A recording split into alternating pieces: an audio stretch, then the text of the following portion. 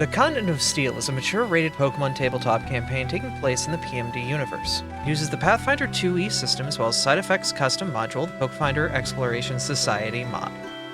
About 100 years ago, a small fleet of ships from the Grass Continent set out. Their mission was to discover new lands and opportunities. About 2 months into the voyage, and suffering through heavy storms, they had finally found new land.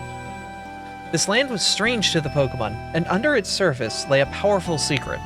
Metals so hard and pure, they were a geological mystery. Now Pokemon from all over flocked to this new land, known as the Continent of Steel. Welcome back, everybody! Hello, hello. Hello. Hello. Heyo. We've got our wonderful guest, Straight Aura, here, though I don't know why they're not showing up in the overlay for some reason. They were showing up earlier. Why do they not show up now? Oh, it's because their icon's tiny. I thought they were a person on the map. I am small. He's hiding. Very small. Mad because small. Jealous of tall. It's time to go to the fair. Oh no, I forgot this was the music. As we last left off our intrepid heroes, they had just finished performing in front of the wonderful Yoshi P, who had retold of their tale out in the grassy plains, but this time with different results. After conquering the difficult fight with a couple additional friends on the battlefield, they find themselves with heavier pockets stuffed full of tickets, and the entire crowd watching them with a bit of a bated breath as they step off the stage and the illusion fades.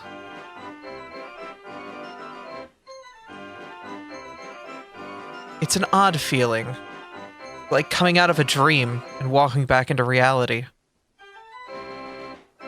As you walk off the stage behind you, a bunch of children start walking on stage, as well as an elderly, Lopunny who is guiding them. She has a book in her hands and glasses. Paradise Town,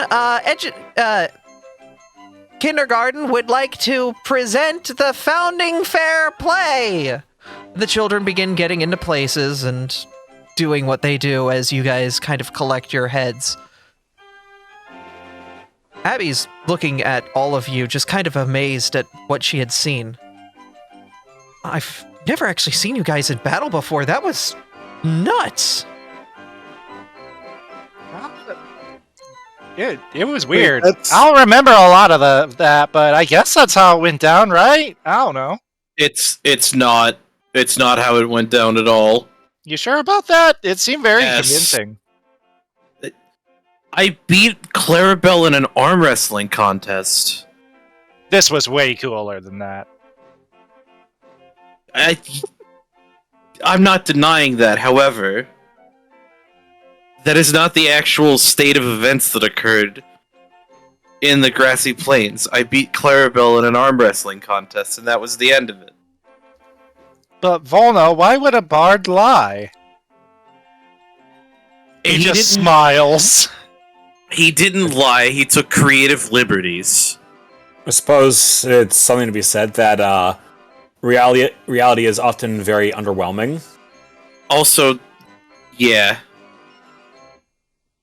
I mean, Yoshi has a way with his stories, for sure. That was fun. I had a great time.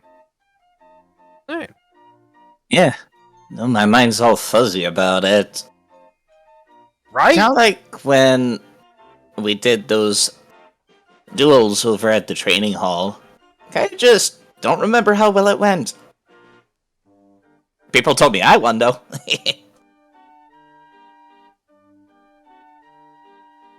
You did win. You- You did great. You kind of fell over after Tessa fell over, so yeah, you did kind of win. I think. I don't know. I don't Pokemon battle. Anyway, Remember, it looks sore. You will all notice that all of your wounds have been healed and your spell slots are recharged. As this battle took place in that altered visions, you are fully healed and returned. And also, because it's the beginning of a new session, make sure you give yourself your hero point. At this point, I'm going to have my 6 PCs roll initiative. I will create an encounter real quick for you guys to do that with. I'm just going to put Abby in the initiative order, and then we'll remove her. You guys should be able to add yourselves to initiative and roll, and that will be the order through which we have people do various carnival events. That way, it's a bit of a fair shake and everybody gets a turn. I can't even roll high initiative when it doesn't matter. Sorry, hon. Damn, my initiative sucks. Alright. Ember, is there anything you would like to do at the fair? You are first. Oh, goody. What else gets big tickets? As for big tickets, I mean, it looks like there's the various games, but there also seems to be some offerings down at the food stalls. There's a beandog eating contest, a chili survival contest, and what appears to be just various other food stalls. But maybe those are a bit more advantageous, because it sounds like those only happen once in the day, and a few other people will compete against you. Would it be cheating to do the eating contest also using Blaze? I feel like because they are not a corporeal Pokemon in the standard way, that would be considered cheating. Yo, let's go, Pebble. Let's compete. No, Does Pebble have a mouth? Well, I mean, when I'm drinking, I drink for 2. Does that mean you can eat twice as many hot dogs? I don't know. That's what I'm asking you whether that works. If Ember's canon is Ember's canon is that Blaze siphons energy from Ember to exist, then I guess is that Blaze's canon as to how they get energy? It's linked life force, and we share an HP pool, and all that good stuff. Side, do you have input on this? You know a lot of different rules in this system. Honestly, if I was a tournament organizer, I would consider them separate entries because they're 2 individuals. Yeah, even if they share an HP pool. Yeah, but I don't have to summon him. I mean, to be fair, Well, kind if of. during the circumstance, Blaze would have to roll the same thing as Ember, so technically you would have to roll twice, Ferris. Yeah. And if, like, Blaze went out, Blaze is out, but if Ember's still in, you still have Ember. But if Ember goes out, Blaze cannot compete alone. Hmm. So it adds a bit of a factor of risk to it. But you kind of get a life, kind of not. Let's play the throwing game. I'm good at the throws. I have a dex score. Are you talking horseshoes specifically, or can toss? I thought there was throw the baseball at the milk bottles, or am I misremembering things? That's the can toss. can toss. Yeah, that's Yeah. Okay. that is athletics though, not acrobatics. Yeah. Which one's dex? Whack a trio, Reflex Okay, saves let's and do that. which perception. is reflex. Mhm. And perception, which your perception is god tier anyway, so that one's good for you, I think. Mhm. Yeah, The balloons. Let's do it. The balloons, and I think close shot are also dex based because they're ranged attacks. I want to take the whack-a-mole, Okay. the mole of whacking. All right. Would anyone else like to join you in doing that? What was the stats for that? Reflex perception. and perception. I'm terrible at those, never mind. No one else? I'm thinking. Okay. Maybe looking myself over. I have other plans in mind for my first rodeo. Sounds good. It's like, I have a decent reflex. I have a 10, and my perception's 8, so it's like, eh. Yeah, fuck it, let's do it. Okay. I guess Abby will kind of tag along and follow since she doesn't really know what to do. She's just kind of observing and being interested. Ember, does that do anything? Like seeing Abby kind of padding along with Artie?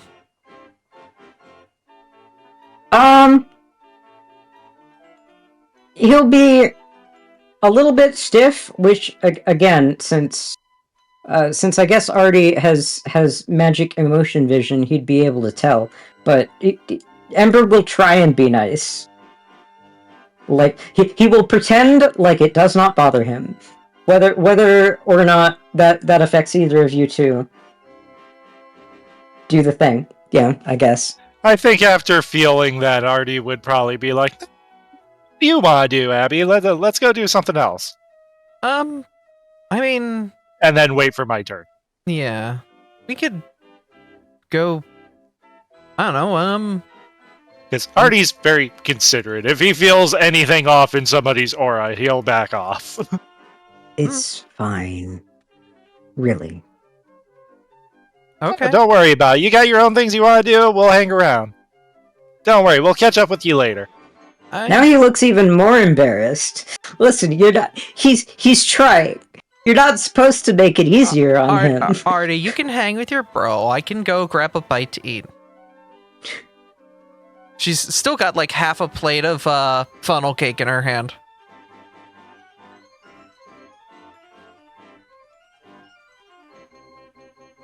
All right. You want a corn dog? Tail wags. All right, I'll be back with corn dogs. She'll just head off. Ember will remember that. That she's getting corn dogs? A couple of things. That Artie likes corn dogs. Couple of things. Anyway, whack-a-mole. All right, let's go. All right, that would be the purple stall to your left. Whee! You boys walk over and you see the whack-a-mole stand. It appears as if the whole contraption's set up with some gears and whatnot that connect to a pedaling shaft that a Pokemon is powering. And as it pedals, you see the various Diglets pop out of the holes. You can hear the grinding of the gears inside as they reach a point where the Diglet pops out, and then once it is pressed in, it, like one of those like number counter like things, the front of the box ticks a number forward every time you connect with the paddle. It appears as if a sharp eye and fast reflexes really come in handy as the game gets to the latter stages and the person on the bike, or the Pokemon on the bike, speeds up, going a lot faster. Ready to put this guy through a workout? Sure. Right. I'm going to have both of you roll a perception check to see if you can kind of learn the system and see if you can spot the little fake Diglets before they pop out.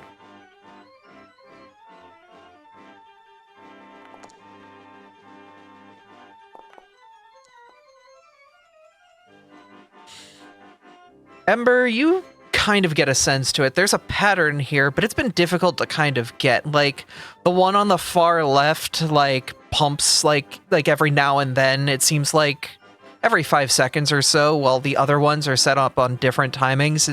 It's difficult to kind of get a read on, but you're able to get that. Artie, you immediately pick up that, like, every time before a Diglet's supposed to pop out, you can hear a little bit of noise coming from the holes. Now let's see if your reflexes can keep up with your senses. I'm going to have both of you do a reflex. Oh boy.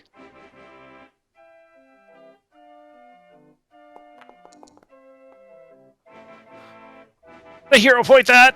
You're going to hero point it? I'm gonna hero point that! All right.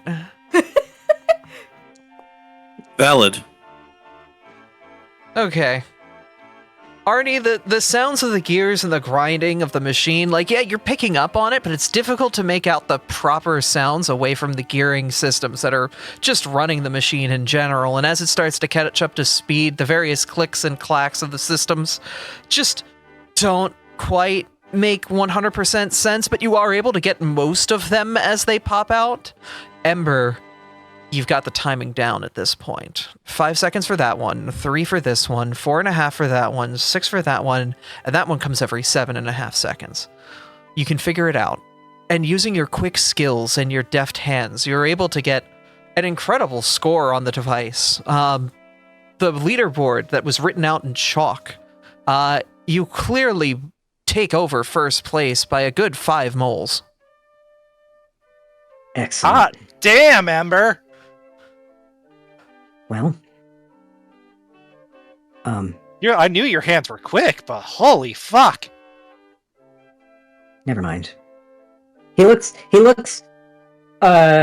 embarrassed at the showing. Come on, be proud of your work. As you are... Look, you're at the top! As the carny looks over, what's your name, boy? We can write you on the high score.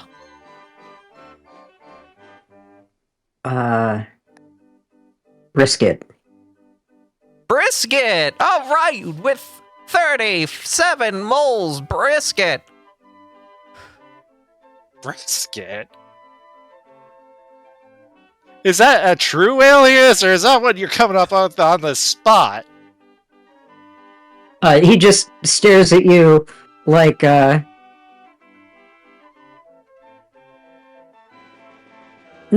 he's gonna stare at you like that's the dumbest question you've ever asked.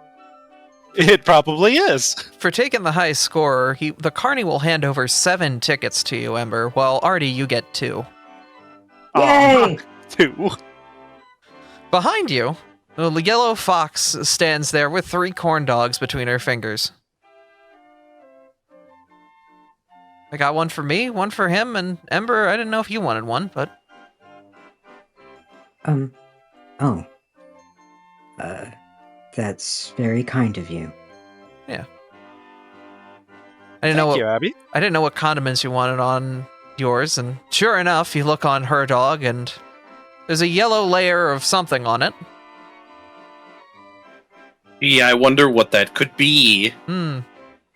Mustard fox. Yeah. But it seems as if that's that event. Volna, it's your turn. What are you gonna do? Give me them beans! Going down to the bean sausage eating contest? We're going to the bean sausage eating contest. Okay, is anyone else joining Volna in the bean sausage eating contest? What's even I'm gonna give it a involved in go. that? You will be basically you and whoever other competitors are going to participate in the contest will essentially roll fortitude saves. Whoever has the lowest fortitude save of the group will be eliminated, and everyone else moves on to the next round. This continues until there is one winner. I'm gonna come along. I'm in. I'll watch, but not participate. Hold on, I heard Kane say I'm in. Do we have the Yakuza going to the beans? As God himself anticipated. Is anyone else eating bean sausages before we start going? I'm good. I'm good. Am I allowed to participate in multiple? You can participate, but I will try to keep it fair. If you Ember are out, you are out. But Blaze can participate. Blaze can participate, but they will essentially. If you go out and Blaze is still in, you and Blaze are out. I'm perfectly fine to no cheese. I just wanted to know what the ruling was going to be. Okay. If that's the case, then you will just roll as yourself. And I'm going to throw... If everyone wants to come down to the stalls real quick. That would be the large red stall at the bottom of the map.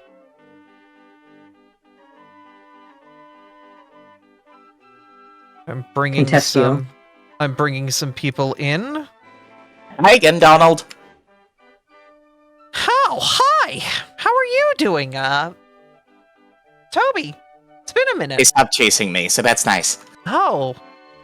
Why were they chasing you? I don't know. Don't worry about it. It's fine now. Uh-huh. Okay.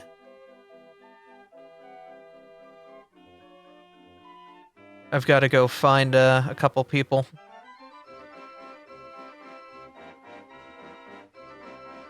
Marcus, look out! There's a tactical minier coming in. None.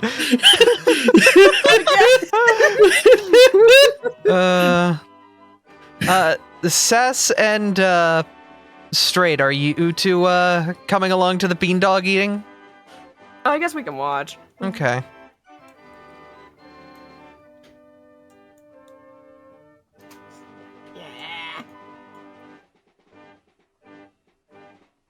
Oops, excuse me. Oh god. Oh hello. I just brought some people down here to be observers. Don't worry. Yeah, I'm just observing. I assume Miles will come with me. Thank you, Control C, Control V. Oh, big dragon! Why is Grace so huge? No, that's an eternal dragon. Why are you down there? That's not Grace at all. I couldn't resist that one. High side effects. Goodness. Okay. The crowd starts to gather as you see the various Mons all start to begin to gather in. Before you is a massive plate. Almost 50 bean dogs on rolls. And a couple cups of water. All served up hot and ready. Alright. Everybody that is participating, I am going to need you to make a fortitude save. That will be Leclerc, Bismuth, and Marcus. As well as my players that are participating, Kane, Mizu, and Side Effect. Alrighty.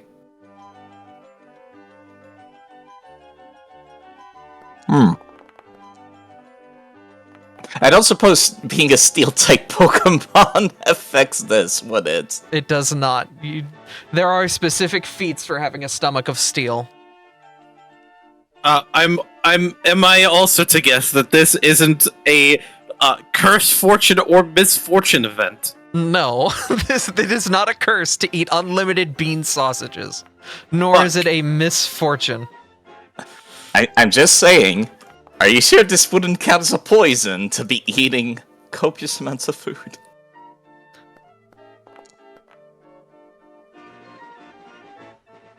It's Hey, I'm not certainly allowed to not good cheat for you, using- but I wouldn't call it poisonous. Yeah, I'm not allowed to cheat. You guys shouldn't be allowed to cheat either. Hey, those are my actual stats. I'm not improvising anything. You know what? He's not competing. I just want to see. If you can try to shove hot dogs down a Meteor's face. All right, so I'm gonna assume that's a no then, Abby, right? It is a no, yes. All right. It is a no, comma, yeah, confirmation, yes. Okay. Well, with that, the first round of dogs goes down. You've all worked down a row of the hot dogs, and Bismuth, sadly, just because you are made of rock does not stop you from getting full of bean sausages. They start to float lower and lower to the ground before collapsing. Out. Bismuth is wheeled away to the side of the tent, full of beans. Now it is Marcus and Leclerc that are left. Leclerc looks over, having guzzled yet another glizzy. To you, Professor. Oh, it's great seeing you again there. Indeed. Good to have friends around. I didn't know you could eat sausages like I can. And he just, like, takes another mouth wide, just, like, the whole thing. The worst, most visceral sight of your life. Are we sure Leclerc's in a Cramorant? Ah, that was my dad. That explains a lot. I was gonna say that explains some explains- things. Yeah. All right, I'll have everyone roll fortitude saves again. The second round of eliminations has begun. I did not realize there were multiple. I would have saved my guidance if that was the case.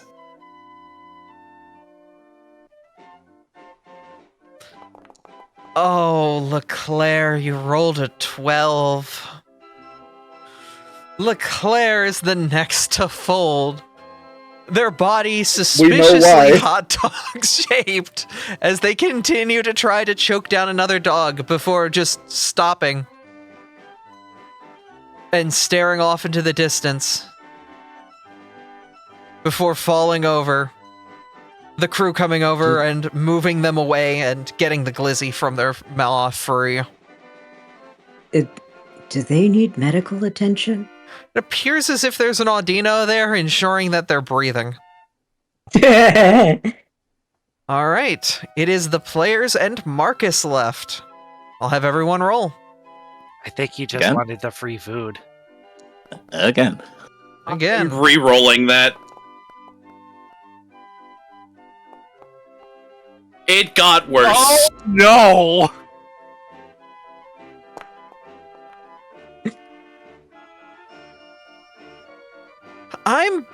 We're gonna see where... Oh, I did roll for Marcus. Okay. A 27's not real, he got a 20 on that. Volna. The next wave of glizzies is too much. The hot dogs, they're endless, and your body can only take so many. Can't channel Joey C. Dot. Bleh. As you fall, you find yourself waking up with the rest of those getting medical attention, and 3 new tickets in your hand. Let's go! Alright. Ember, I'm gonna move you up to the rest of the crew so I know everybody who's still in. Sure. Alright, another round of fort saves.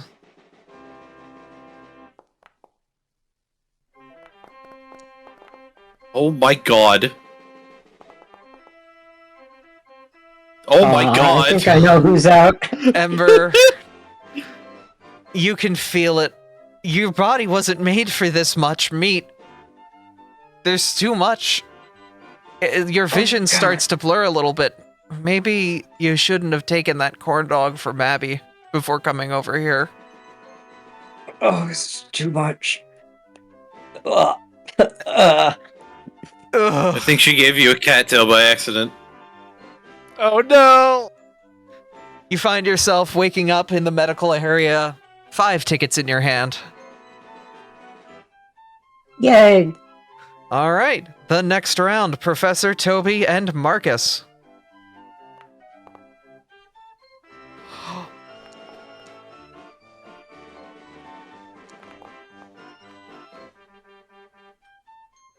Wow, a 17, an 18, and a 19. I'm hero pointing. You're hero pointing? I was gonna say, oh. The eternal fire of the McCargo burns brightly as he ashes away the hot dogs, surviving through alongside Toby as Marcus looks over at Volna, giving a thumbs up before a loud, his head hitting the table, him out. All right. Professor, Toby, final round. I don't know what all the fuss is about. I never eat anything, so this is easy. Oh my Jesus god! Christ. Man! Professor, you're gonna need a... Oh. No. Toby, this is nothing to you. The timer clicks down 10, 9, 8. You're still going like it's right at the beginning. You're taken from other people's plates. It's unstoppable. 6, 5, 4. Professor, your eyes are watering. It's difficult to keep focused. 1 more. Dog. 3, 2, 1. A round of applause roars out from the crowd as they look to the both of you. The professor, you somehow remained conscious to the... Oh my god! Ugh, that was a lot. As Toby, the person running the stall, lifts you into the air, waving you slightly. The winner! Wait, hold on, I wasn't done eating yet. They put you back down and write down your record of 97 dogs. I could go for some more, actually. At this point, you're just taking from others, and people are just watching you. You see a Smeargle walk over with a board, and they just start trawling whatever this scene is of you devouring hot dogs. Like, they are inspired by this. I'll take some to go. Thank you. Professor, you win 8 tickets, while Toby, you get the grand prize of 12 tickets. All right, 12. So plus 10 and plus 2. Assassin Straight, Oh, it's your shit, turn. Hi. I was so zoned in. I was like, huh? Hi. We're zoned into the hot dog eating I contest. was zoned in. I was like, so. So, what do you think, Saphira? Huh? Want to try and go in for the next round too, or? No, I don't think competitive eating's my thing. I'm pretty sure all of them could eat me under the table anyway. I remember my dad entered one of those things just to show off and came in as a first runner-up. That... It was a hot mess afterwards. I'll leave it at that. I can imagine. Oh, well, I've dragged you a little bit. Is there anywhere you want to go? I'll stick with you. Though, Uh, I did see that storyteller booth.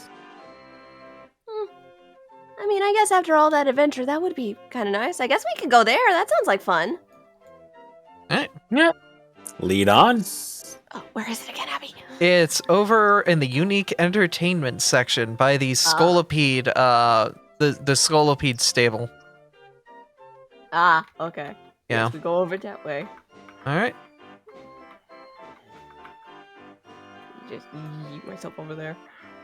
And wait for Miles to get over here.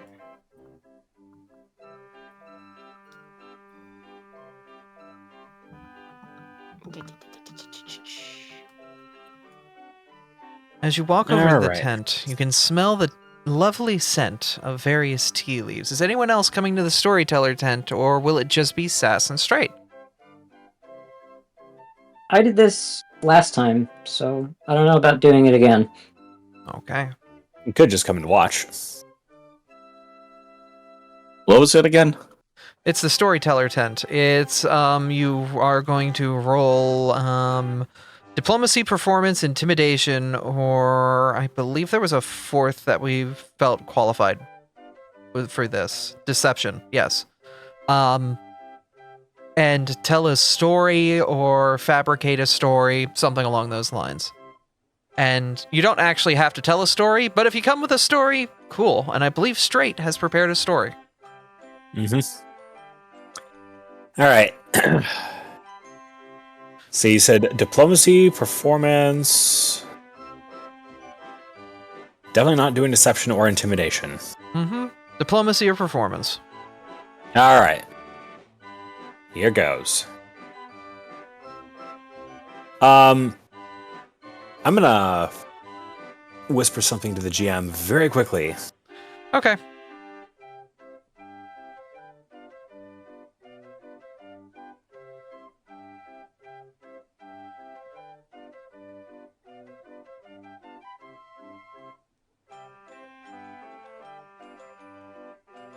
I Alright, will say, because of what you have kind of pre-written out, I will give you a +2 bonus, a status bonus on that. All right. +2. Oh, All right. that is not a hot roll. Can I go ahead and re-roll that? You can. You have a hero point. You are a player. Okay. Why is the roll not showing up on my side? The last thing I see is Tobita's. You may need to scroll down the chat Yeah. list. Yeah, like I'm scrolled all the way down to the bottom. that's Strange. weird. I can re-roll it for you if we want. Give me just a second. I'm going to refresh my side. That Okay. probably is what's going on. You could reroll while we wait.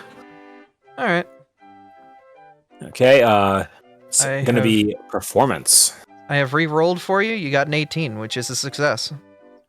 Perfect. Yay. All right. Go ahead and read your story. So as Miles takes the stage, he waits for a general amount of quiet to follow the crowd.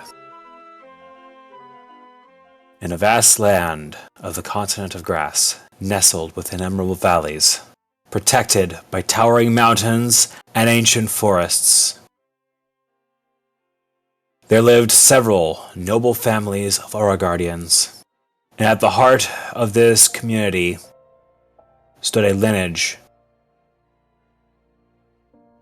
of the most legendary Aura Guardians the continent had seen.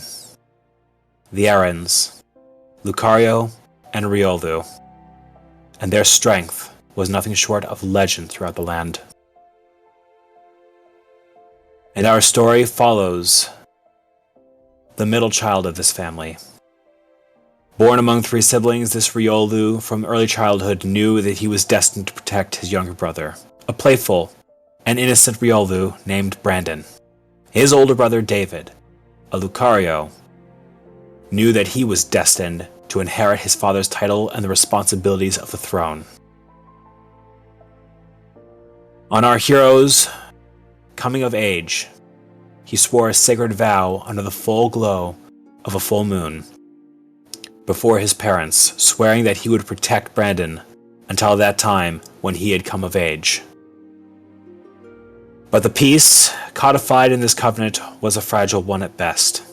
Whispers and fears soon reached the serene halls of the family estate.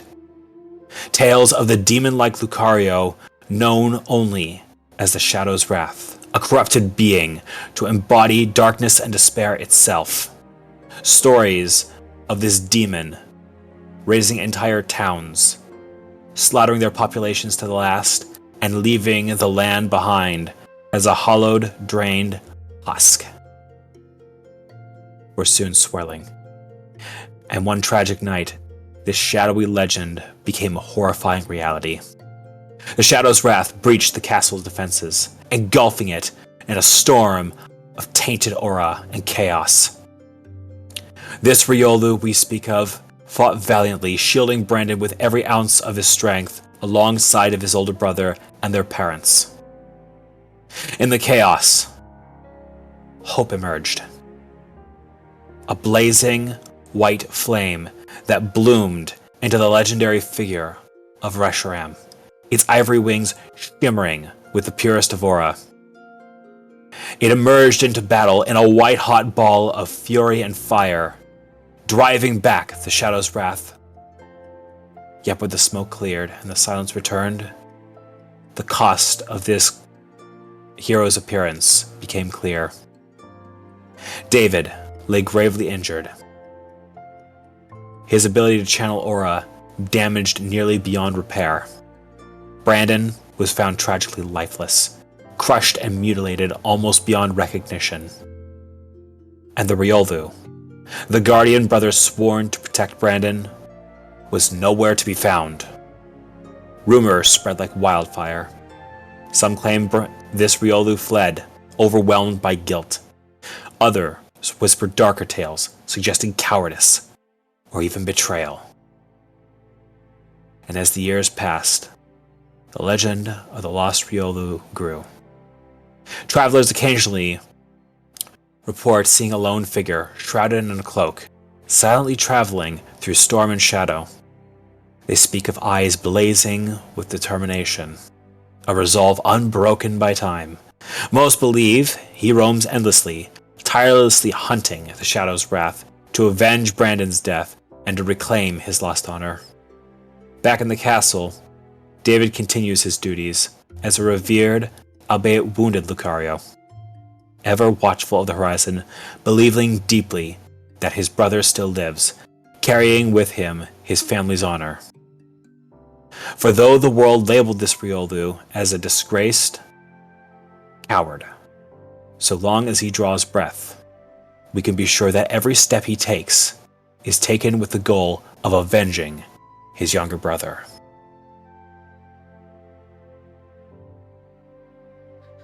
The crowd of children kind of sits on a bit of gasp of gape, invested in the story but also saddened by the tale as well. It certainly hit them a little bit, and the unexpected turn of what had happened to Brandon definitely resonated a bit with the kids. Sass, can I have you roll sense motive? Sense motive. It should be yeah. under basic action macros. Basic action. Sense motive. Let's see here. I have to find it through all these macros.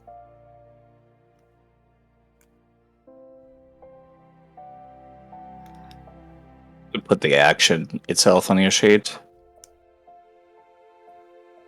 Oh, there it is. Sense motive. I found it.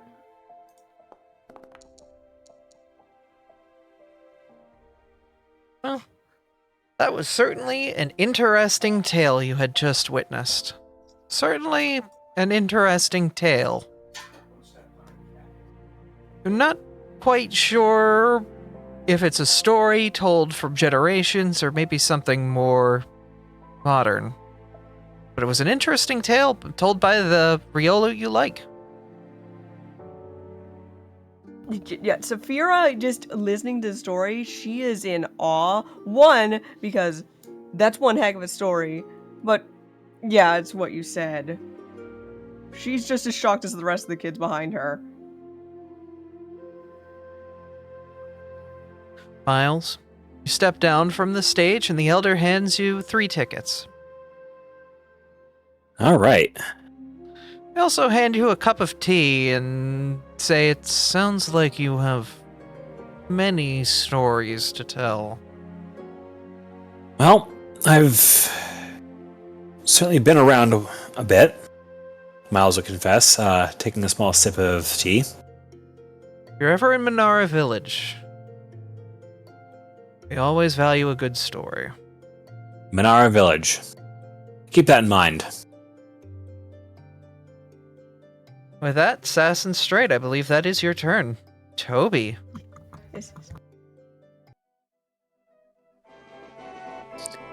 Feel a little silly after hearing such a serious tale, to just be back to it.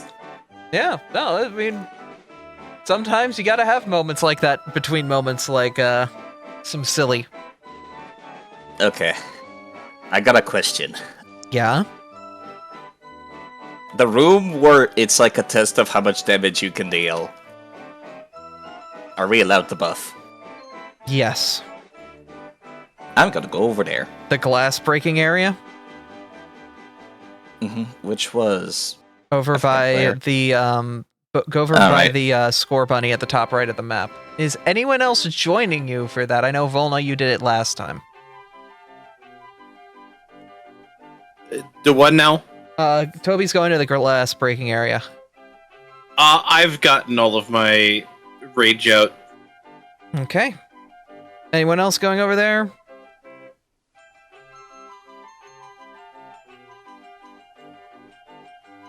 I don't think Artie would want to go Rage Sicko mode. Alright. Toby, you will walk. Spear's too swooned right now. Toby, you walk up to the stand and look over, seeing the various pieces of glass broken against the wall. The score bunny takes out a milk crate full of empty wine and beer bottles and whatnot, and hands one down to you. You want to toss it at the wall? Hey, sure, but I might make a bit more of a mess than you expect. 5 gold a bottle. As long as, you don't whale it at me. Toby will hand over the 5 gold and Wait. pick up that bottle. Just as a precaution, VO is going to hop over and just go to the other side and look into it rather than be on the inside of the counter. Probably a good idea because there might be a lot of ice shards. Okay, go ahead and roll a ranged attack. I'm guessing you're doing some fun Magus stuff alongside this. Yeah, Tub Tub becomes immediately shrouded in a bunch of snowflakes and hits as hard as he fucking can with his spell strike. Go for it. I don't have a dexterity-based weapon. Do you need one real quick? Actually, no, hold on, I do have this. Yeah, we can But just I was- give you Yeah. we can just give you a sling as well. Nah, I'm good. All right.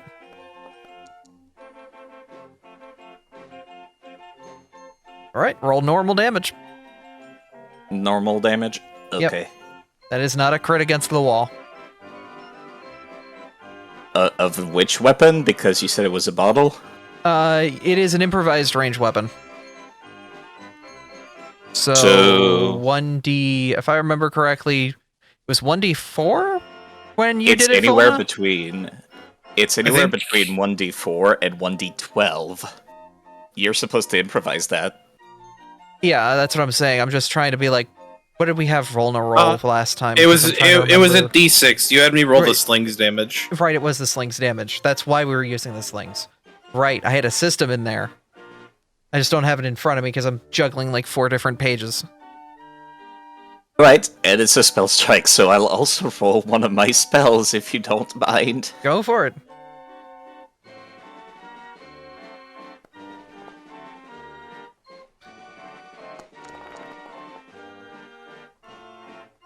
With a resounding chuck, you basically jump in the air and do a front-facing somersault before lobbing the bottle at the wall, making it smash against the back wall with a brilliant display of electricity and glass shards flying everywhere. The score bunny gives a little bit of a clap. Oh, that's something. Oh, it did not apply the bonus from Arcane Cascade, but whatever, it's just 1. He'll hand you over 6 tickets. I expected that to be a bit more explosive with the lightning and the ice. Oh.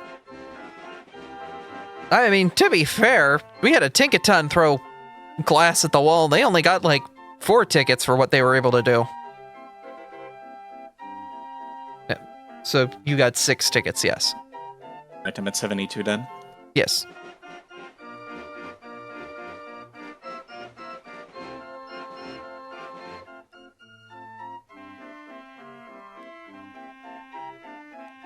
All right.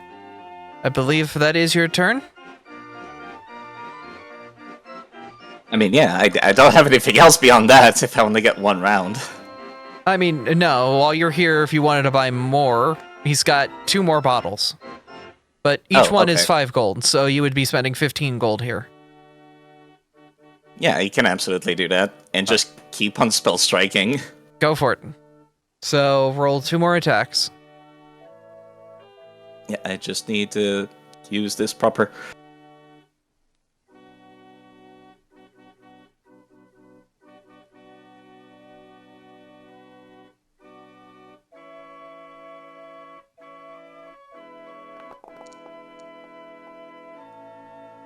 All right. They will both be normal hits.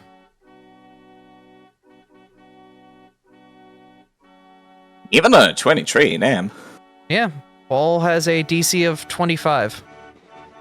Wait, what? Or not a DC, to has get a- a crit. It has an AC of 15. Yeah, Okay. That's, Yeah, the crit AC wall's of 25. 15. Yeah, sorry.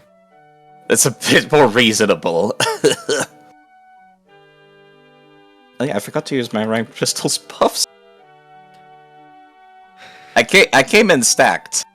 to say the least. You came in to get the most out of these bottle throws as possible.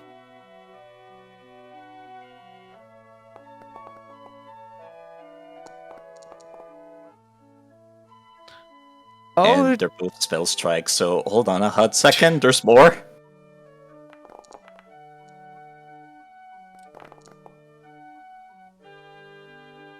Just needed a little bit of warming up earlier. There we go. That's more like it.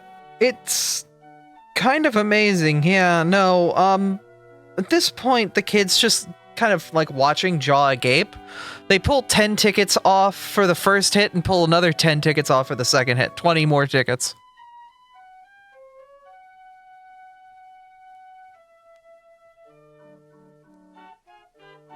I am now at 92. Well, that was nice. Yeah. What the hell is that thing? How in the heck is it able to do that? Huh. I'll hop back over the wall. Aren't you glad you had a glass to protect yourself with? Maybe you should get something more solid next time, though. Thanks. Professor, what are you up to at the fair? I was looking at the list, and I think the professor was going to try the balloon popping. Okay. Balloons and darts. Range shots against an easy target. You can hit multiple if you get a crit. And then at that point, you will roll a d20. And based on the result of that d20 is the tag underneath the balloons that you hit. So- I want to come. Okay. Toby, you want to do that? Does anyone else want to do the balloons and darts? I would love to do that. That sounds like me. Yeah, that sounds like fun, actually. That actually sounds like something Saphira would do. Okay. We'll join in for some darts and balloons. Why not? That is up by the live performances. It is the Golden Tent. The golden tent this way.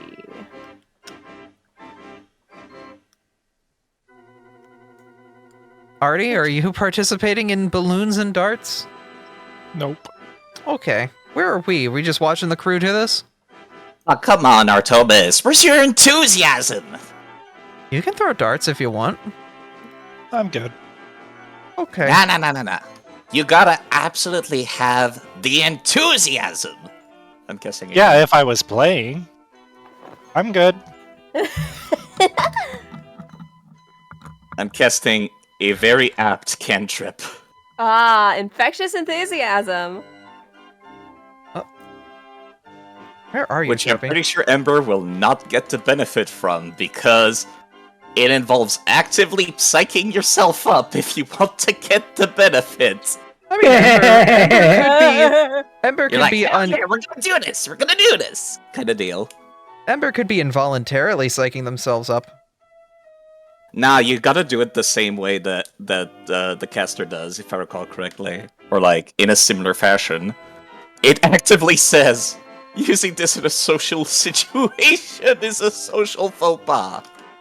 Yeah, Oh, that's specifically to influence somebody using the spell. Ember, do you? This is up to you, the player / the character. Do you let the enthusiasm bite you? Blaze absolutely would. Not Ember. He's gonna look at y'all like you're crazy.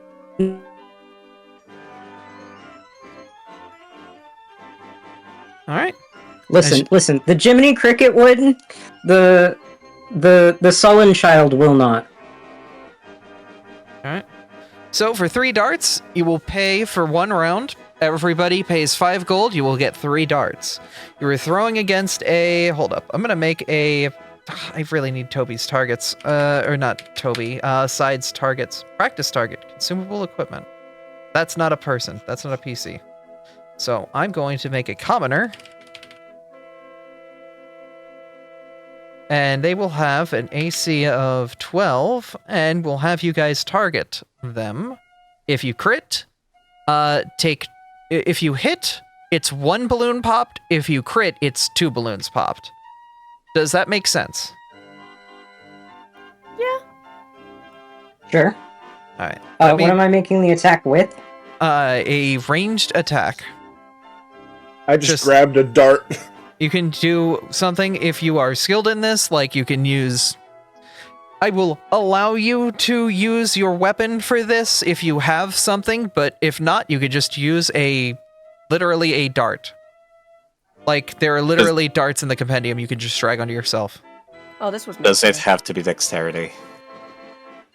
For aiming a throw, what are you using instead of dexterity?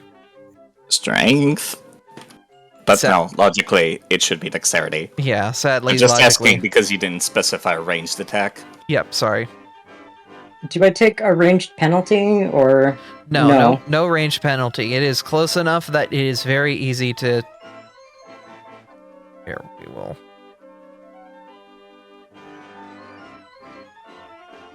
Don't mind if I use my own hatchets for this, do you? Yeah, the carny says, like... I guess that's fine. How many chores did you see we get, Abby? 3. 3. Alright. Okay, that was 1. A 2.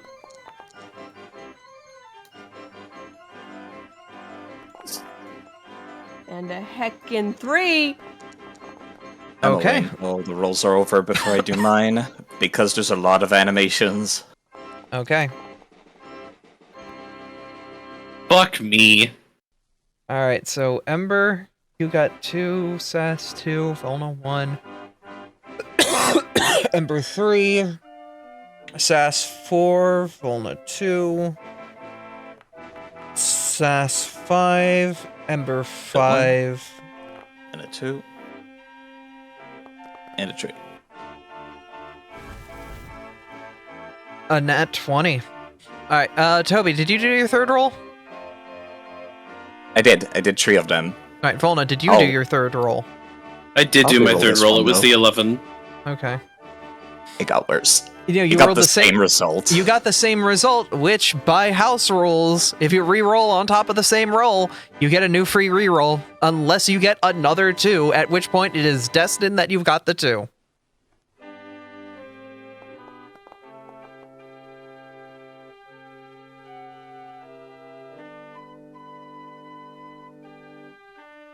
Okay.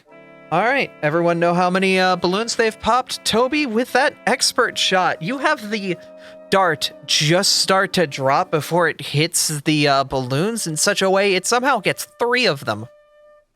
I think you said... With that 29, that nat 20. What was their AC? 12. Then that would be 2 crits, right? Yes. And 1 hit. Yep. Got it.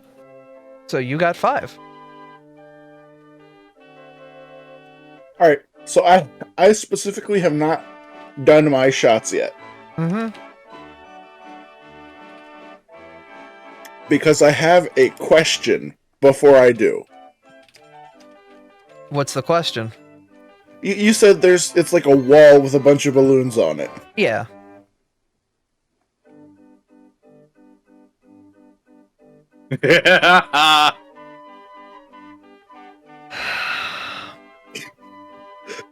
The sigh! I am perfectly fine with throwing darts, but I just saw my spell that I have because of my gate attenuator, and I'm like, that's a cone. I will let you use it once before the carny says, no, wait a minute, you can't do that. And immediately it's like, all right, everyone just uses the darts. But you will get 1 free with it because it caught me off guard. Roll a... I'm gonna regret saying There's no rolling, it's the target that makes a save. Okay. Just, the question is how many? Oh! Oh my god. I missed every single one! Yes! Keck. Somehow. Wait, how is that a critical success? Natural 20. Nat 20. Oh, I'm dumb. Somehow, in the shotgun spattering of rocks, none of them hit any balloons as you dent the wall more than anything else. Well, and on that, the professor's going to throw his 2 remaining shots. Now Maybe. you feel good during the carnival, Abby. Fucking Oh comedy. my god, the dice saved my ass so hard. Just a reminder, you can add this to yourself. I cannot. Because I feel like people miss that part. Yeah, give yourself infectious enthusiasm. I don't think I needed it. If I had remembered to put that on before my dart throw, I think that would have been a hit. Alright, if that gives you just a +1 to this, right? It's just a +1.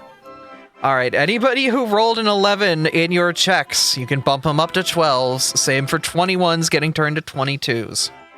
I will let that be Hooray! retroactive because it might have gotten lost in all of the chaos. It That only got- works once.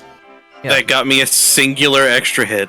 It will only get you a singular extra hit if you had an 11 or a 21 because it Okay, only 19. procs once, which means, Professor, you have popped 1 balloon. That wouldn't have mattered for me. You've popped a second balloon. Okay, I so got with all the points that you guys have gathered, I'm gonna have you guys roll that many d20, and based on the results of each of those 20s, I will give you tickets.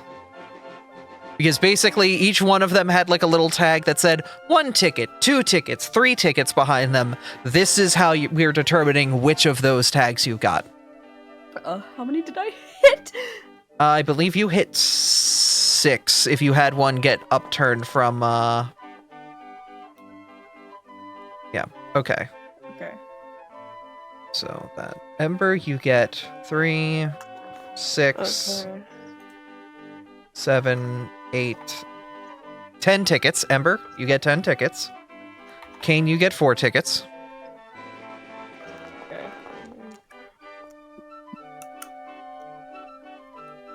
My god, Sass. Okay. 2, My God. 4. 4, 9.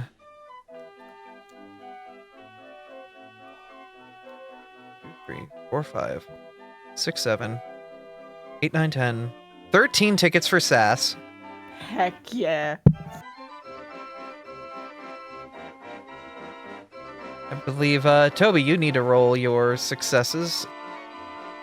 So I got 2 crit successes and 1 regular success. How much is that I roll? 5d20.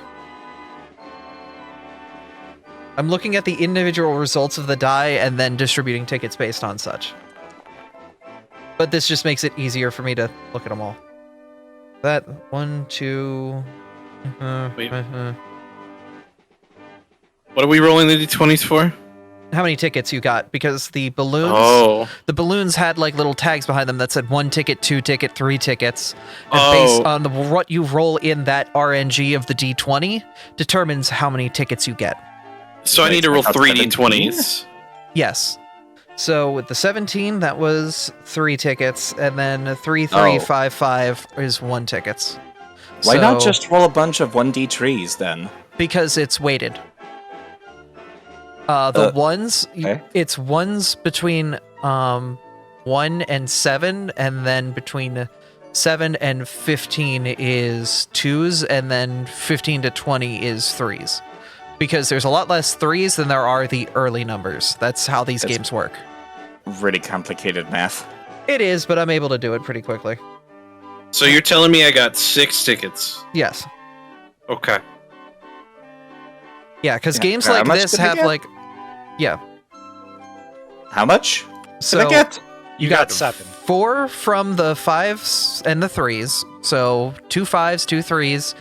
That's 4 tickets because each one of those is 1 ticket. And 17 Okay, was final above amount, please. I'm getting overwhelmed. That's why I 7 said tickets. 7. 7 tickets overall. Thank you. I had the math in my head. I'm sorry. I'm very overwhelmed by lots of numbers. This is why I don't calculate anything when I play.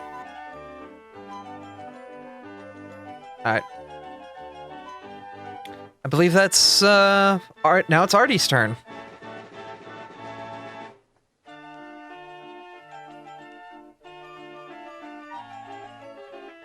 Hmm.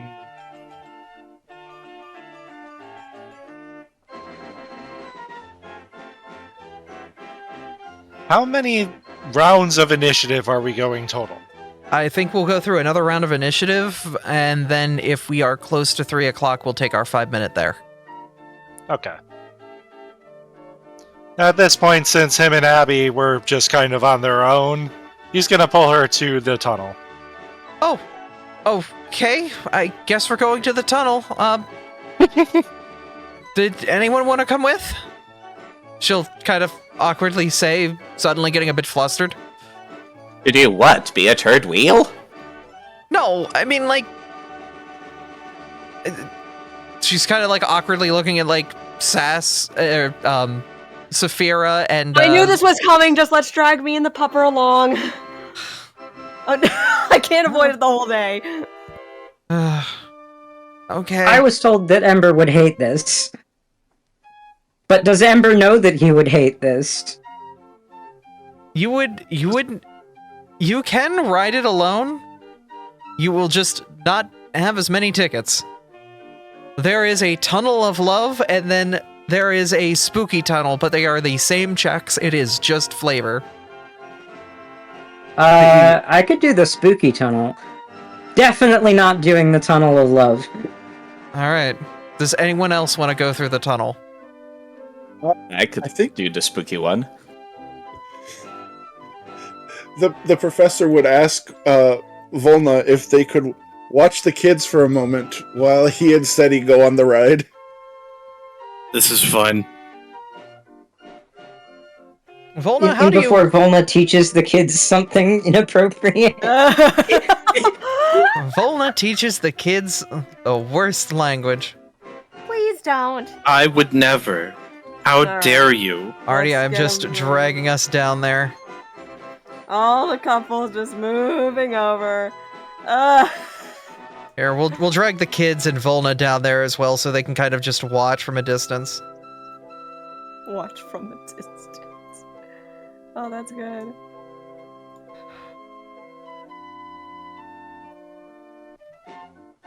Oh, where did my mask go? Oh, there it is. Alright, as you walk up, it appears as if this is a bodega or some sort of pavilion that normally sits by the side of the lake of the town. It looks over the water, and it appears as if they've put two sort of rails or something along those lines, some paths that both basically just take in these little manners where there's a little bit of an accelerated current made by a couple water Pokemon that appear to be working the fair, just gently assisting the boats to go through a set path as they start to float through these structures by the shore side that have basically tents laid over them to create the independent tunnel paths. I'm gonna move the camera real quick. Sorry about that. Basically both paths kind of go to an outer point in the lake before returning back to the pavilion to queue up for the next set of boats. It's a simple boat ride, but the boats to the left go down something titled the Tunnel of Love, and you see various pairs of Pokemon walking out quite blushy, while the path to the right is the Torracat Dark Ride. What appears to be an experience for those not light of heart. But from what you're able to kind of glance, both seem really cheesy. It's not about surviving through the horrors or the lovey-doveyness, but trying to not get sick from how cheesy the ride itself is. Which paths do you take? The Tunnels of Love or the Torracat Dark Ride?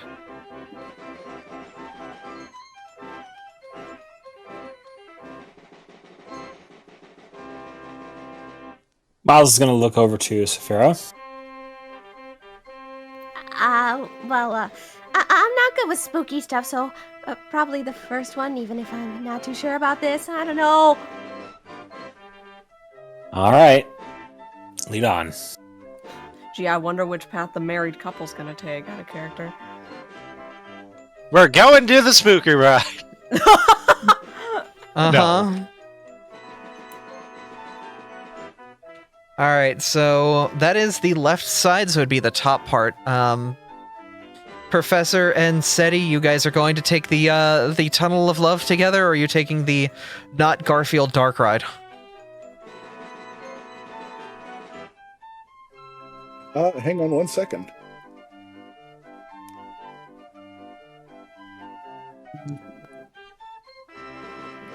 Okay, the Tunnel of Love. Alright. Two of you queue up in the Tunnel of Love, and behind you, Abby kind of awkwardly, interestingly drags Artie along in. Oh, come on, it's gonna be fun. Yeah, you were the one who didn't want to come here at first. It's kind of cheesy, but I mean, like, when in Peridot. At this point, who wants to ride the dark ride? I guess we gotta go together then, Ember. If we want to get the most amount of tickets. Fine.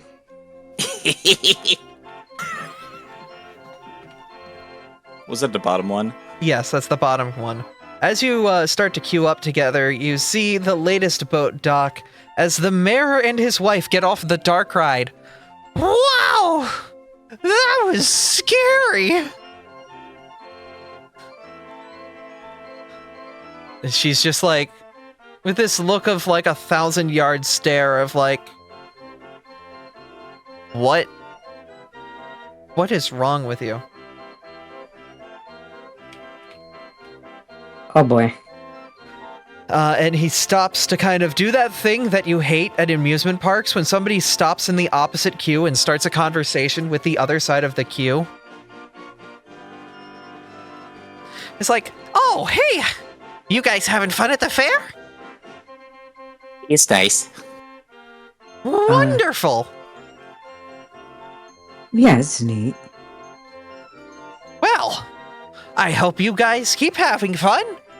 It was a big effort to get all this stuff set up this year, but I thought it would be a good idea and would be a fun time. Down the hallway, you can hear the teenager, next.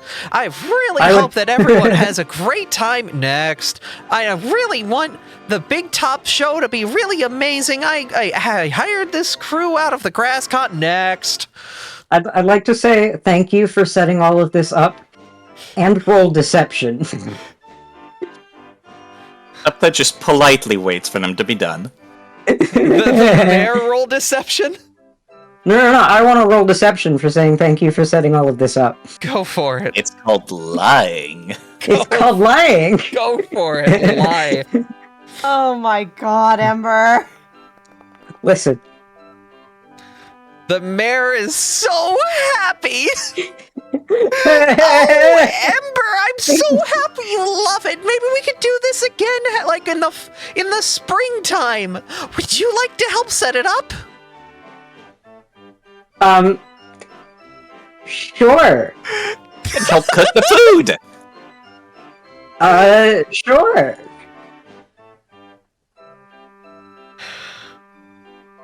Excellent. I just really enjoy, like, I rolled like a 4 on the first one. That's why I said what I did. The mayor happily skips along as, like, Aurora gives you that look of, I know you're lying, but now I'm going to make you suffer because you lied to the mayor. And they will both continue. I lied to make him feel nice. I'm gonna give her the nasty, because it's like, I lied to make him feel nice. What are you talking about? She's doing like the 2 fingers to her eyes back and forth. Like, I got my eye on you. Before the mayor just drags her along. I want to ride a Scolipede again. Come on. And you just see like the dismay come over her face as she continues to go with him. That's so funny. So bad for her. Okay. All right. Let's see if it will let me just drag this into. There it is. Yeah, basic will. Basic will or a basic fortitude, both of which will be. Oh wait, I could just click these. Okay, cool. I don't know if that worked correctly. I think you should be able to hit the first DC is the will DC, the second DC is the fortitude DC. We have to roll both. And we got roll both, yeah. You can roll either, whichever is your strongest. Well, gee, I'm gonna pick the one that has an 11. Yeah.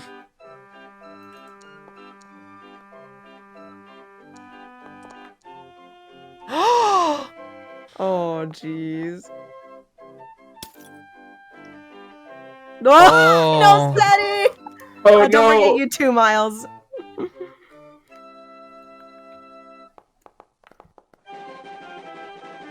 That's will. Only have one to of the roll two. one. Just one.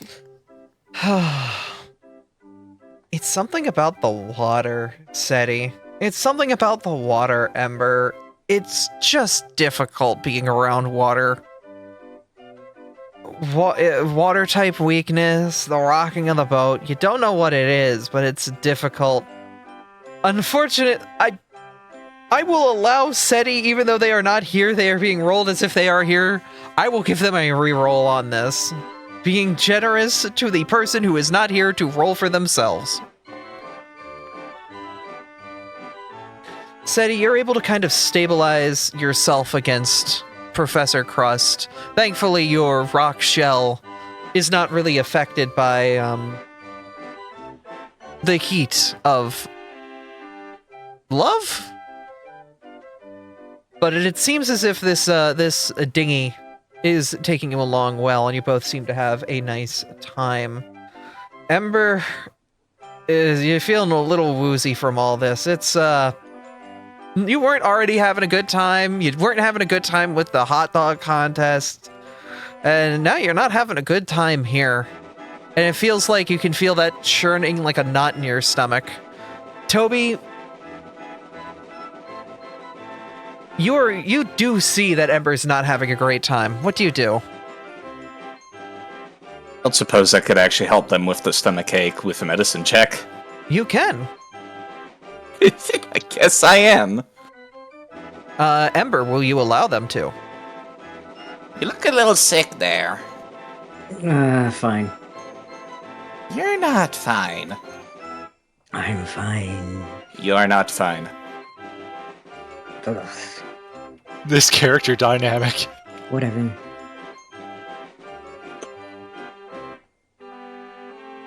I'm trying to treat poison and I can't find it. Ah, there it is.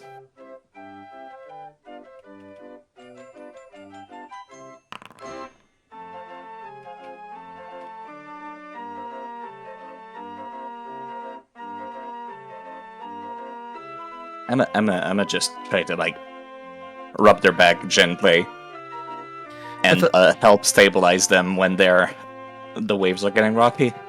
With a little bit of help, the soft patting from Toby's tiny hands does help kind of work some of the knot in your stomach out. It's not that bad, and honestly, you're able to kind of suffer through it. As you look over through the dark ride, you see the various sights, rooms painted with dark paint, put up with poster board and whatnot. A very quick setup showing pictures of various Toracat getting tortured by food items coming to life and chasing them around. The Rattata population getting revenge in some strange visions. It's supposed to be scary, but it's really just like a kid's ride. At some point later on down the line, you see what appears to be a young art student quickly sketching those who come past with a sign saying 5 gold for your picture. And they quickly give you a preview sketch of the two of you, like, slumped over in the boat, Toby patting on Ember's back, and then give the thumbs up, thumbs down as to whether or not to line it out. Toby will immediately give a concerned look at Amber and give a thumbs down. The art student will throw the sketch into the ocean and get a new one out. Or into the lake. There seems to be quite a pile of sketches that will not see the light of day, an artist's folly. I'll need to talk to the mayor about the littering issues in this town later. And It's soon, rice paper. and soon you find yourselves back at the dock. The dock worker gives a little bit of a chuckle and hands you both 4 tickets each. That was Miles- horrible. Oh, I don't get much better for that crit success. You have basically gotten 6 tickets while the other got 2 tickets, and then they were averaged out between both parties. Oh. Yep. I mean, he can have his 6 tickets. Yep. All right. I'll take my 2. No, if the GM says it, that's the way it is. Okay. All right. So, Saphira and Miles, you start to travel down the tunnel. Slowly, the rocking of the boat shows things get dark as you are left alone in the tunnel. You both have succeeded on your check, so you don't have to worry about getting sick through the ride. Is there anything you wanted to do while alone in the tunnel on the boat?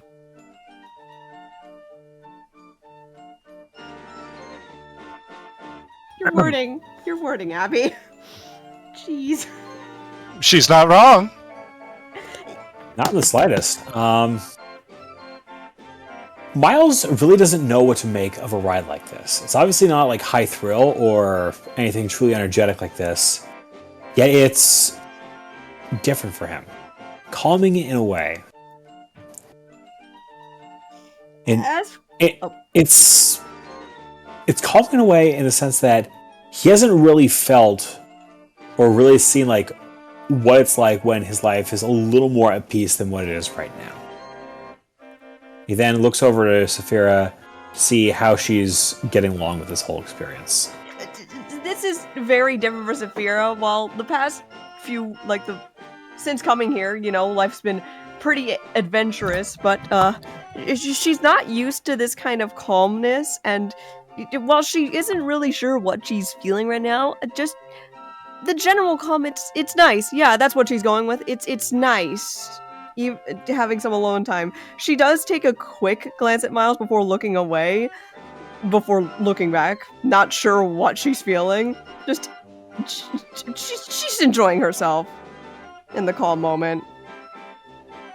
You hear what sounds like a snow shrew from half a lake away screaming, "Kiss!" In steel-type language, which means, hopefully, only one of them understands that. Yeah, only Miles is gonna get that on. She's not gonna understand. Well, Artie, you hear that too. Yes. Volna, you hear that too. That's exactly why I did it in steel type. I can't believe you've done this. Miles' ear twitches before he looks at Saphira. Is everything all right? Yeah, everything's fine. What was that shouting? I couldn't understand a word of it. I don't know, but maybe they were yelling at somebody else. I know Artemis and Abby are a ways behind us. Yeah, probably. It's probably nothing. Miles looks around a bit before looking at Saphira. He just reaches an arm around her and pulls her close. I don't often get to do these sorts of things. And it's kind of nice if I'm being perfectly honest about it. You think so too? Yeah, it's definitely different from all the adventuring I've been doing lately, but I like it. I really like it. Saphira is, yes, blushing, but she enjoys the closest.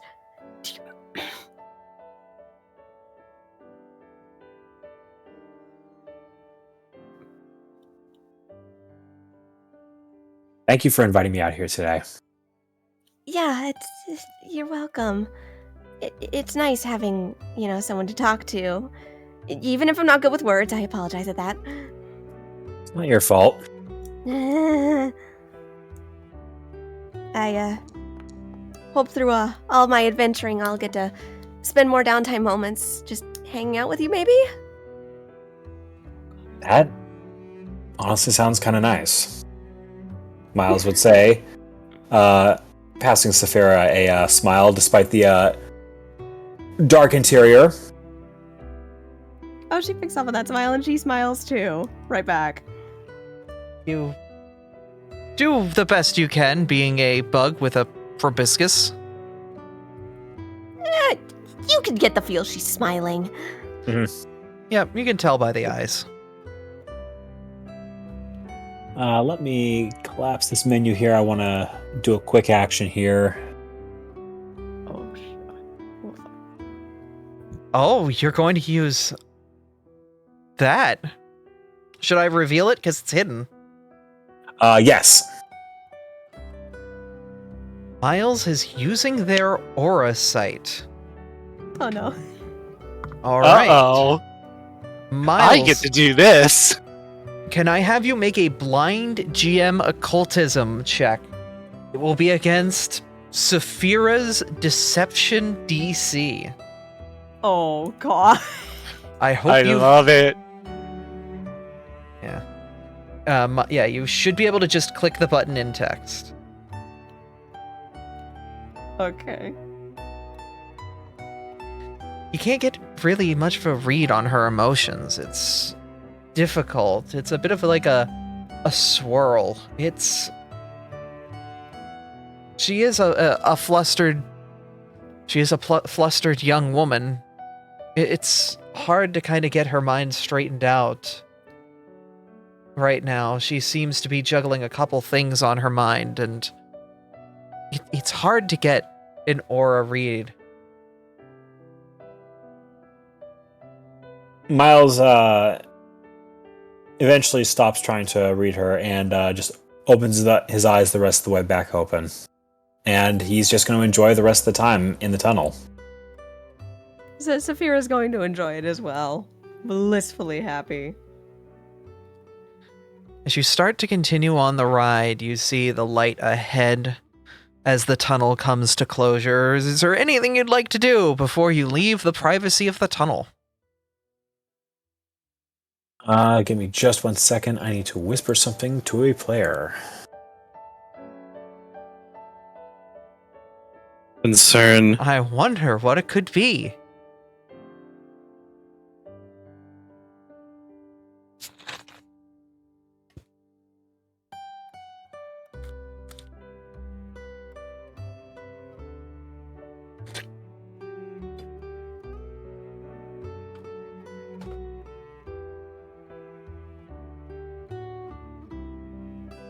All right, message is sent.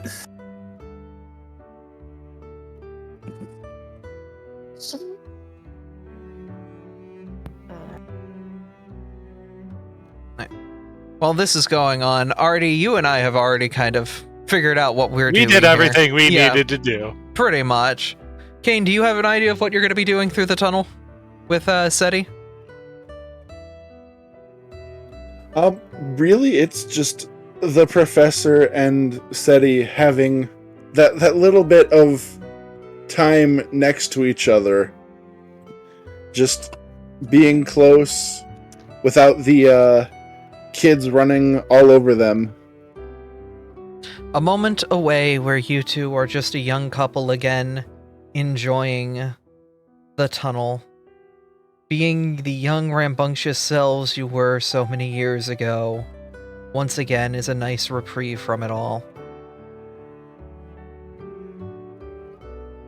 It makes you remember younger times. Maybe not better, maybe not worse, but different times, and makes you both have an appreciation for the time that you've had together. Sass, straight, the end of the tunnel is coming. Message is communicated. The move is now Sass's.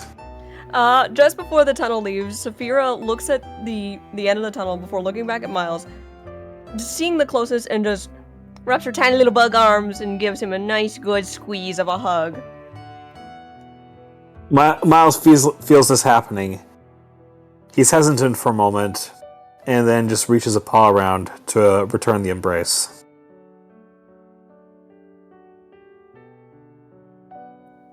I enjoyed this. I enjoyed it a lot. I did too. A lot. As cheesy as it was. Miles then lets his arm relax just as the light begins to start falling on both of them. And Saphira does the same, just so no one sees any of it. Yep. And as you return back to the dock, the attendant on the ride unbuckles the seats and whatnot, and you find yourself freed from the contraption. He hands you both... Oh, sorry. He hands you all, the both of you, 10 tickets, 5 each. Because of a crit success and a regular success. Professor, I believe, got a crit as well as a regular success, so they would be getting 10 tickets too?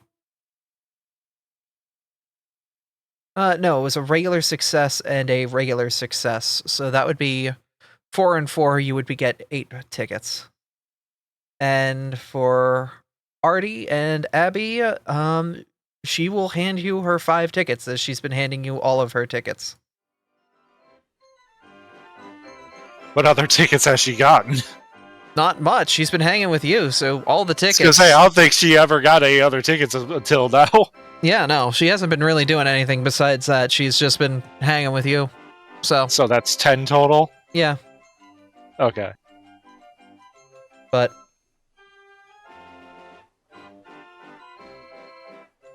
Alright. We are back at the top of the turn order. Ember. These are walls, by the way, Abby. Hi. I will free you. I will free you. You are Free free. them! You are free. That was great. I had amazing time. That was a lot of fun, actually. Ember, you alright? You look sick. I'm gonna go do something else. Okay. What else is there that tickets? I need like 2 more tickets. There's good old 3-card Monty at the top part of the map. I don't think anyone's done that. That's with our giraffe rig friend. Sure. Okay. I'll do that.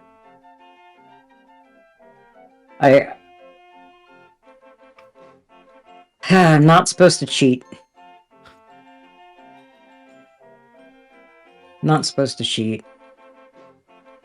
As you look over, you see... is anyone else joining for 3-card Monty, or are people kind of dispersing and going to other directions? Volna is going other directions. Okay. What is involved in the 3-card Monty? Just RNG? Perception thievery. Perception thievery against harder and harder DCs. I'm terrible at those. Never mind.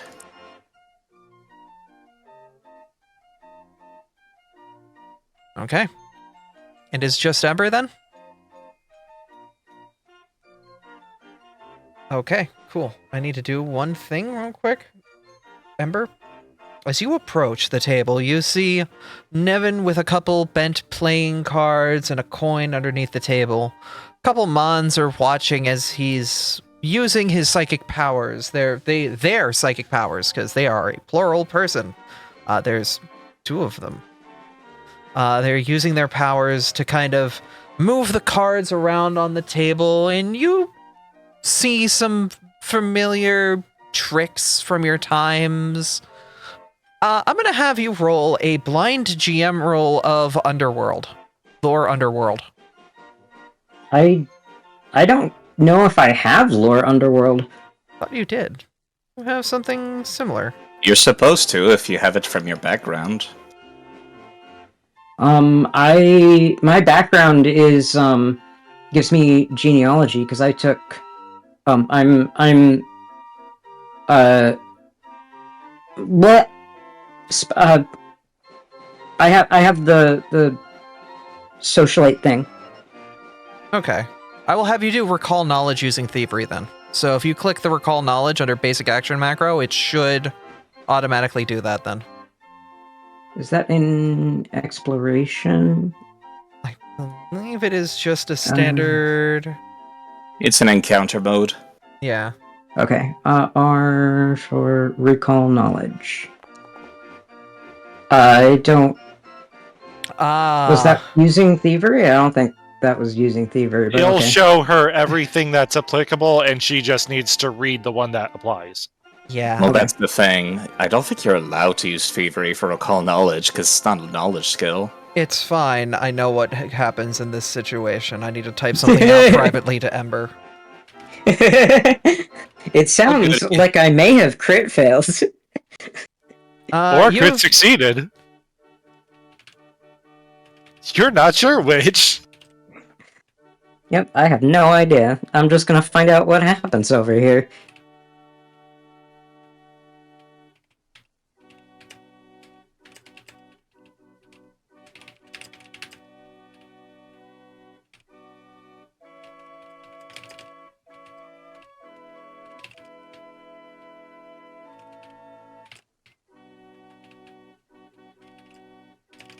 I have to type something out because this is very important. Oh boy. Yeah.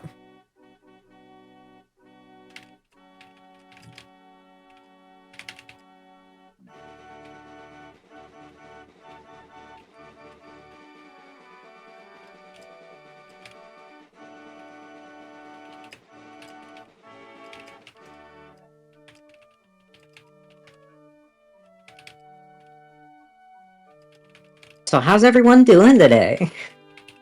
I'm here. I'm alive. Hanging out. I'm doing okay. I'm doing pretty That's good. Today's to be another with day. friends. Just deciding what to do next. Also, I thought I heard my name. Yesterday, we made corn dogs. Like, from scratch corn dogs.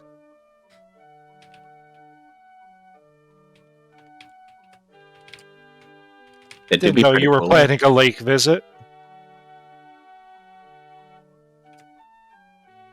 Already. The actual, with hot dogs. Uh-huh.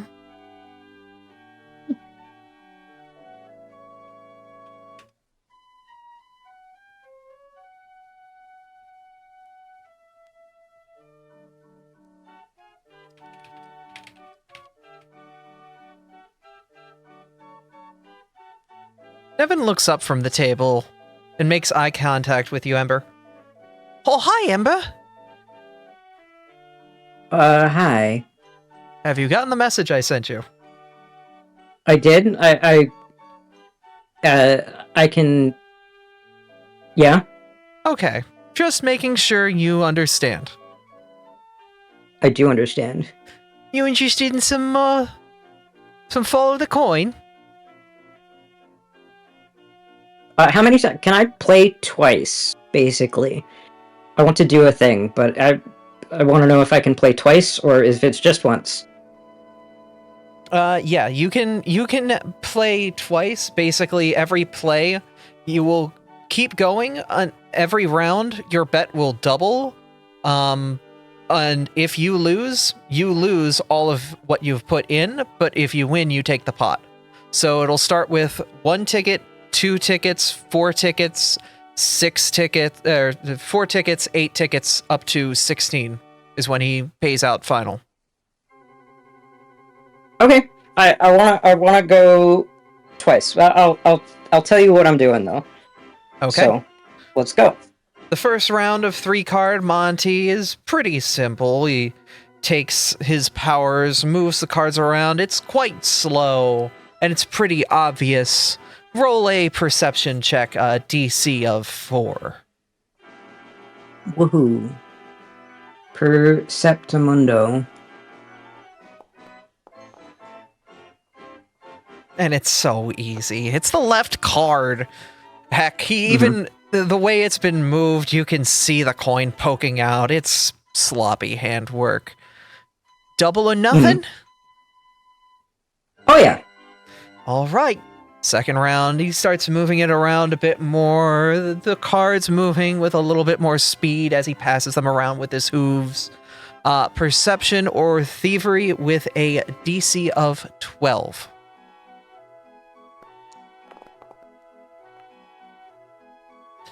It's pretty easy to follow it. Well, the coin is under the rightmost card, and there it certainly is. You're at 2 tickets now. Double and nothing? Sure. This time, the hooves are passing the cards around quite quickly. Going. 1, 2, 3, over, around. It's starting to get fast. I will have you roll thievery or perception. He loses on purpose. He will intentionally flub. Okay, I will still have you roll to see if you can track where it was to intentionally not pick that spot. Okay. And yeah, you easily figure out that it's under the... he's done some tricks to make it look like it was the one on the right, but it was actually the one under the middle. And you pick the right, and sure enough, no coin taped to the bottom of the card. Nope. Oh, it'll be all the tickets back then. But would you like to try again? I would. All right. And once again, he shuffles the cards, passes them around. This is a DC check you automatically beat, so you're able to get past the first round. The second round, I'm guessing you're doubling again. Yeah. Second round, make a thievery or a perception roll. Let's try thievery this time. Yeah, it was the center card this time, and sure enough, the coin's under there. All right, double and nothing again. Listen, you start by flubbing, and then you take them to the cleaners. This is just how it's done. Okay. He starts passing the card again. Left, right, middle, left, right, middle. Oh, wait. There was a quick swap there. It would have thrown most people off. Roll perception or thievery.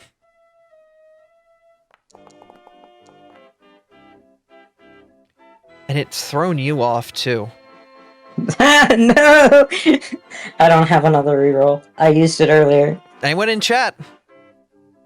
I will give it a 5, 4, 3, 2, 1. Arzadeu. Ours has got me. All right. That wasn't a whole lot better. But it did pass.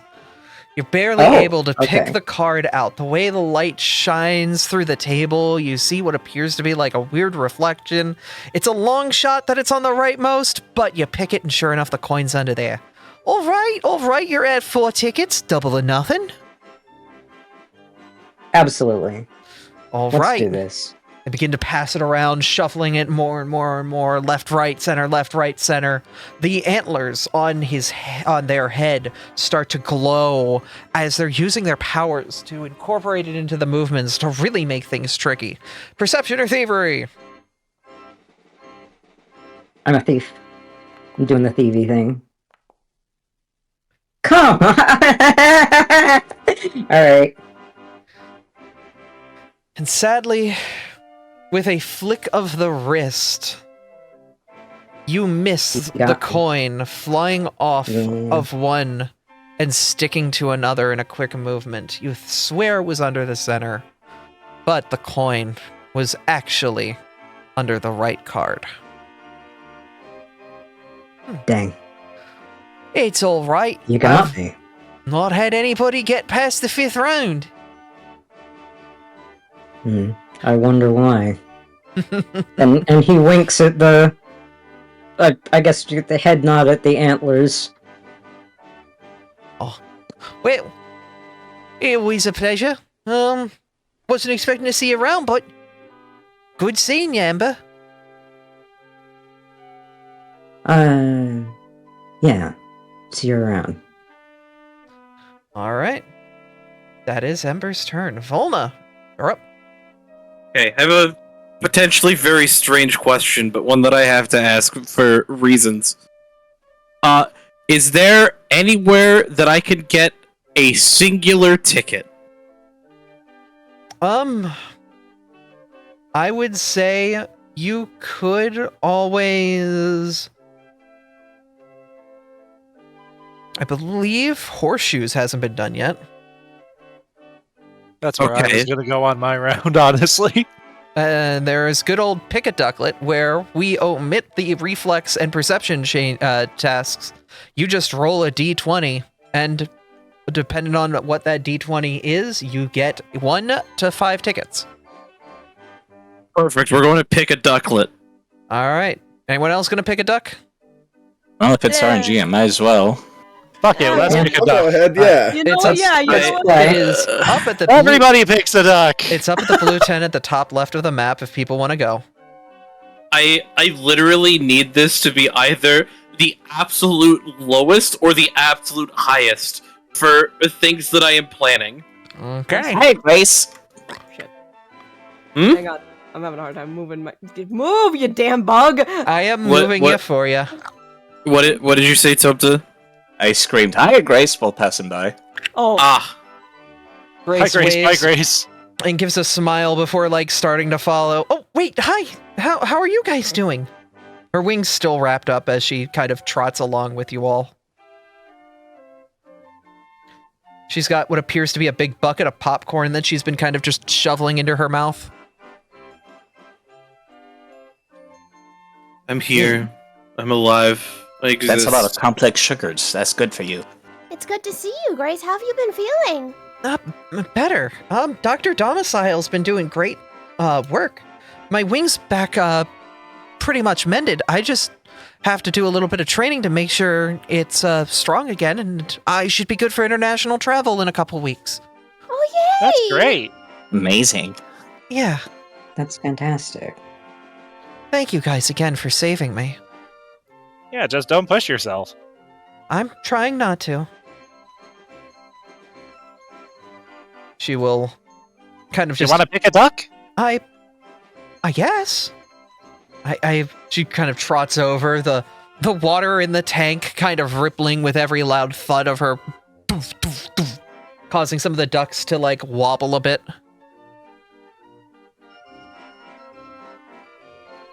I would love to. Alright, so everyone's gonna get one go at this, and you're just gonna roll a flat D20. If you're gonna pick a Okay. ducklet, it's gonna be 5 gold. Roll a flat D20. flat D20s, folks. Mm-hmm.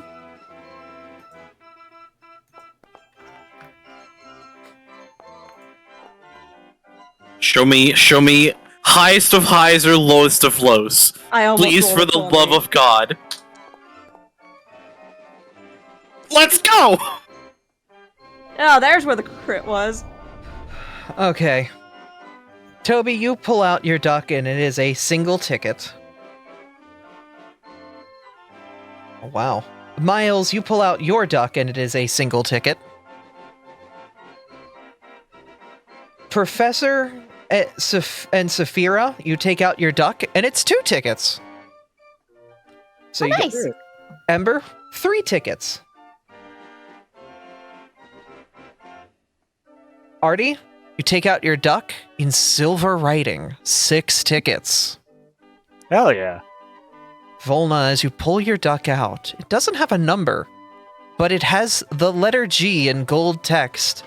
The attendant at the counter rings a little bell. Oh, we got a grand prize winner!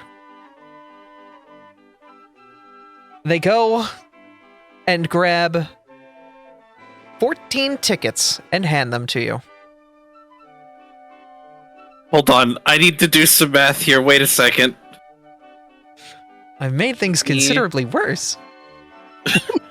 And Now Volna needs more tickets. then... Damn it! That's one too many! You could always buy a Fuck. piece of candy. There's nothing. Yeah, I guess that's true. Or a Or, fidget or give spinner. it to someone else. Or give it to someone else who, might need it. I've got ideas, but that requires going to the prize exchange later. Okay. Logically, we really should just pool whatever leftovers we have to purchase something for the group. Yeah, I was thinking that too. Yep. But I was going to bring that up once it was done with the initiative order. Yeah, but it's like, clearly people are thinking about it now, so... Yeah. You're not wrong. Grace will pull her duck out. Oh! Also getting a grand prize win. She gets handed the 14 tickets and doesn't quite know what to do with them. She looks a bit anxious before just handing them down to the professor and Toby. I, don't really know what to do with these, but you guys can have them. I mean... You could get plushies?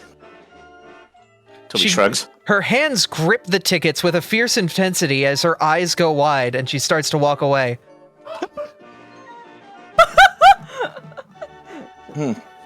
Good job. In character, it makes more sense. All right. I'm glad I convinced her to do it, and I'm glad that you did that. Saphira. Oh god, what is there still to do around here? Oh jeez. You could always just relax as well. Sit and enjoy a show.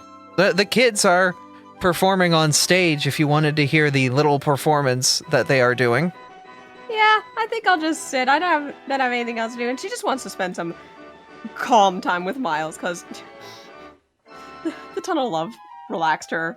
Mm-hmm. Want me to go get us something while we sit here?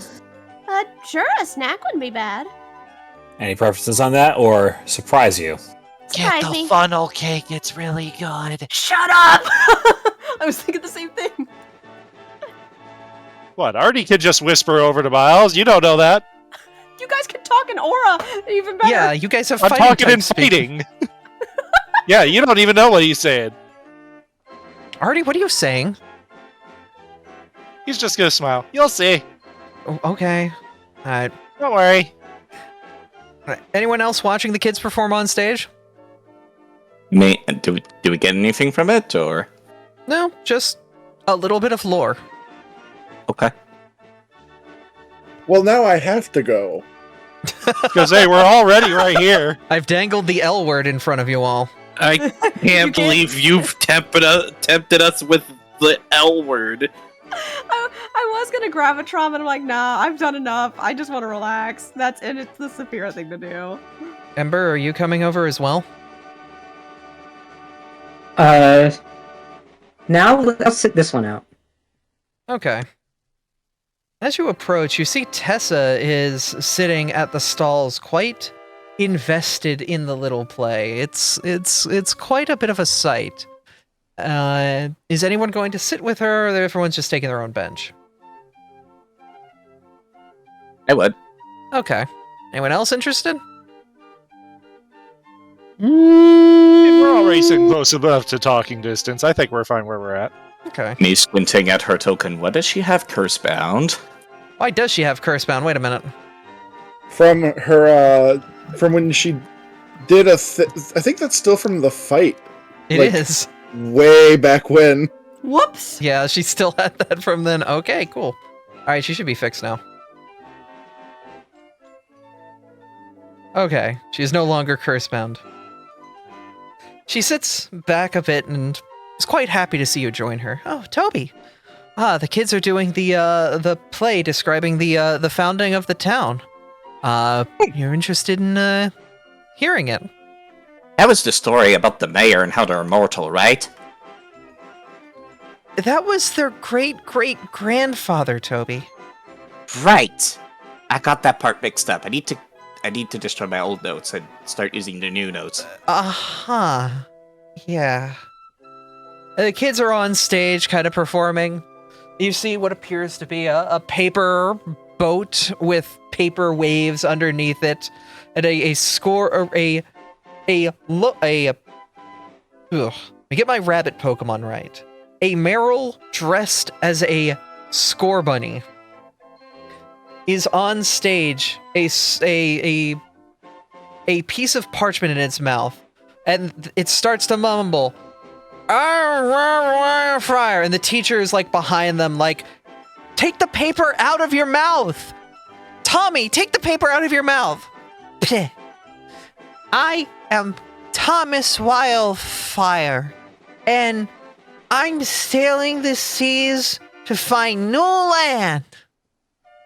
She's just like holding her head, like she's been trying to wrangle these kids as best she can, and it's not great. I'm here to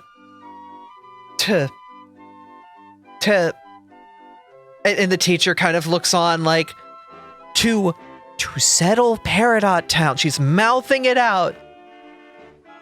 To settle Pierogi.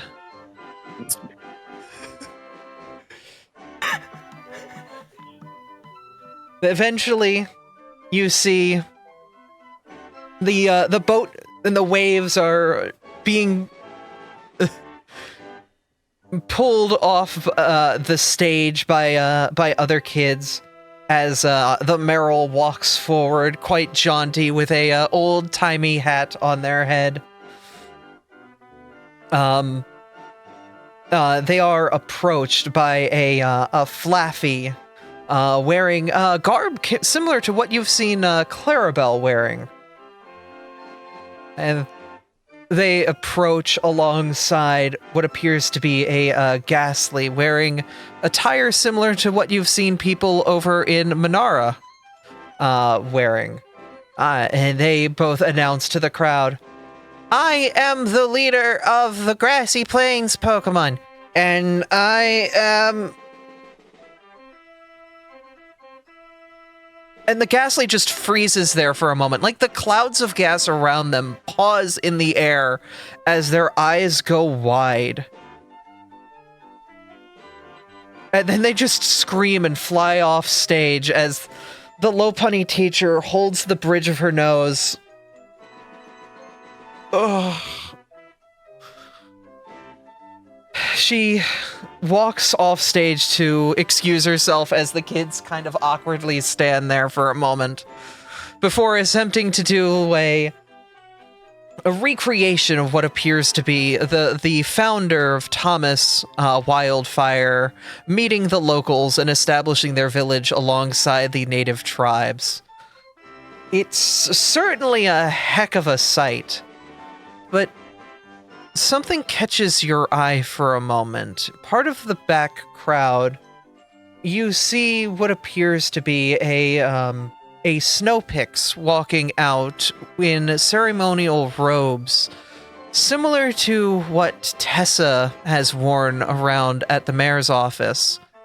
And Tessa leans in, quite invested at this point, her eyes looking to the child with a bit of a wonder to them, as she reminisces about the days where she was there, helping settle the town in its infancy.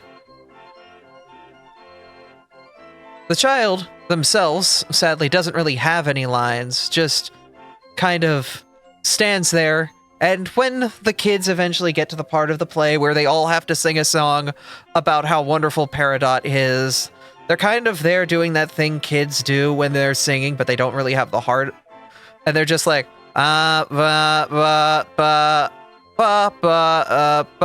like, but Tessa's really into it. She's even mouthing the little song alongside her, as if it's something much more of a deeper connection for her. Mind if I write down those lyrics, Abby? AKA, send me those lyrics, Abby?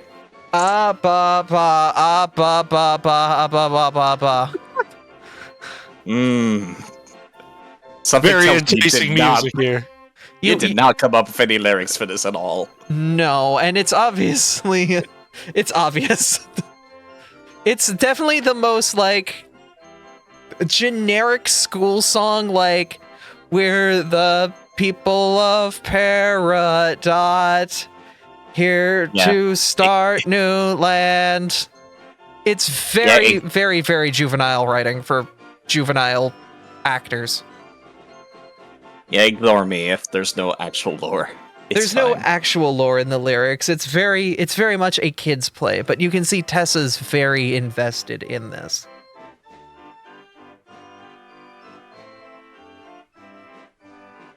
As the play continues, you see the struggles of Peridot. The kids all come out. There appear to be some kids dressed up as dragons and some kids dressed up as members of the town. They have a little kerfuffle. One of the kids obviously gets a little bit too involved in the fight and starts bopping one of their friends over the head with a massive, what appears to be a Pecha rubber sword. Just donk, donk, donk, and the teacher has to pull him away and take the thing and be like, no. And then it kind of resumes. The eventually, like, one of the the kids dressed as a dragon Pokemon comes out. I'm just going to random Pokemon generator at this point. I love how you pause the game to do this. I had to. It's funny. You see what appears to be a Gothita dressed as a Charizard announce, "We the dragons have lost." Bleh. And they fall over. And like all the other dragon kids just like bleh, bleh, bleh, fall over. Before the Merrill, being Thomas Wildfire, says, "And the Wildfires will defend and run the town forever and protect it against evildoers." And they like the kids give a clap, and the parents in the crowd are happy and quite enjoying this. It seems as if it's a relatively good time. Out of the corner of your eye, you see Charles full sprint trying to make it over to the play, before sadly it is too late when the pair arrives. He looks a bit distraught and sad. "Oh, I missed it! Phooey!"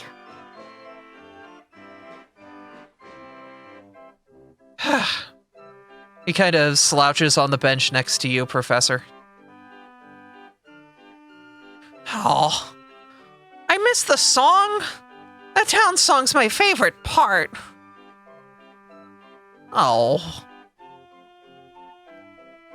Well, Mr. Mayor, there is always next year. I know, but it was important. I'm the mayor. I should be here. Aw. You see, for the first time, like, the mayor seems actually a bit upset that they weren't here to enjoy the play done by the kids.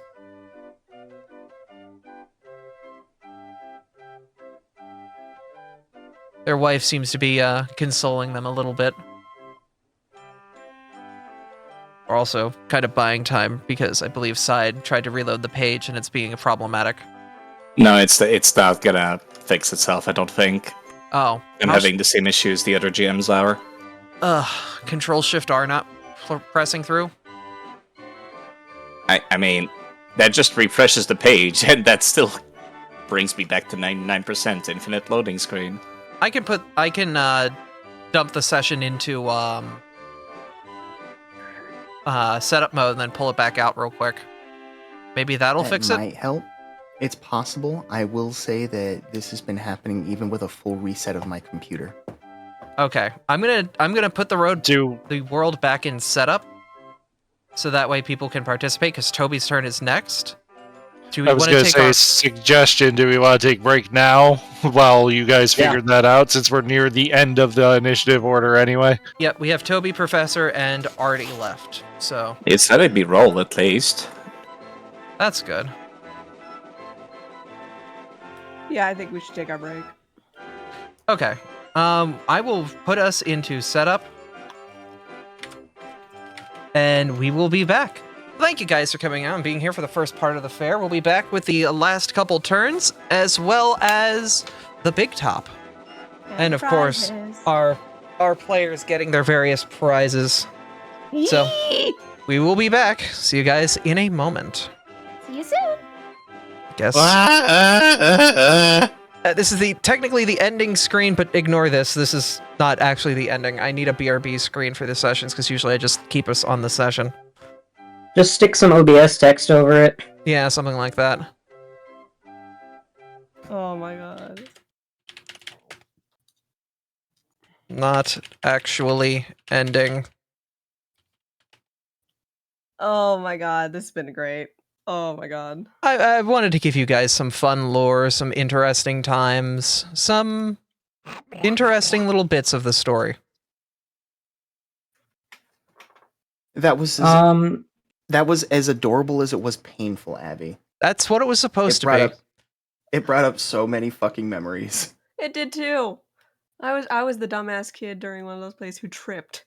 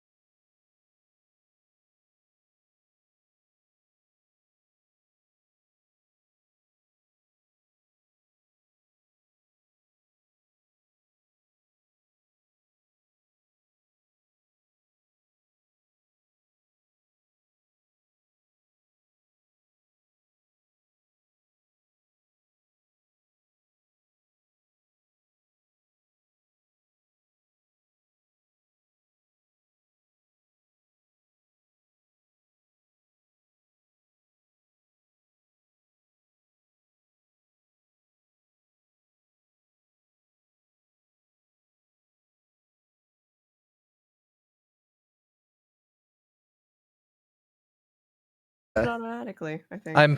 I'm trying to get us back in. Okay, it's back on. World is Okay. relaunching. Yeah, Okay. other's it'll Fingers it'll crossed. actually We are separate. live. All right, let's get some PMD music for the people at home. Sass, do you have a direct psychic link with fucking Murphy or something? No, I really Uh-huh. Who's don't. Murphy? You've said that before. Murphy's Milo's Law. Like Murphy's Law. Anything What? that can go wrong will go wrong. Oh. That's Especially superstition. live. It's superstition, but it's superstition that's like so prevalent that like it's just That's a thing. called confirmation bias. True. You are correct. Something went wrong with the Foundry But tabletop server. At the same time, it's not only funny to make the joke, I seem to get Murphy's attention a lot, so... Uh-huh. That's those just kinds a of superstition, Senna. That and your I know that! I That don't and- literally think a dude named Murphy is pulling a lever saying, fuck this person right now. I know, but neither does fate. Yeah. Okay, I all need right. to pull out someone I'm to gonna, try to I'm shut gonna- up. mute things real quick and focus on getting things back up and running. Yeah. Yes. Yep.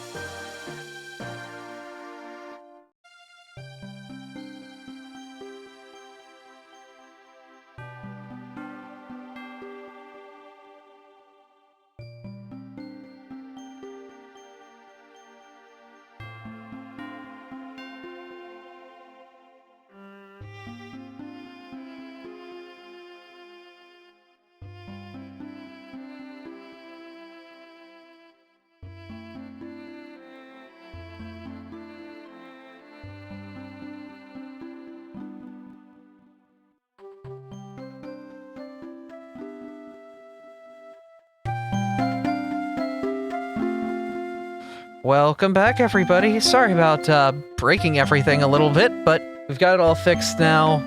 We should be good. Just mute the stream and get our carnival music back on. Yay! Hooray.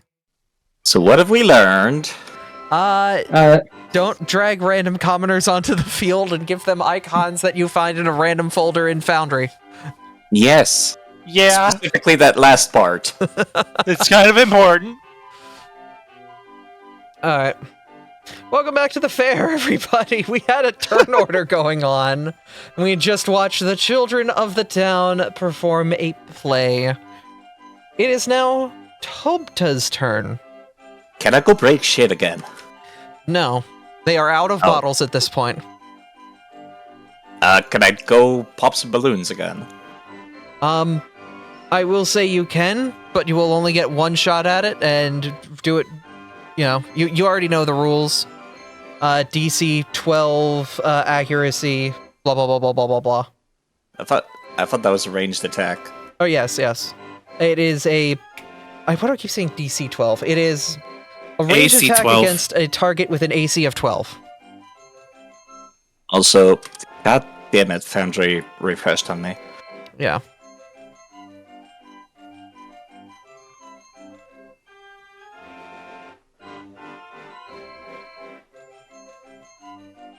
I know what it is. I used a mouse wheel and alt at the same time. That's a refresh shortcut? No, it's to go back and forth in last page, future page kind of deal. Oh, it's back and forward. Okay. That makes sense. All right. Go ahead and do your rolls, Tobta. How many do I get?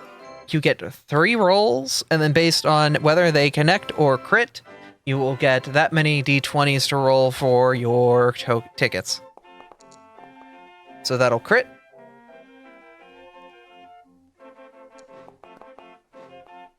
That'll crit. Damn. And that'll crit. You have 6 d20s to roll.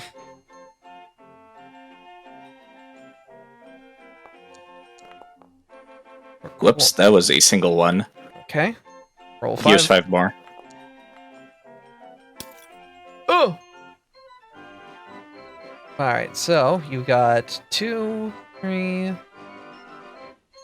4, 5, 6, 7, 8, 9, 11 tickets. Thank you. That's all I needed.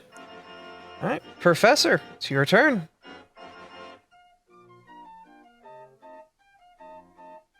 Oh boy, I had not thought during the downtime. I do have a lead if you'd like to follow. Something that you might be interested in as the professor. Okay. Behind you, you hear quite a commotion, and what appears to be a trubbish with a pair of goggles on their head. Specifically, this is Martin's character, Clinker. Appears to have a stall and is showing off the wonderful inventions that they have created. Would you like to see? I would like to see. Alright. Well, you yourself are not an inventor. It's always fun seeing somebody with a scientific mind try and do some interesting things.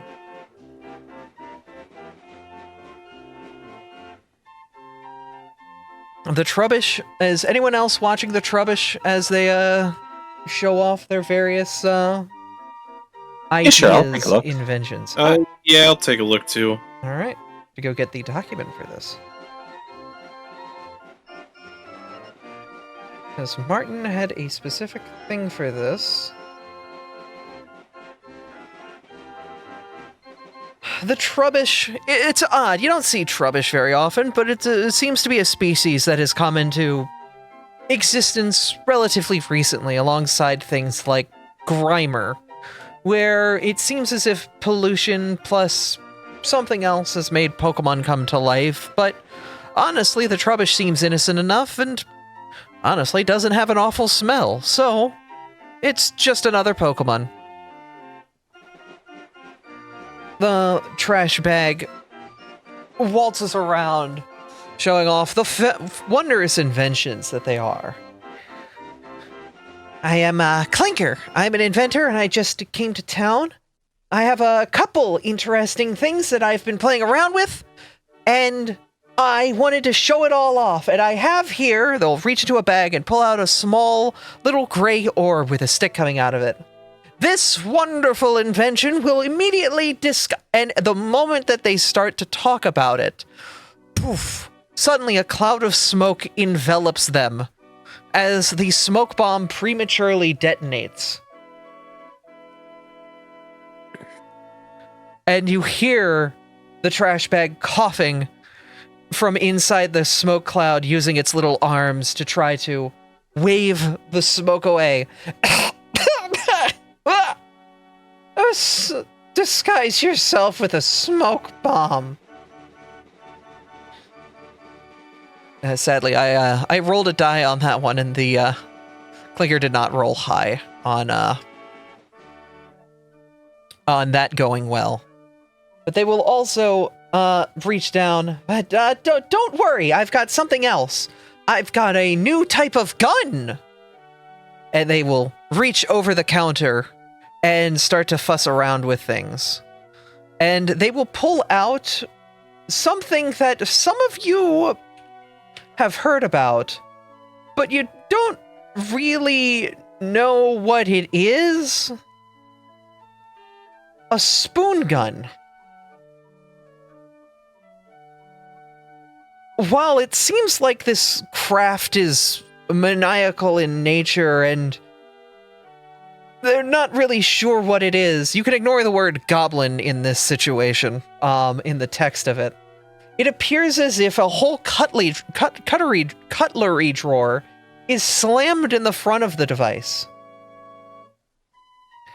They turn around, basically twisting to aim at the back wall of the stand. Now watch this sucker go! And fire off the spoon gun, launching the projectiles into the wall. The forks, the knives, chopsticks, and even a spoon that appears to be sharpened all lodge themselves in the back of the wall. It's a pretty neat tool. You can stuff whatever you want in the front, but cutlery seems to work the best. Chopta shoves their way through a crowd. How much? How much?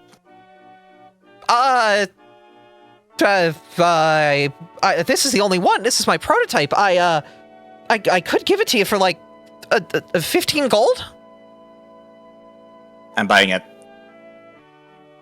Okay. All right. I will take 15 gold from your inventory and give you the spoon gun. Thank you, Professor, for that spending money today, by the way. The Trubbish doesn't really know how to process what just happened, but hey, they made 15 bucks. Their spoon launcher worked pretty good. It's in your inventory now? Yes, it is. Wonderful. You can just change every word of goblin to trash goblin, and that should be fine. Because that's an description of me. Finally, they reach behind the counter, leaning over, and pulling out something that already your ears catch a little bit of. As our characters are sitting down here. The final thing that I've got here is something that I've been working on for a while. It's known as a keyblade. I'm sorry. A what? Abby! I'm sorry, Abby. I'll be right back. Abby, you're in danger. Abby, out of character. Why? Why would you give it this power? Hold on. Did you say a keyblade? Yeah, it's this cool thing. So, and they lift what appears to be a massive blade made out of keys that are welded together. Everyone has those spare keys they don't know what they're doing with. I decided to give them a use and welded them all together into a massive sword. You walked away!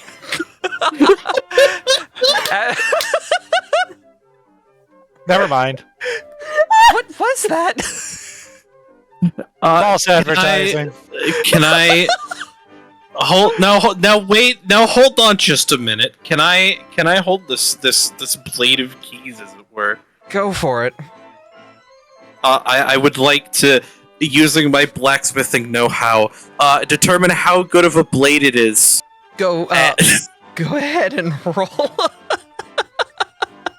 I will let you roll your crafting on this one. Crafting, you say? Yep. This is with my blacksmithing expertise, 21.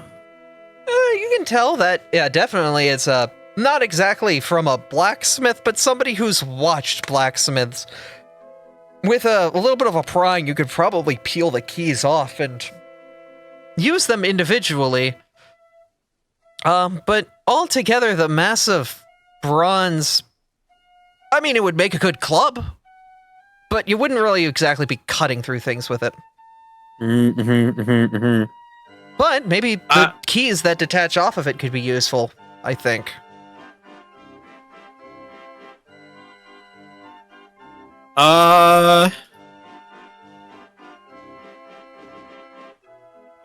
How many keys would you say makes up this blade of keys, as it were? So I went around town, Clinker will add in, and asked every janitor for all of the spare keys that they don't use. I think it's about 300 keys. I'll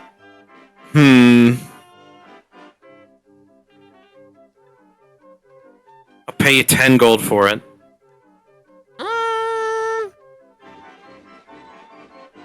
Make it 12 gold and 5 silver. 11 gold.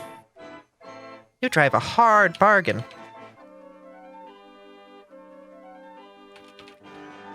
Okay. 11 gold. They'll hand you over the keyblade, which I don't have an item for because I didn't think anyone would buy it. You said that the keys could be peeled off and could be useful, and I'm a fucking RPG hoarder. I'm taking all 300 of these goddamn keys.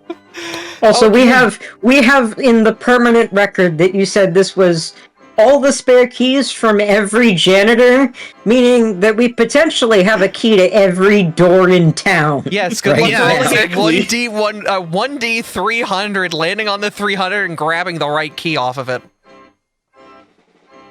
We'll figure it out. Okay, but also, we could just stand around. Like, how long would it take to try all 300 keys? You have to peel every key off of the keyblade and use it in there. Eventually, someone's going to figure out something's amok. Alternatively, I can just take this home and take the time to peel off all the keys and put them on a giant key ring. Oh my god, I'm turning into a dad. Kill me. Oh my god. Kane's Not been where rubbing I off on thought you. any of this was going, by the way. Just gonna throw that out there. I wasn't expecting to sell my inventions today, but I'll take it. Alright. Well, did you guys enjoy? The crowd's kind of like, yeah, alright, there's some interesting stuff. The spoon gun was definitely the star of the show. As it should have been. And Clinker will give a little bit of bow. Thanks for coming on over. If you have any ideas for new inventions, I'll do my best to try to make them.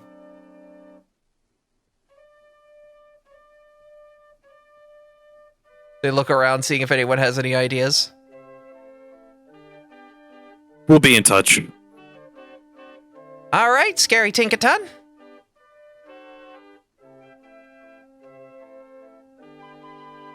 All right, well, thank you all for coming out. Kane, do you feel like that's a satisfactory turn? Well, I did have a follow-up question Yep. as to if the farmer's market takes time. No. Okay, then we will just pass the turn on to Artie.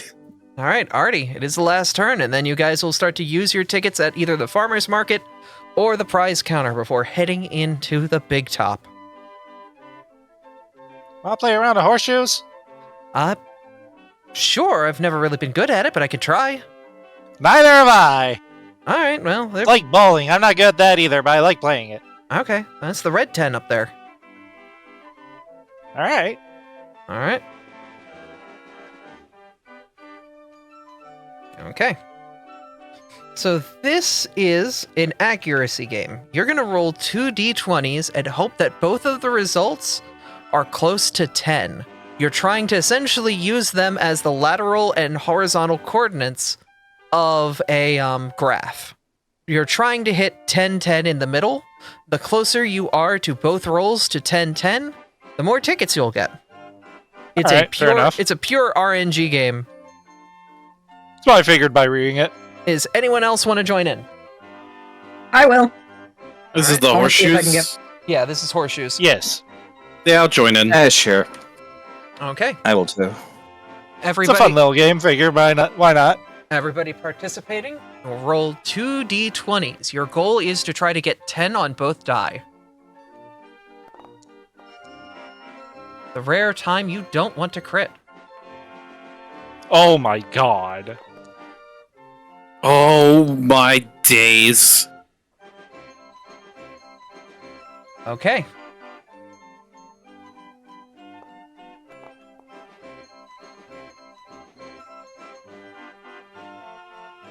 Ember, you put a bit too much power into it and shoot a bit past the peg and to the right. You're in the first, target ring area, so you get 3 tickets out of it. Artie, you basically hit the polar opposite side of where Ember was and also get 3 tickets out of it. Let me roll 2d20 for Abby. See, if we just combined my strength with your strength, we would have been dead on. Abby lands her horseshoe basically on top of yours. Well, at least ours are together, and she'll hand you her 3 tickets. Topta, Chad, is this a +1 sign moment? +1 to you too, buddy. God damn it! Toby, you get +1 tickets. Hey, okay. It is a +1 moment. Professor, you almost had it, but it feels like the weight felt a little bit weird with the horseshoes. It wasn't really balanced all that much. You also land in the outer ring getting 3 tickets. But Volna, you locked in quite a bit. With an 11 and a 14, you land in the 3rd closest ring, not the direct bullseye, but the outer area of it, and get 6 tickets.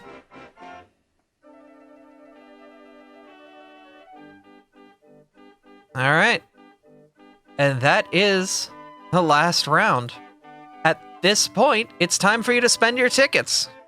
What are you getting? What tickets do you want to spend stuff on? Or what do you want to spend tickets on? All right, everyone down to the prize exchange. The prize exchange itself, if you see the chest on it, actually has all of those items. So write out the amount of tickets you have, and we should be able to get everything mathed out for y'all. Okay. I think this is correct. I have 73 tickets. Okay. Okay. That is... Oh, that doesn't say how many I have. Great. 2... I have exactly 116. 6... I have 94. Yeah. Okay. With your various tickets, this is a loot box, not a mercantile box. I did not want to try to implement a third-party currency in here. I'm going to go on the honor system.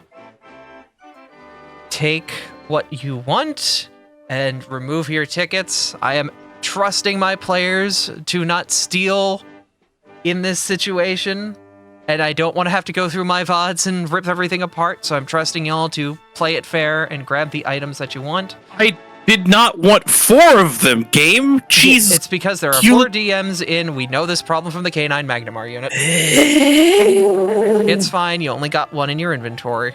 Yeah, it only took one out of the carnival prizes too. All right.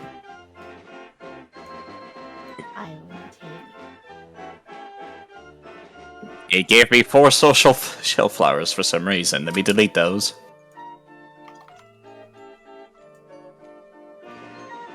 I only took one. Wait, why did it give me 4? It's gonna do Because that. there's It's That's four gonna do that DMs. because there's 4 DMs logged in. Yeah. We just said that.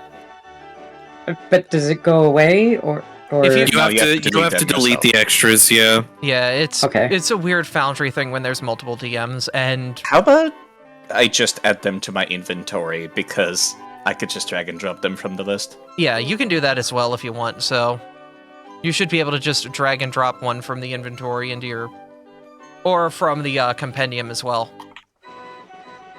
So we'll give you guys a moment to get your items and whatnot, though you will still need time to apply your runes. The other items are theirs for you to do stuff with. Do whatever you need to with. Yeah. While we do that, is anyone doing anything special with their tickets, like going to the farmer's market? I'm going to I the am. farmer's market. Yes. What's at the farmer's market? You can buy various ingredients that are used at the various shops around town. No, I'm good here. I think. Miles will look over to Saphira. Well, how'd you like that cotton candy? It was so good. I loved it. Thank you so much. Want to go check out the prize counter? See what our gains have brought us today? Yes, of course. Y'all already knew I was buying the shell flower. Okay, I have 49 tickets left after that. Let's see, what else do I want? Hey, Professor? Hi, Dad. Hello. I got 2 tickets left over if people need them to purchase something. Can I borrow a single one of them, please? Yeah, sure. Now, what type of rune is energizing? Is it fucking? Weapon. It's a weapon rune, Yeah, I know it's a weapon, but like, is it It's a property rune. property? That's what it's called. Thank you. So I wouldn't be able to have energizing and striking. No, you can. Oh, Yeah, striking. Breaking is a fundamental rune. Yeah, but energizing would be like a frost rune or a shocking rune, you know, or a bleeding rune. right. Okay. Yep. The TLDR of it is this is an enchantment. If you have a +1 I should have weapon, got more tickets. if you got a +1 weapon, you can put 1 enchantment on it. If you have a +2, you can put 2 enchantments on it, etc. Yeah, because that did not work how I thought it worked. That's why I read it over. I was like, damn it, that is really good. How many tickets shy are you? Artie? I'm mathing.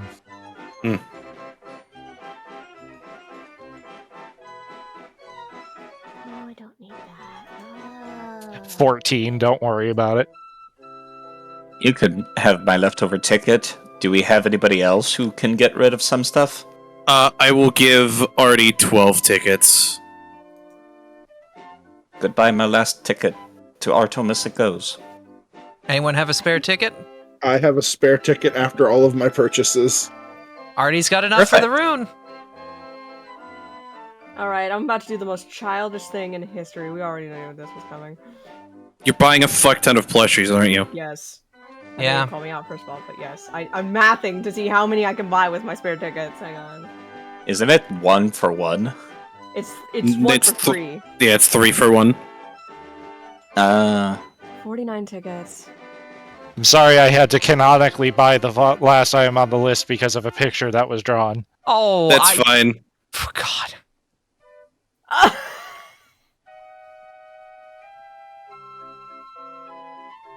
See, Artemis did the same thing I did. Kane. I should have. The rest How do of you- my tickets, by the way, are going to be $15 ingredients. God, I'm bad at math. 15 Let's see. ingredients. 40. Where did the Tess, what is the number that you have? prizes go? I have 49 tickets left. And a Pokemon plushie has 3 tickets. That you could get exactly 16, and you'll be left over with, I think, 1. Cool. I'm gonna get Aside that said. to me. I just put the actual math equation into my browser search bar, and it does it for me. Not even in the text. How do you make one of the text panels? The what? Hang on, I gotta... Like the professor and you did for saying Oh, what we you just spent edited the tickets on? text on the ticket dragged item. I dragged and dropped it whilst editing text. No, stop. Ah. Okay. I'm gonna delete Everything's the drag and extra drop in stuff. Foundry, which is nice. It's very intuitive once you figure that out. There we go. Now I have exactly 1 silver share flower. I'm going to scream. What are you doing? I'm trying to edit text in a text box, and it keeps taking me out of the text box and start activating abilities that I have on my hotbar. What are you... I'm literally just typing. Weird. Hit your control, and alt and shift keys once, just to make sure they're not like being like half held or something weird like that. 1. It's whenever something goes in chat, I think is what it is. God damn it. And that is all my tickets.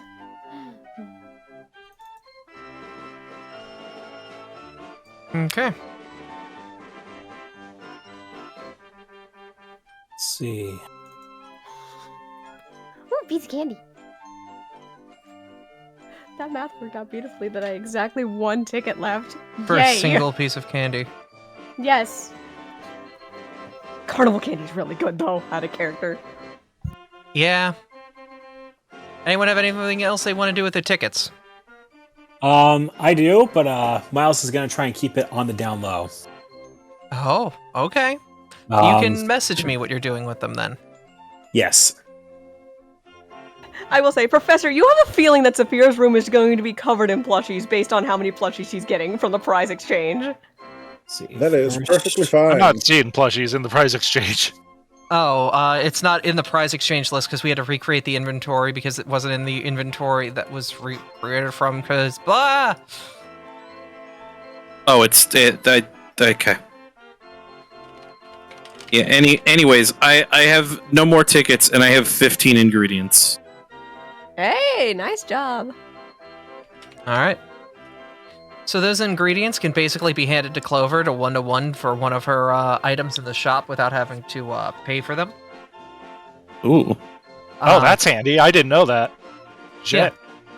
Though for more complex recipes, like the stuff with Remy at the tavern, it will take multiple. Depending on the complexity of the recipe. Basically, you've got all the level 1 stuff, so it'll only take like 1 to do Clover's stuff, and I believe 3 to do the tavern meal. I'm using 5 of the ingredients to buy the rest of the berry poffins from Clover's shop. Go for it. So.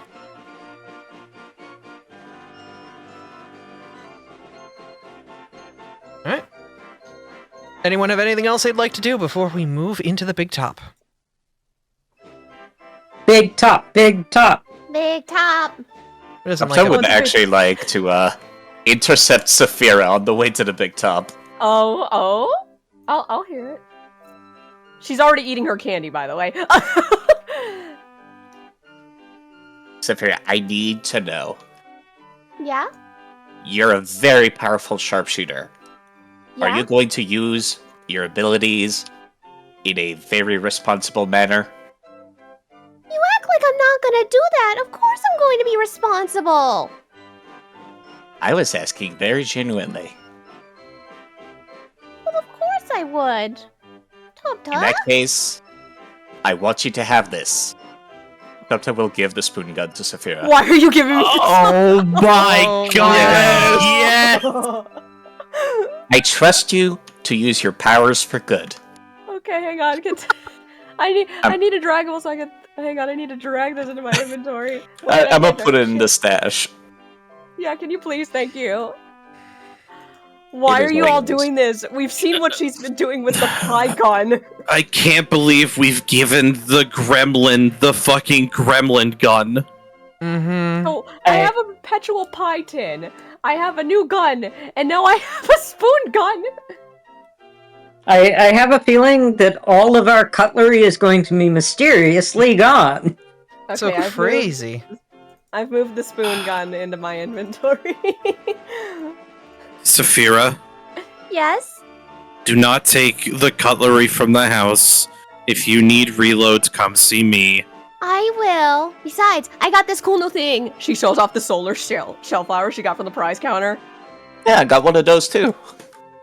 I was gonna give you that if you couldn't afford it, but Oh, I got like 70-something tickets. I wanted to buy it and then buy a lot of plushies. All right. The At this- professor is immediately putting on the Bort's blessing that he purchased and is attuning it to a language. Bort's blessing. I think at the same time, Artie would equip his stalwart's ring and attune to it as well. Ooh, what's that? Yeah, it just buffs me up a little bit for combat, aka gives me 5 temp HP every day. That's neat. I was hoping to still have at least one ticket left over or 3 to get a plushie, but oh well. Priorities. I mean, the fair will be back next year. Mm-hmm. Not just that, or you could get a custom-made plushie. Yeah, that is dangerous. Yeah, but then that's not special, you know? Wouldn't it be more special if it was custom made? That's what I was gonna say. The event! The moment! The memories.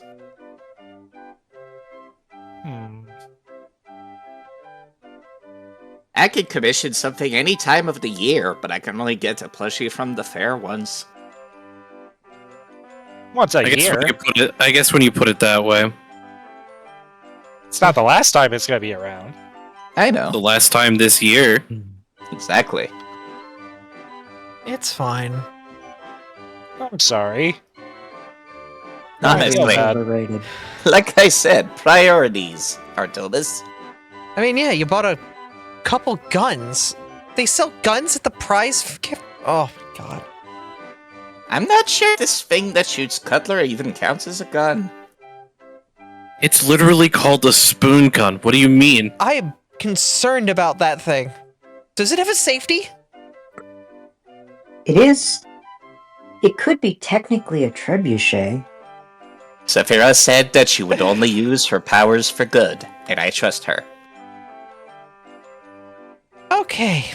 Well, Just ignore the implication. Just ignore the implications that it'll make your life so much easier. mm-hmm. Abby's like, I'm not sure about this one, but Alright. The crowd seems to all be funneling in as the evening air slowly settles over the scene. Soon, eventually, the entire Big Top has entered into into here, and where is my Big Top music? Because I wanted to get the special file Affy made.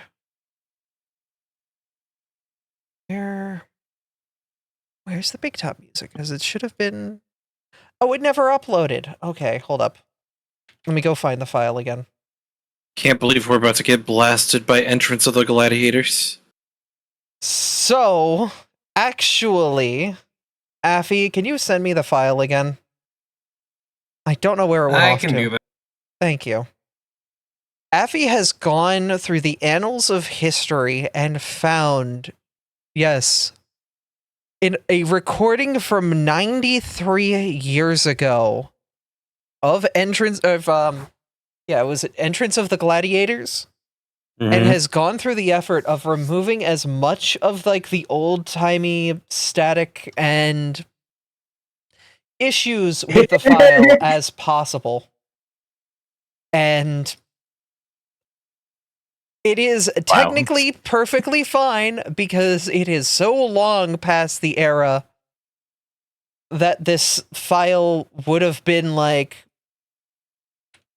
Public domain. Yeah, it's public domain at this point. But I think it's a fun little track. We'll play it for a little bit as we head on in to the big top. You quickly find yourselves a seat at the bottom left side of the big top, as what appears to be the ringleader, which is a Mr. Rhyme, walks out onto a pedestal. He's waiting for the crowds to kind of enter, as what appears to be a band off to the side starts playing music. This music's older than all of us. By a lot. Recorded the 18th of October, 1904.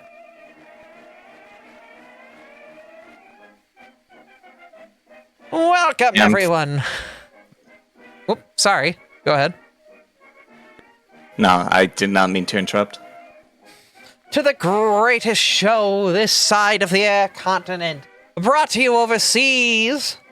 For your eyes to seize. Look above you, my friends. And they will point up to a series of 3 Pokemon up on a tightrope. A Grovyle and a Blaziken walking deftly across the line, moving from side to side, doing all sorts of various tricks on the trapeze, showing off wonderful splendors of athletics. On the long part of the rope, what appears to be a large Swampert comes over and swings down from the bottom, intentionally shaking the rope as the 2 acrobats jump to either side, continuing to stay on the ropes as they bounce from the Swampert's efforts. The Swampert drops from the rope onto the ground with a loud thud, but his hands are still raised up to the sky, a big smile on his face as the 2 Pokemon leap off of the rope and land onto his hands, the Swampert holding the 2 Pokemon up from the incredible athletics display. And the crowd gives a massive cheer from the display, the athletics on presentation from the 3 Pokemon.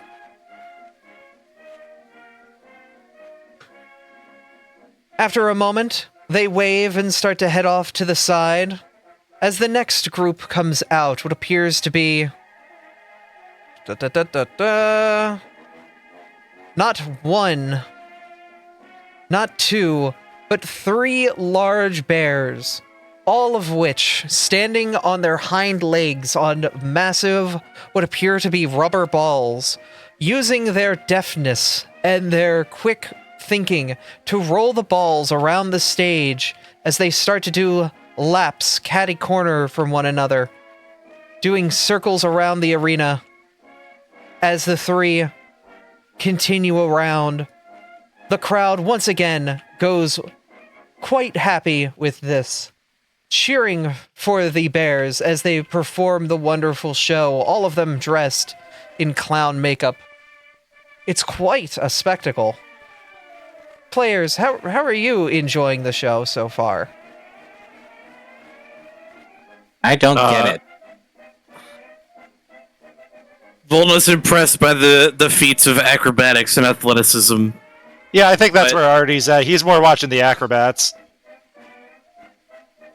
Ember is watching and trying to be interested, but his mind is on something else.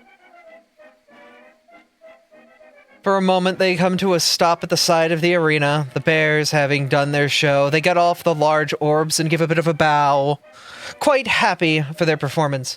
But that's not all! The fair is a family affair! Why don't we meet our family now? And from, like, a little tiny wagon with a Mr. Mime at the front. The wagon probably 3 foot tall and about 1.5 feet long.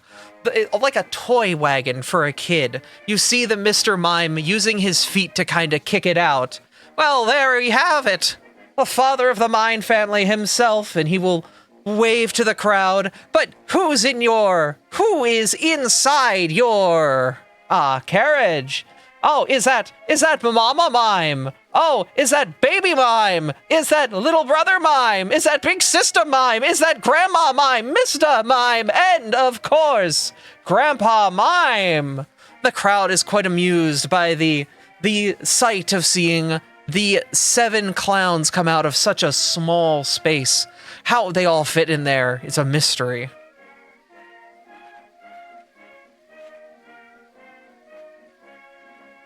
Now that's impressive.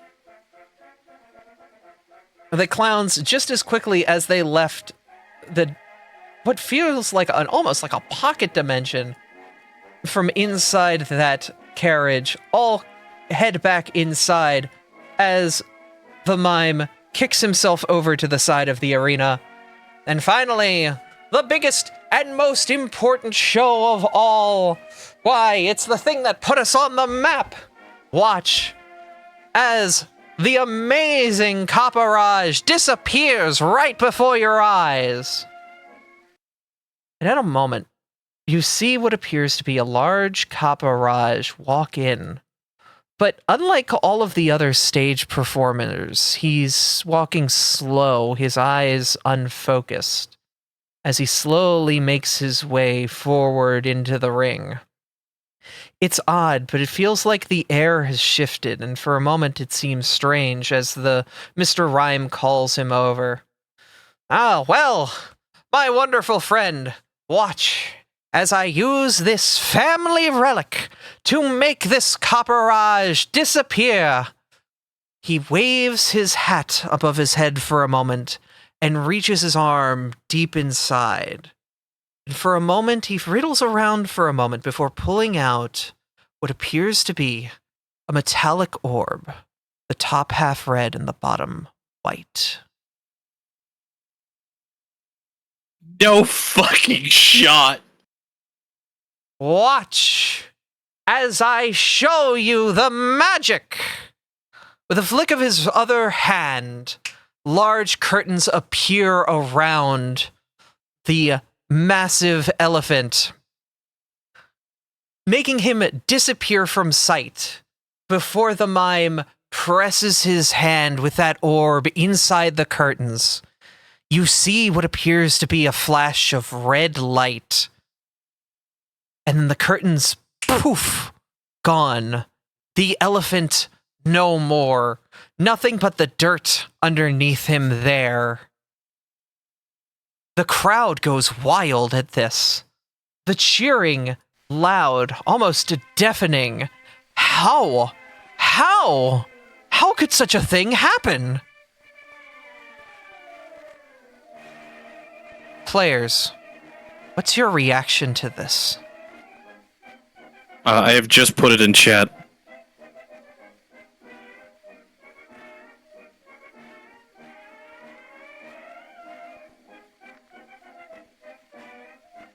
Players? Ember is sitting straight up, like ramrod straight, staring very intently.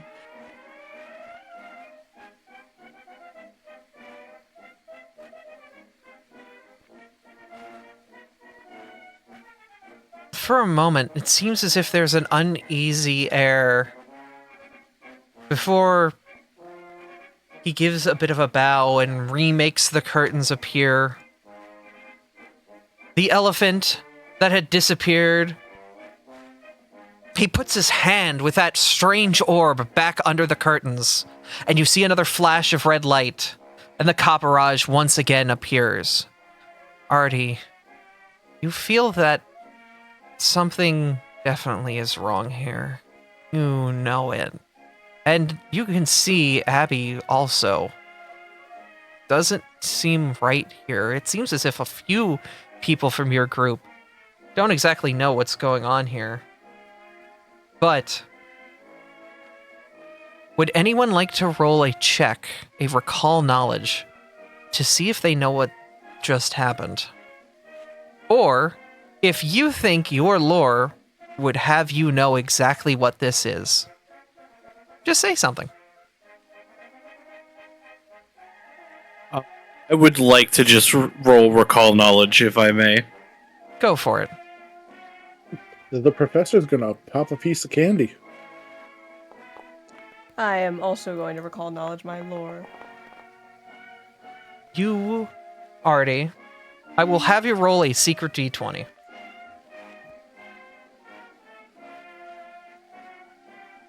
Okay.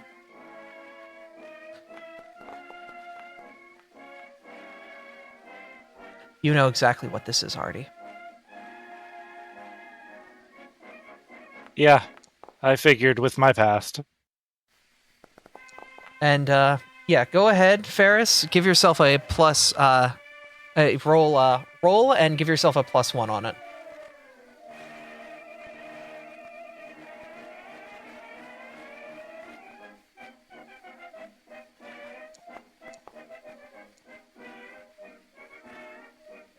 Okay. Abby, do you want me rolling too? Yeah, go for it. Yes, roll or recall knowledge. Okay.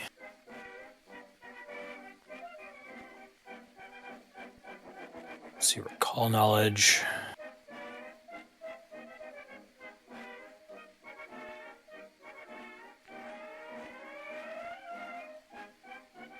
For some reason, my sheet is not working. I can roll it for you. Yes, please. Okay. Not Bryce. Aura, do you have your sheet popped out of the Foundry window?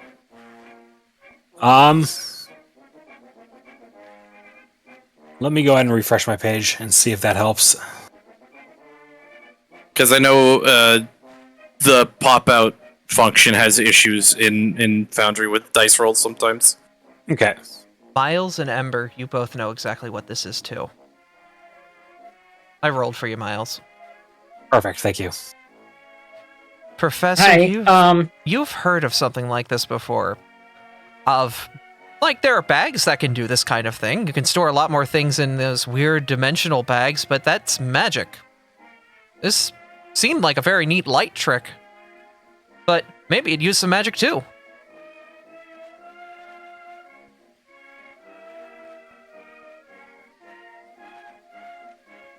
Ember, what would you like to do? I'm summoning Blaze, who is going to climb this ladder to get as high as possible. All right. Your little fireball will ascend up to the top there. It is still relatively in the position that it is on the map. It is just 30 foot in the air. Like, barely out of, in the extent of your range.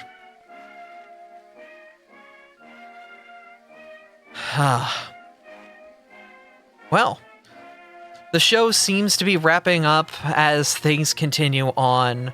The crowds start to disperse, but gang, what do you do? Miles is staying close beside Saphira. He does not Yeah. trust those things. At Saphira all. is not sure what it is, and she's very confused. Abby's also kind of picking up on this, seeing the stone-faced look that Artemis has right now. Artie, are you okay? No, there's nothing okay with this. What's wrong? I will explain later. What do you mean later? I thought it was just, teleported it. It's not that simple. It's nowhere near that simple. You think this is something worse? This is something that should be banned. She kind of looks around to the rest of you, and is sort of like, what do we do here? Professor, this might be a good time to have SETI take the kids away. All right, the professor would lean over and say, "My dear, I think it may not be the best for the children to observe this." And, we will hand wave that she is going to take her and the kids out of the tent with the rest of the crowd, but you all stay behind. At this point, it is just the circus performers kind of standing around. having what appears to be a relatively nice time. Talking about the performance. Yeah, they love the crowd here. Volna's trying to call out to the Kaparaja in a language that, assumedly, only the Kaparaja would be able to understand. The Kaparaja There's does a few not of us. respond. They seem to just be sitting there. Ferris, for what you're asking in text chat, roll stealth.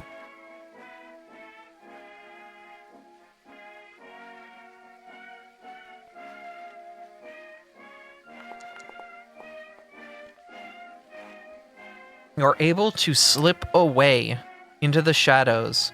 Where do you want to go?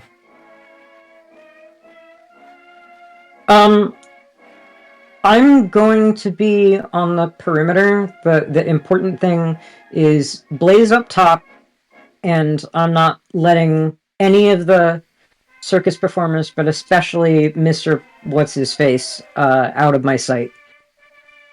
The whole entire area seems tense. Is anyone going to relay all this to Toby, Volna, the professor?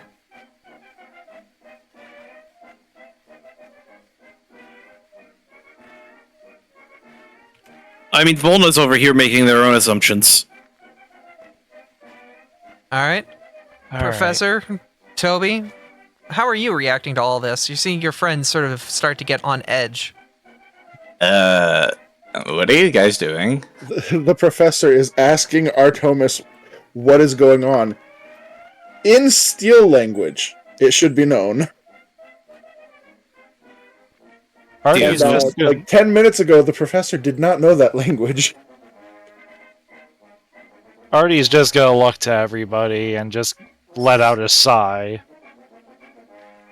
Look, that's a very specific device, and I may not know everything about what it does exactly. Pretty much, it allows whoever holds the ball to capture whoever they throw it against when it comes to Pokemon.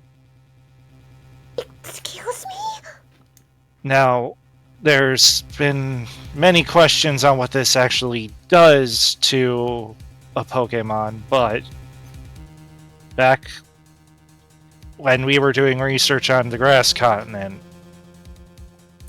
they pretty much were forced to follow any order that the owner was to give. So you're saying that the Kaparaja is acting against their will?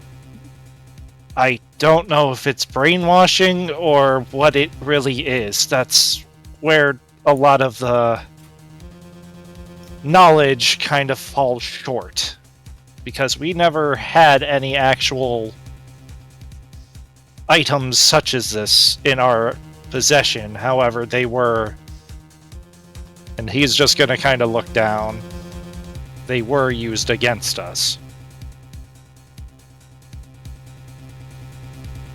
So, you're saying it's a capture orb? Something like that. I've never heard a name for it, but it's not for lack good. For lack of a better way to describe it, you essentially have the right of it. Well, it's just you. Mr. Rhyme looks over and waves. Oh, friends! Did you enjoy the show? Artie's gonna slowly stand up. Artemis, what do you think you're going to do over there? Tuptug will interrupt you before you stand up, before you walk away. Yeah, he'll stop as he took a step forward. He's just gonna kind of turn back. I just have some questions, that's all. Are you sure you wouldn't rather we be organized before you start asking those kinds of questions? At that moment, Artie's gonna hesitate.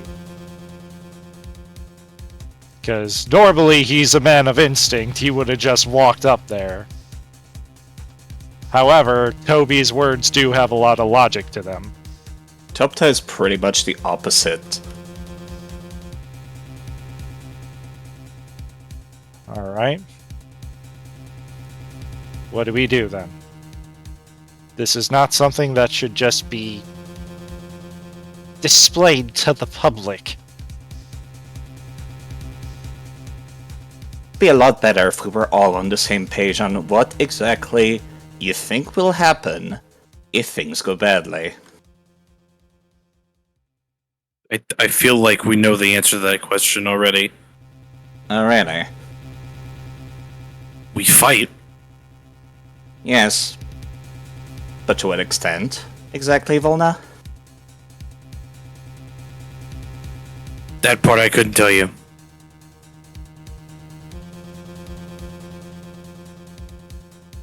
In any case, this man cannot be let go with what he has.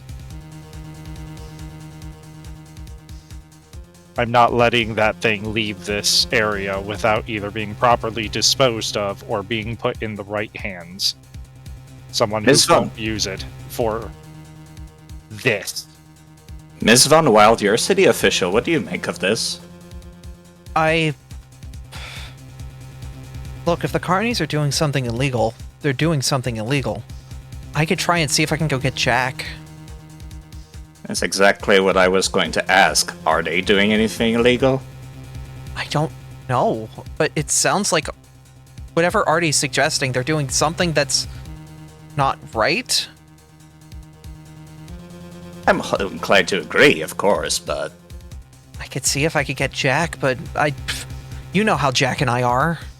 I could tell him there's something happening in the big top, and he's gonna think it's one of like trying to prank him or something. I don't know. I could try to hope that I can convince him to come over, but Can I Artemis. can I do yes, a thing? Ember. Again, I have a couple of useful things. So I'm trying to grab my inventory real quick. Out of the who was gonna go get Jack? Abby. Abby was. Out of the bleachers where I'm hiding, I'm going to hand Abby a playing card with a glowing mark of mine on it. Do you want me to hand this to Jack? I think it'd help. Okay. I'll see if I can go get him, but if you guys do anything, just be careful, okay? I'll keep We'll them try safe. not to get reckless. Alright. She will quickly head off, leaving you guys behind. The ringleader at this point is looking over a bit confused. Why are you guys just standing there and talking amongst one another? He doesn't quite know. Artemis. I'm still hiding. What, Toby?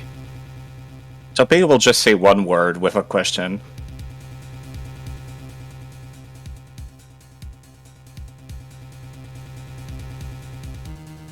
Artie's paws are just gonna kind of grip at that. It I does think not. that's all I needed. It's not confirmed, but very possible. That's all I needed. Okay. Toby has joined you in the group approaching the ringleader. Is anyone else going with the group to approach the ringleader? I mean, it should be without question Volna's going. I'm in position hiding, and in case they make a run for it or anything like that. Sounds good. Alright, gang. You approach the ringleader. Walk on over. I'm assuming these are not something we could have walked on, so... No, they are. After They're, you, they're Woody. just, they're just like pieces of cloth on the ground. This is free movement. Aloha! I was typing. Mr. Rhyme waves back. Aloha, I haven't seen that greeting since we did a show out in, what is it, Sand Continent for you? I'm trying to remember. Where I saw that greeting. It's consonant. Mist Continent! Well, pleasure to meet you. You interested in the magic? I can't give you all the tricks. Well, I couldn't help but be curious about that ball you used, Fang. Oh, my family relic. Relic. Yeah. Where did your family get it? Well, I can't tell you everything. There's a whole lot of secrets. I can't just spill them all. Where's the magic in that? Except it's not magic. What do you mean? I know exactly what you did. What are you saying? I'm saying, what have you done to that poor thing? He's gonna look over to the Caparaja and use Aura Sense. All right, hit the button. Once I find where it's at.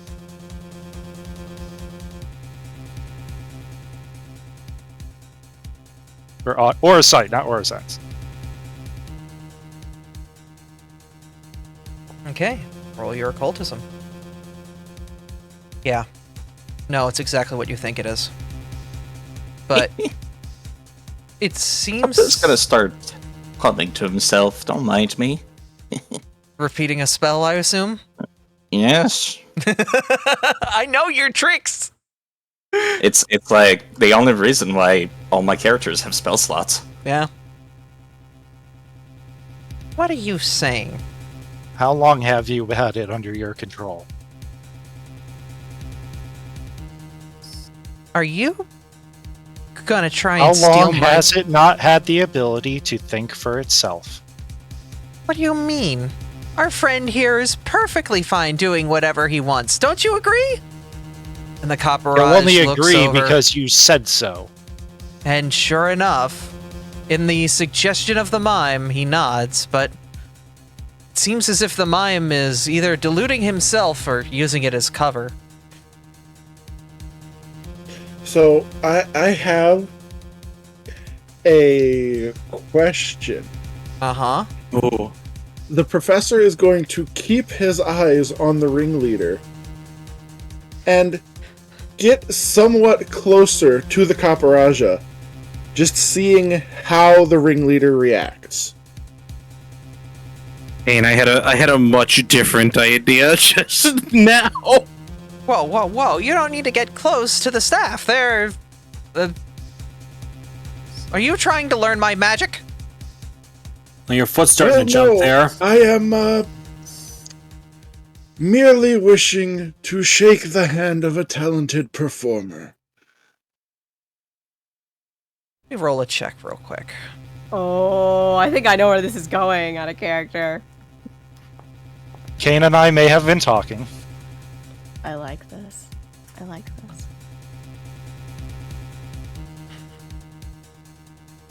The cane in his hand twirls for a moment as he puts it down and extends his hand to you instead. Well, I taught him everything he knows. Alright. The professor is going to grab the ringleader's hand, look to Artomis and the rest of the team, and activate his explorer's badge. I am taking the leader with me to fucking town hall. Okay, this is That's a turn fucking of metal. events. It's fucking metal. I wanted to ask, the activation, does that take 10 minutes to activate? Or is it a cooldown of 10 minutes after? No, that's the frequency once per day. Yes, it would take 10 minutes to cast this. Are you because- going to try to give this Teleport. man a 10-minute long handshake? I would like to say I was doing this from back when we started walking towards the center of the tent. So you've had this... When I was talking about my plans with Artomis. You've had this cooking for a minute. I don't know if you can continue an activation through movement, but it's interesting. I'll allow it. Are you sure about that? It's not exactly a subtle casting of a spell. It's a cool thing. Let it happen. Not to mention you have to be talking the entire while. Oh, yeah, no, it does. You have to command the badge to do that. Oh. Dang, I didn't realize it was... Yeah. Yeah. So It's alright. It isn't very stealthy. I can let you try to roll a deception check to try to hide what you're doing, or would that be thievery or stealth? Conceal an object is an action. Yeah, roll conceal an object to see if you can try to keep this hidden from him. Well, gang, I'm sorry to say this is probably going to pop off immediately because all three of those things that Abby said are a +0. Oh, good. I'm sorry. I aid you in the action! Alright. How? I was gonna say, how would you? You said stealth was one of the options, isn't it? How are you? How would you actively help the professor? How specifically is your character doing this? Oh, wait. She could do a deception check to distract. I'm very good at distracting. I asked a question to the GM that I haven't gotten an answer for yet. It's I don't know how it's a gray area, I will say, because it's not really known the specifics of what's going on. So it's a gray area. It's definitely a gray area. All right, one more question. Yes. Put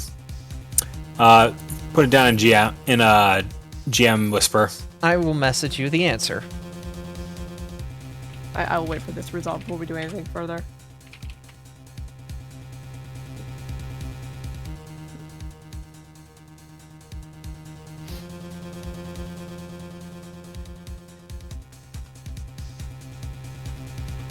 God, I felt so good about that plan, and I got you. It's alright. Small child can create Okay. distraction. Yeah, but it's like, you know, rolls to level 4. Okay, I'm making sure I have the clearance to roll deception to try to distract this guy.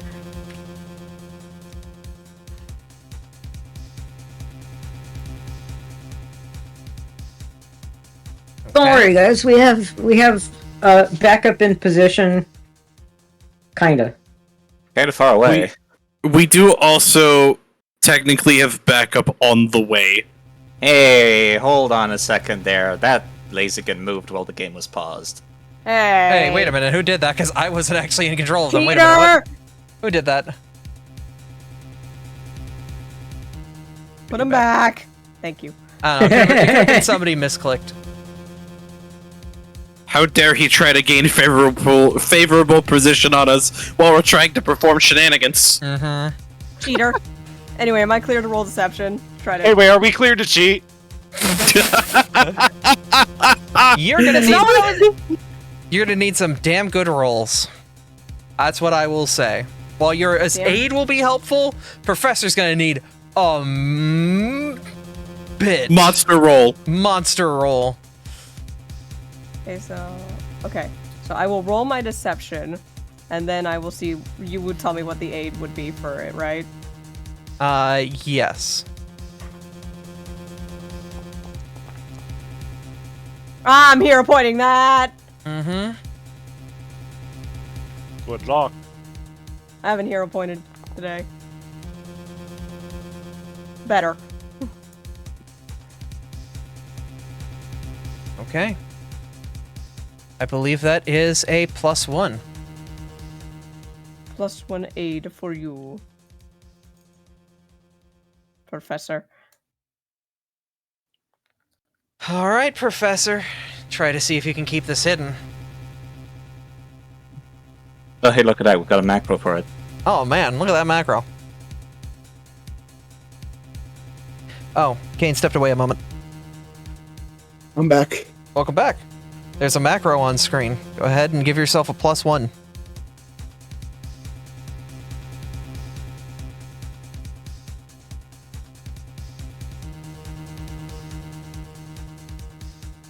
I assume everybody's not going to move as I unpause the game, just because it sounds like things are about to get very interesting. Violent. Why don't I see that roll? I see Kane Violently interesting. see Kane privately rolled dice, but I don't see what the result is. I also don't see anything. Right I see click what the and make result it. was. You saw what You the might be result was? looking through the viewer Yeah. camera, Abby. No, I am logged in with my GM Abby account. It didn't show up. I see what the rule is. Do you want me to DM Message it to you? me, Ab? yeah. Is the map so tiny, by the way? Oh. Yeah, the map It's is like a little library bit... map. It's a bit of a tinier map, yeah. It is... Did you make the resolution like 300 or something? I found this map online.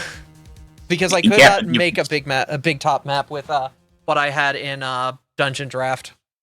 Yeah, but you could choose the resolution of the map yourself. I know. I could have fixed it in a different way, but it's fine. It'll work for the time being.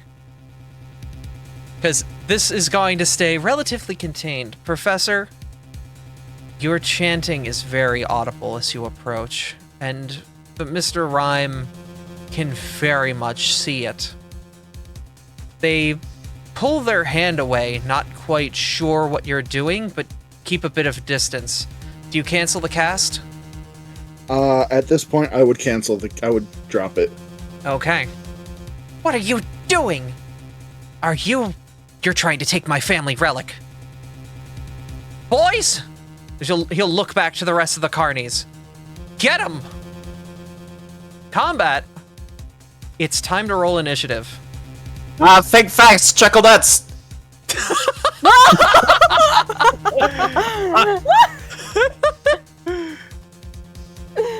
Oh, I'm gonna make my those squares God. now. That was glorious. Think fast, Chuckle Nuts got me. He failed. Why did that show up on the viewer camera? Oh my god. Not at the mastermind.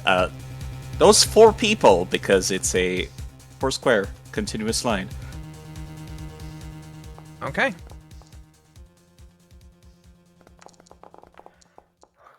Oh boy. Oh, and I've got a Can I make basket this? of goodies and No, I tools cannot. right now with all the stuff we just got. Can I use a party reroll? On initiative? Initiative? I got an 8. I would rather be a little higher than an 8. On initiative?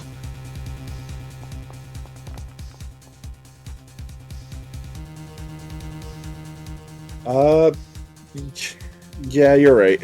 It'd probably be more helpful to use it on an actual ability. You know, something that contributes to the fight. Unfortunately, Ember totally beefed that roll.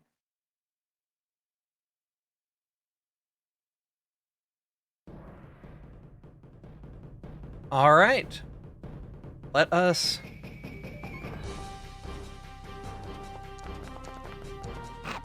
Got a whole lot of die to roll.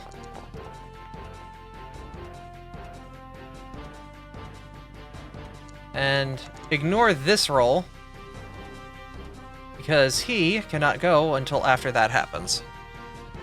Martin has given a reroll. Bless you, Martin.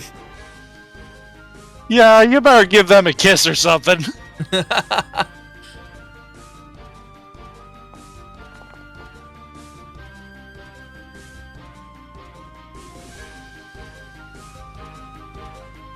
All right. Oof, better than being last. All right, now I will ask Abby. I kind of positioned myself in an awkward spot because I didn't want to be like on the same. I was gonna be there, but like didn't want to be in the hitbox of the Mr. Ryan. You are adjacent in that position. Okay. Yeah, Volna, I would say from where you're at, you would have to move one tile up to get a clear shot, but this would be like trying to attack through Artie from this angle. So, like, I would need to be here. Yes. That's probably where I would have been then, so I could actually get a hit if things did go. Yeah, Hot immediately. I will say, yeah, you were able to do that adjustment because you knew shit was about to hit the fan. That I was in an awkward spot, and I apologize for that. I didn't know this was going to stem into combat. Yeah. No, you're good. No, I wanted to throw something at you. Okay, so this puts grease down on that line. And the creatures rolled. This acrobat critically failed, so they will fall prone. The others succeeded or crit succeeded. Which means, I believe, absolutely nothing in that case. Yep. Okay. It is the bear's turn. The Beware looks on and quickly stumbles through, stepping over... let us... should be able to pass through friends and gets himself over to this position. Hold on now, they'll also need to make that reflex save. They will. Because they're passing through the grease. The mud. They succeed. Well, it was worth it. And they look down at you, little Miss Saphira, and the massive Beware arm Oh shit.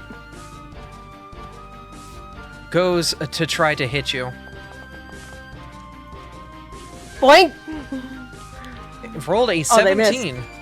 I'm ready to hit the dirt if they do. They missed. It's a melee strike. Yeah, that's Yeah, only hit for the dirt is ranged. only for ranged. Alright, I do have things for that though. All right. You don't need them. It missed. It will then attempt to attack you again. Got a nat That 20. one you should try and do Wow. something about. Darn it. That did hit. Okay. It will, with its massive arm, slam down and do 16 damage. Oh. Topta, it is your turn. Let's hit the thing. Let's get the show on the road. Okay. First two actions will be spent casting Loose Time's Arrow on everybody that is friendly. Everybody, give yourself the Quicken status effect. That will give you an additional free movement your next turn. Thanks, And I'm Toby. Gonna spend my last action entering Arcane Cascade. With Force, because that did not have any damage type associated to it. Okay.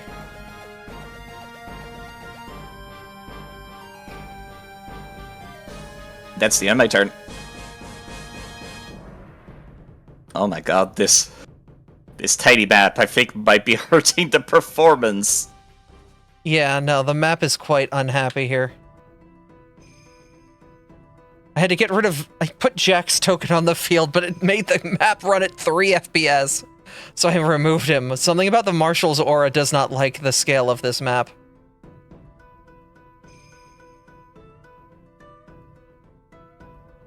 Okay. It is time for Miles' turn. Yeah, I don't think all of the quickened effects are helping either.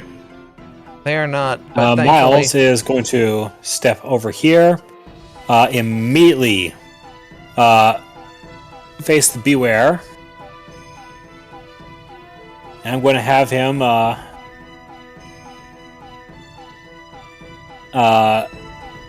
go against this guy as hard as he can with a slashing attack. Alright, go to hit. That will hit. Let's see. That was his second action, so Miles is going to take one more. Well, roll your damage. Oh, that is not a damage button at all. Yep, but that's a crit. So that's from second turn, and this is going to be from the third.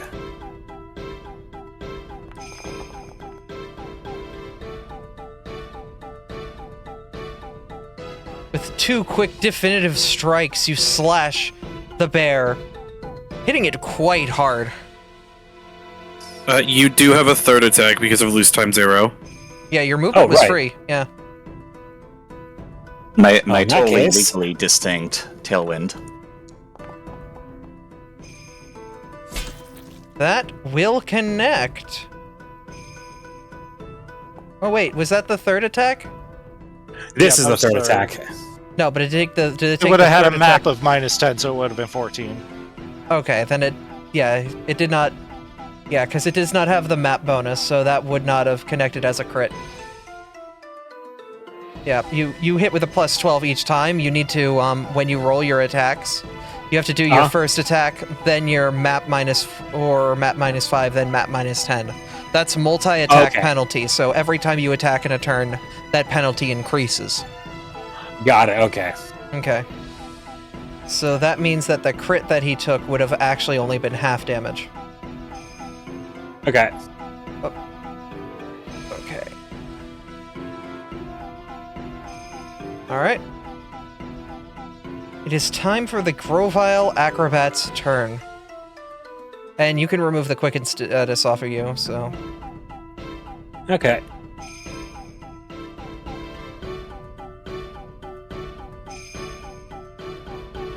Alright. The Acrobat will step out of the grease. Does that incur the penalty, even though it did a check No. when the grease was first cast? Okay. And we'll head over here to the side of Miles, targeting them with their massive foot. And you just dodge out of the way, the foot hitting the dirt, before it then attempts to hit you again. The second foot connects to you, young Miles, and does 13. The leg of the acrobat, very toned, very skilled, finding purchase against you. All right. The Mr. Mime will sit in the back and start sending in the clowns. Mr. Mime will spend a full turn pulling another Mr. Mime out of their hat. The effect resolves during the creature's next turn. This action can be interrupted and or reacted to. It has the traits Concentrate, Manipulate.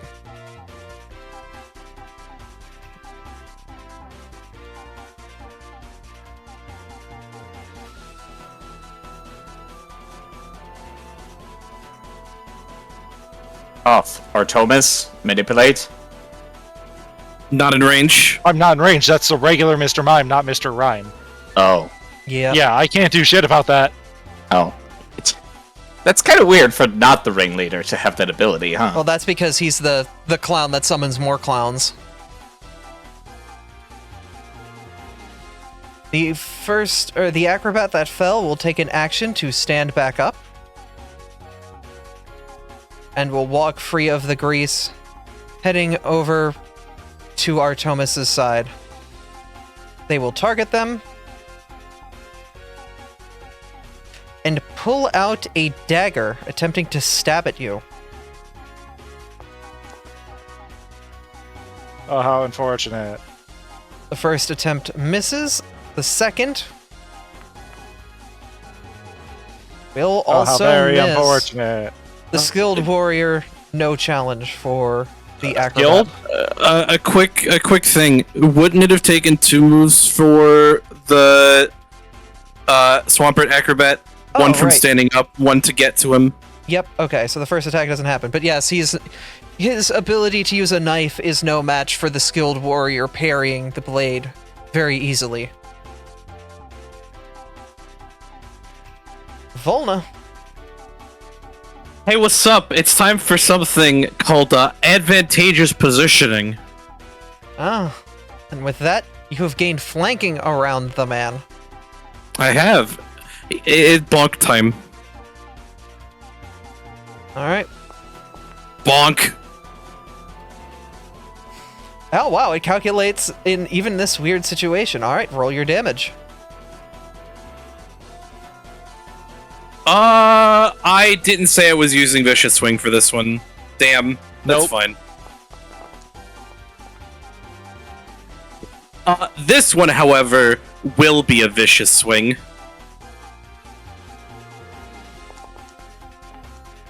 Fuck! It just misses. Should I party reroll? Since we have, like, all of them. Yeah. For a vicious swing, it's worth.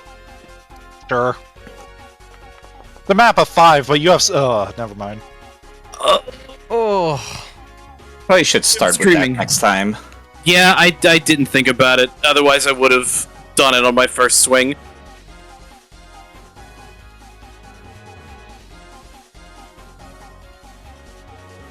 Well, shit. That's, unless chat gives me a reroll for that vicious swing, that is all of my actions. Because vicious swing takes, 2 actions to do.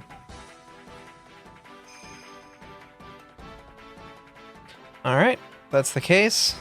It is the acrobats. Oh, Martin has given you a reroll. Let's go! Show me potato salad. That's a 14. That'll connect. Shine. A massive hit with the second strike. Thank you, Martin. It is time for the next acrobat. I'll move over here to the side of Sass, and the Blaziken, using its fiery feet, will try to slam them down on you. Nope. The hit going for you misses. The second hit missing. The nimble bug dodging between each blow of the Blaziken's legs, unable to get hit by the attack. Artie, things just got very cuddly very quick. What will you do? Yeah, the position I wanted was kind of taken. So... You still have flank on the rhyme, though, if you wanted to swing out at him.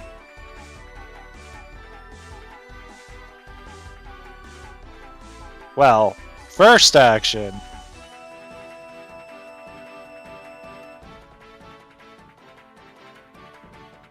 Yeah. We're going Starlight Sentinel. So then- shiny form, if you will. With a flash of aura, your body color changes from blue to yellow, and you activate the Starlit Sentinel transformation.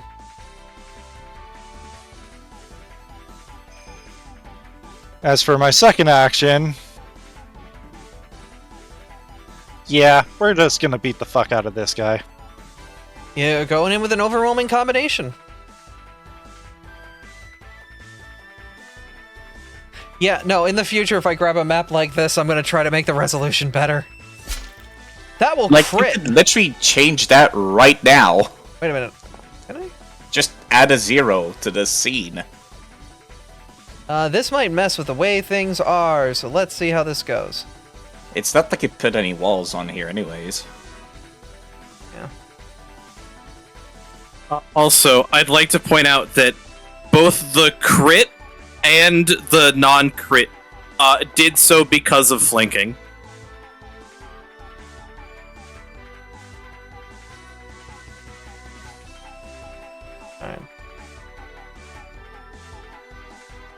Alright, I am saving this. Alright, give it a moment. It is very unhappy. Whoop. Yeah, Where- you're just gonna have to replace us to where we were. Yeah. But now it looks a lot better. Yep, it's just the grid itself is a little, messy. Oh, it's still tiny resolution for some... No, never mind, it's fine once we're zoomed in.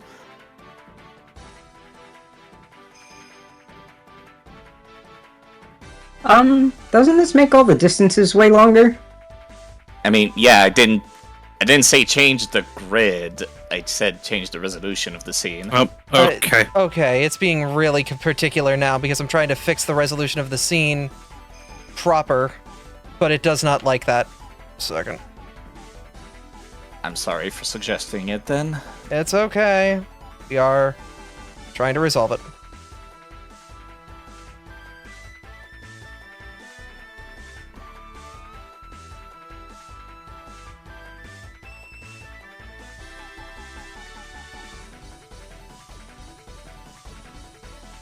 Really does not want to play nice. What the heck? 4320.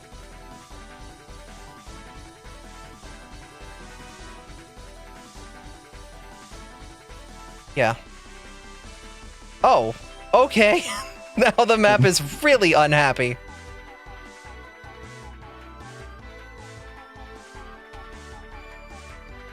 Please tell me you had an original copy of this. The circus the long way. Launch. Not what I wanted, but okay. Just to put it back. Put it back Yeah, to what it I'm was. putting it back to what it was. I cannot see where the field is. Oh, there we go. It's in the top left for. Yep. I've lost my token. I have no idea where it went. I'ma just Well, copy paste myself back onto the field Yeah. instead of doing shenanigans.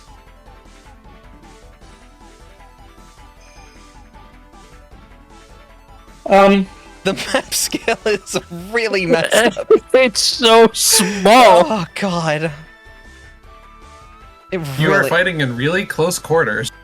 I mean, if I may, the HUD's not broken anymore, at least. Yeah. if I may, Okay. this might be a good time to end session so that we can fix What? everything. What would 'Cause we we're in getting- session? Because we're approaching the end of session anyways. We still have to do K9 later. What do you mean? We've got 30 minutes. I'm just saying. Okay. Me too. Let's get everyone back into positions. Sorry about that.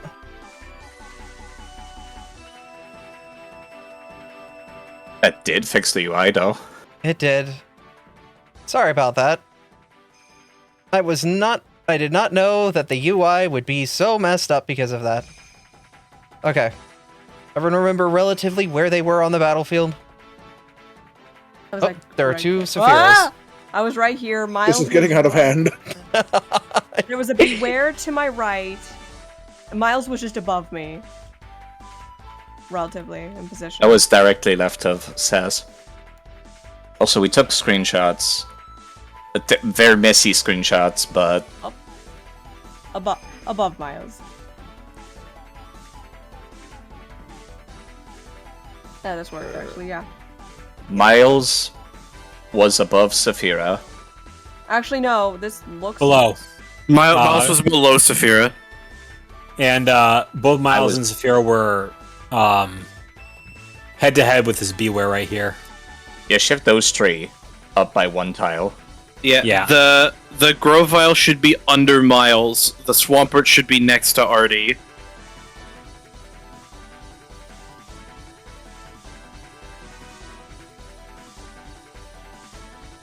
And then the Ursa Ring is was like here. Where? I here. Ah, okay. And you were down to that? Yeah. Yeah, 5 feet down for the Ursa Ring. Okay. 5 feet down for the Ursa Ring, 5 feet down for the mime. That one? Yep. Perfect. Okay. Alright. Artie, you've starlit Sentineled. We're back. We're fixed the outline. We fixed the scene. We could probably put Jack and Abby back on this scene proper, and they'll probably play nice now. Yeah. Alright. Alright, so the damage was already rolled, but I again forgot to add my +1s to them. So it's 13 and 11.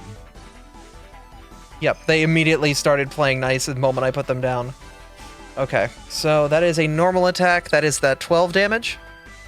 The crit was the 12, which should be a 13. The normal was the 10, which should be an 11. Okay.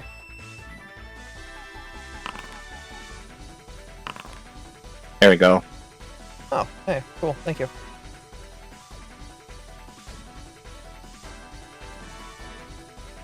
Alrighty. And I technically have free movement, but I have no idea where I would even go. Yep. So I do have one more action after that. You could move yourself raid. and place the flank.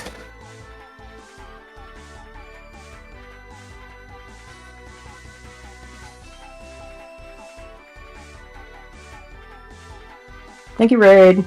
Thank you, Raiders. Okay. Oh, Artie, are you gonna move for flank?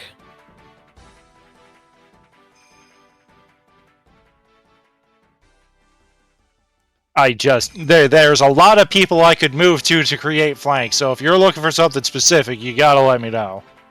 I deal big dick damage, Artemis. But why? I was not expecting Side to say that. Okay. I could probably one-shot this one Pert if I had some kind of flanking, but that's... At that Not point, possible. It doesn't matter. At that point, it doesn't matter, because I have free movement anyways.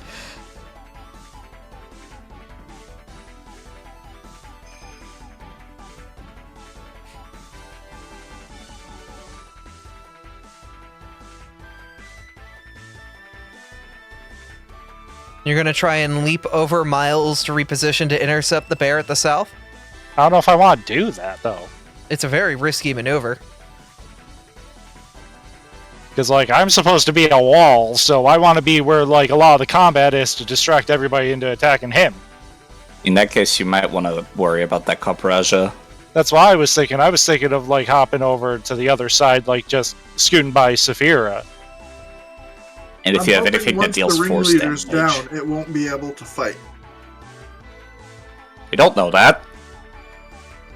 It's a solid I mean, it's presumption to currently make. under the ringleader's control, and Abby did specifically say ignore the Copperage's role because it has to act after the ringleader. In this sense, I am playing it as if it is an Eidolon and needs to get input from its master before doing anything. I put my thing back down. Thank you you. don't need to color them.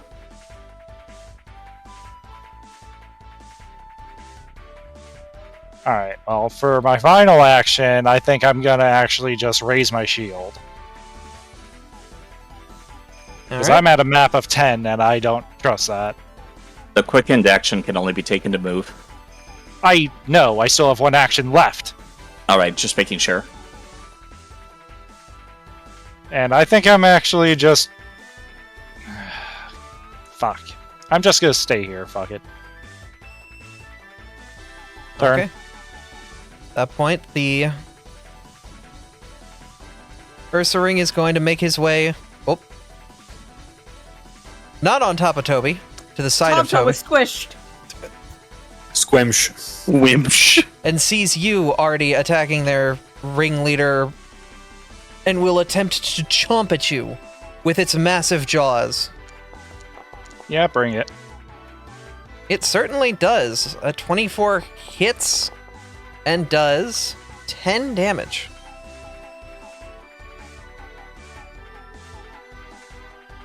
And will Question. attempt to grab you. If I block, am I only allowed to block once? It's considered my reaction, correct? I Yeah. believe so, yes. Alright, I'll just take the damage. Alright, it will then chain that into trying to grab you. The monster's last action was a successful strike. Oh wait, no, Jaws does not list grab, so it cannot do that. Never mind. I misread.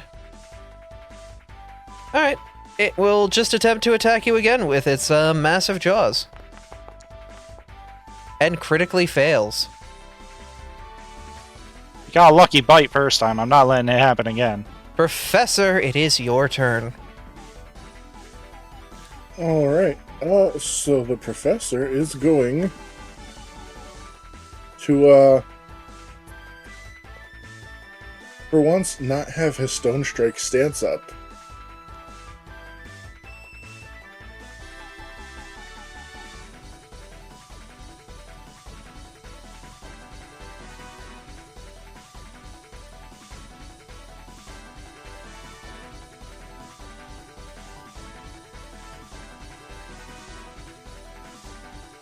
Question.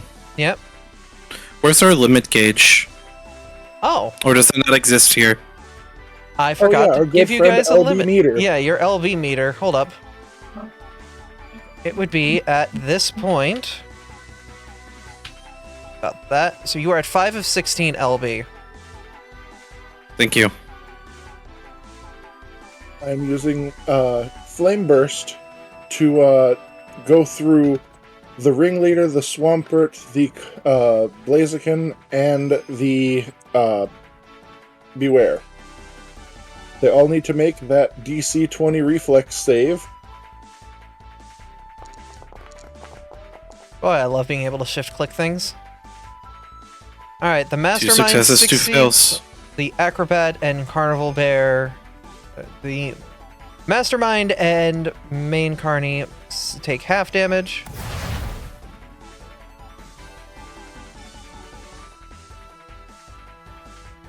These will take full damage. So, why did my Carney lose his water ground typing? Weird. Did you put down a new copy of these characters on the field? I'm thinking Instead yeah, that's what happened. Yeah, instead of the originals. My tokens aren't linked. Alright.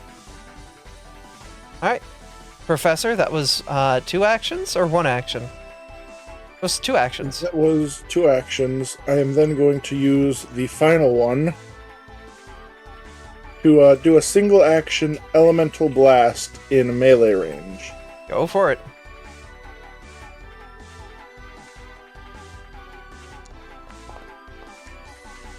That will connect, Professor.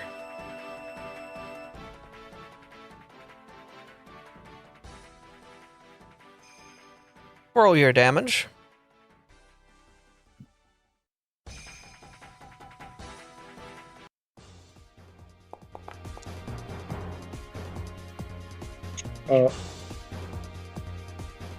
Mr. Rhyme will take additional damage because they are Psychic Ice type, if I remember correctly.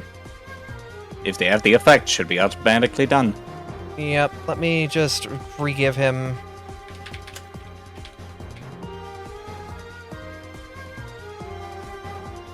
Go. If there's any more left, maybe one of the other GMs could do that for you. That'd be appreciated if the other GMs could just drag the type matchups onto the various other Pokemon. Just... I don't know if anyone else has actually done that, so... Okay.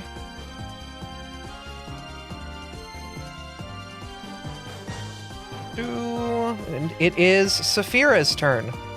I'm not used to being this low in the turn order. Yeah?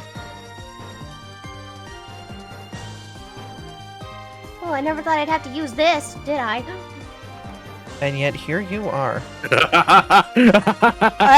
the laughing. I was like, Beware! What is Copperaj's typing? Steel and whatnot? I think it's pure steel. Alright. You take out your Kukri and strike at the Carnival Bear, dealing 7 damage. Yes, it is pure steel. It is down. Big meanie! Deserve! Deserve! she then turns her attention to the Blaziken who tried to fire kick and strike again. Alright. That will not connect. She's not used to this sword. And I have, I think I have one more. Have you action. seen a bug use a sword? No. Yeah, I have one. You have. Oh yeah, I have.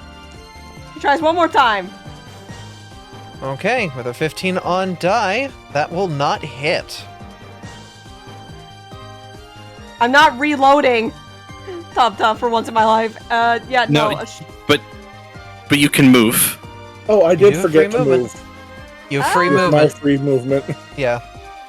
Well, in that case, I'm going to just scoot over here, just a little bit. But I'm a little trapped in, but that's my turn. I don't think I will, though, because I'm in a good spot.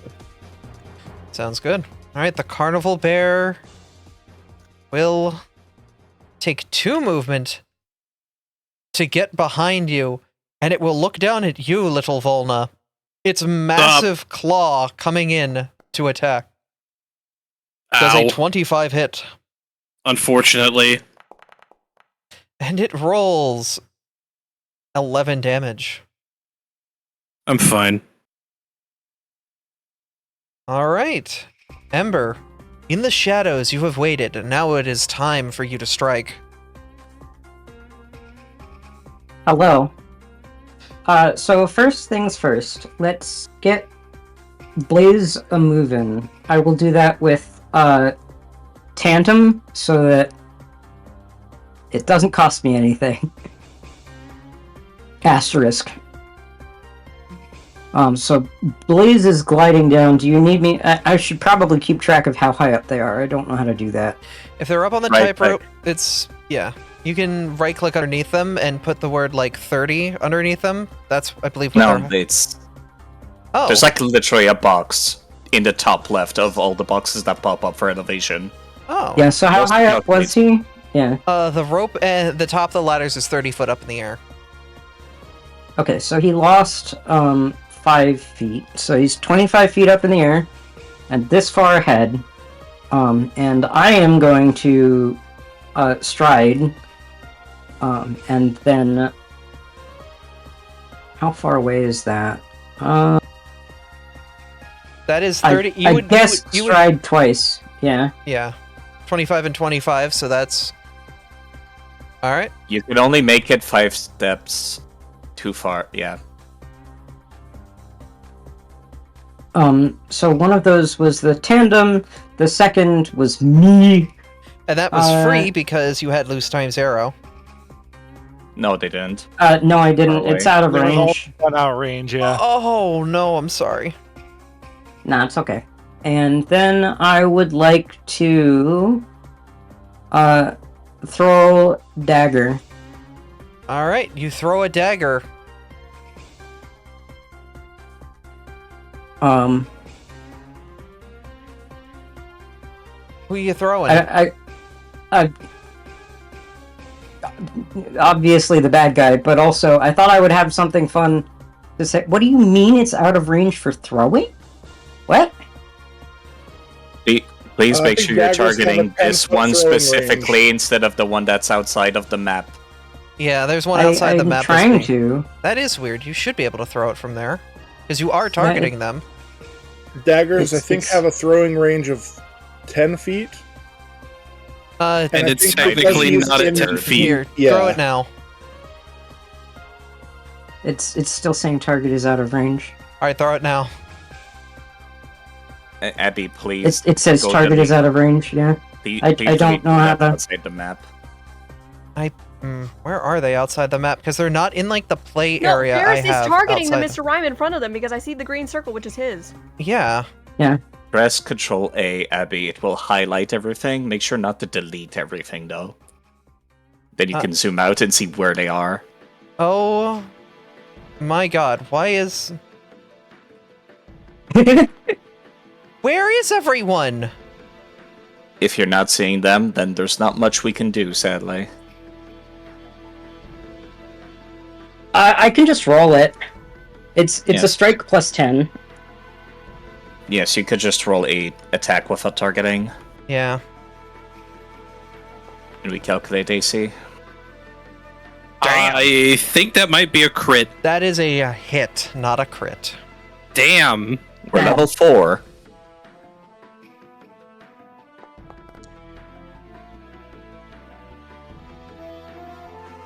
It takes... That's Oh a lot of my damage. God. Everything targeted, didn't you? God damn it! Damn You it! hurt the audience! I heard everyone! Abby, How this could is you? why I Chat, said... look out. I tried to click off of It's it. okay. Oh my god. I Okay. can't believe the You limit hurt break the- meter took 2 You hurt damage. LB! I'm so upset. They're not on the map though anymore. Like, I looked all over. They must be off of, like, the play area that I have as the DM. Oh my god. Yes. I You can't hurt believe that. I can't believe our LB meter took damage. You hurt that! Moving on. Like, Yes. Instead of poor Abby getting embarrassed, please. It's okay. He will take his 2 damage. I will calculate that afterward. We can ignore the amount of commoners that just took a knife. the top of the list. Oh my god. It was pretty funny though, right? I was. You might just want to clear the chat. You're going to be here forever otherwise. Yeah, I'm not gonna worry about it. Okay, let's clear chat. I didn't know Ember knew Blade of Storm of Daggers. I know, right? And I didn't realize that Ember was the fucking what is the name of the fucking rogue It's the class from ringleader's Slay the turn, Spire? Mm-hmm. Yeah. Alright, the mastermind looks on. He's surrounded. He's going to call to his elephant. Oh! Attack them! Do something, dude!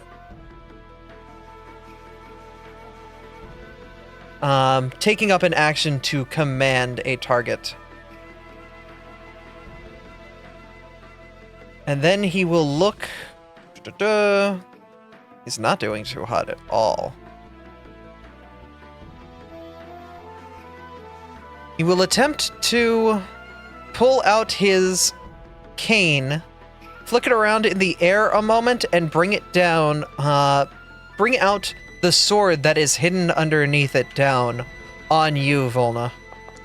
Is that a manipulate action? It is a regular attack action, so I don't know if that's a manipulate or not. It is not. Hmm. You described it. You described it like a manipulate action. Ow! Before attempting to do the same to you, Professor, with his sword.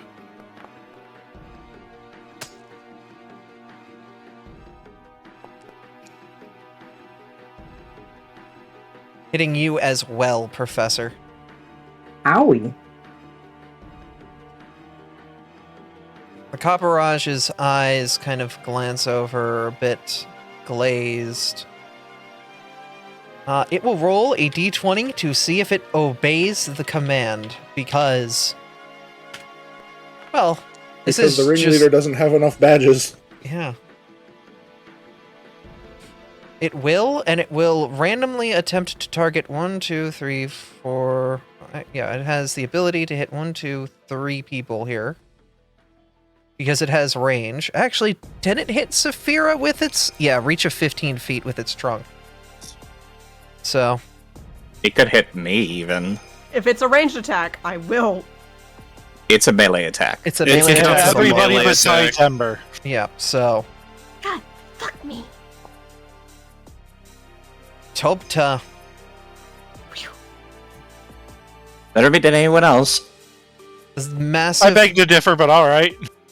The massive trunk rears up, getting ready to bring itself down on you.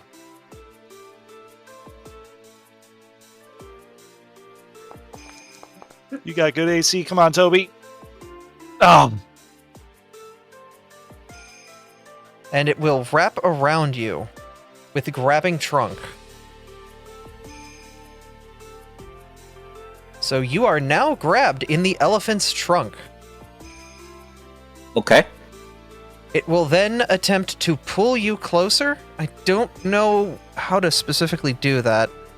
That's called reposition, and that's an athletics check. And there's a whole macro for it as well. Alright, reposition. Where is that macro? Should be in the basic macro. Basic action. Position. There it is. Yeah, it looks like a chess piece. In the actions I put menu. it in chat. Thank you. Alright. It rolled a nat 1. Let's go! Actually, my that God. means I get to pull him. Describe.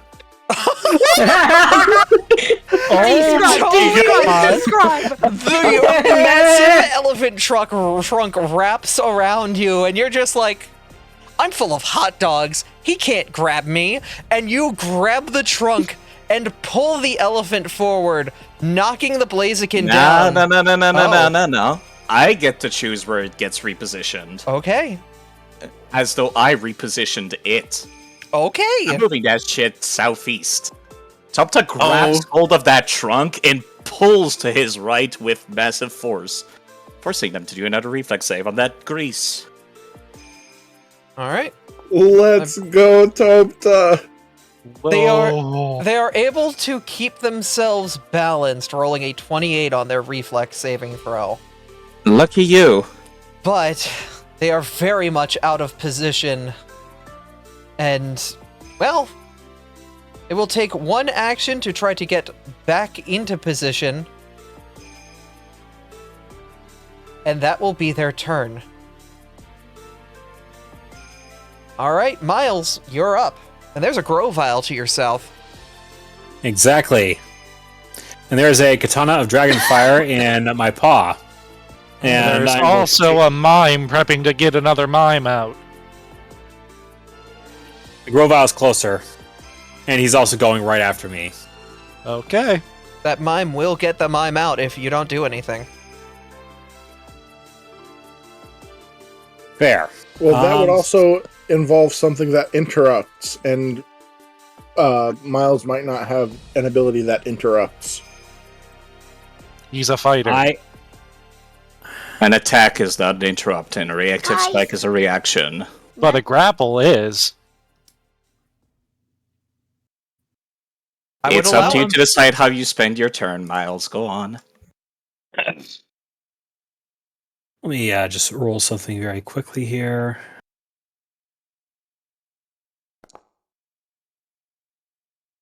Okay. Miles does not see the Mr. Mime, or at least not think of them as the primary threat right now, because Grovile just kicked at him, so he's going to go back at him. Alright. So Miles is going to be striking at Grovile.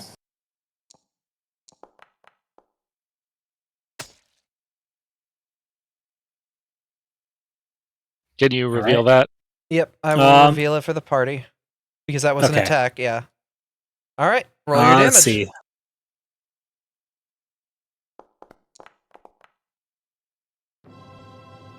And we'll do 12 fire damage. Doing Um, additional damage to the grass type. Yeah, that was the other thing I was going to ask about. So I have to roll a follow-up attack with... Map -5. -5. Okay. That's why they give you those little buttons next to the attacks. A 15 will not connect. Darn. Yeah, one more. All right. This is a map -10, right? For the third? Yep. If you attack, yep.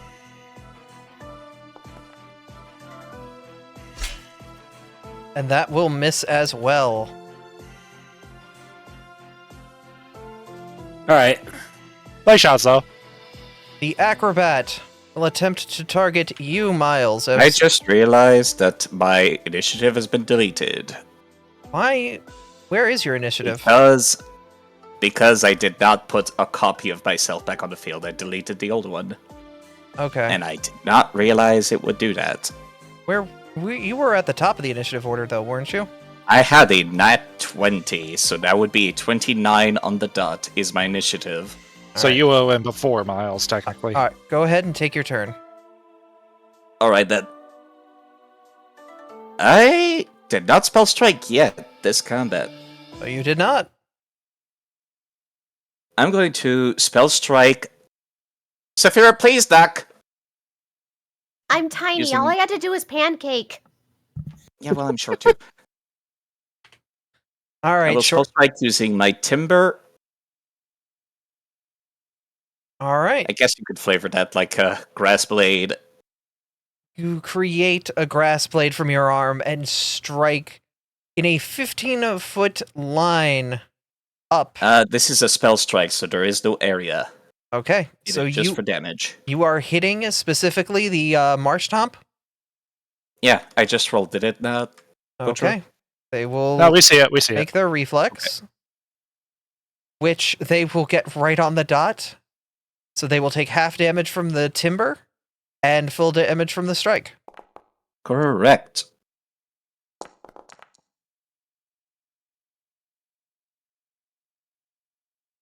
With that, the massive strikes certainly do rattle them. I'm going to try something before I make my free movement. I'm going to have my independent familiar try to demoralize that big bear, sending up psychic wave of uneasiness. So Okay. I can fight demoralize.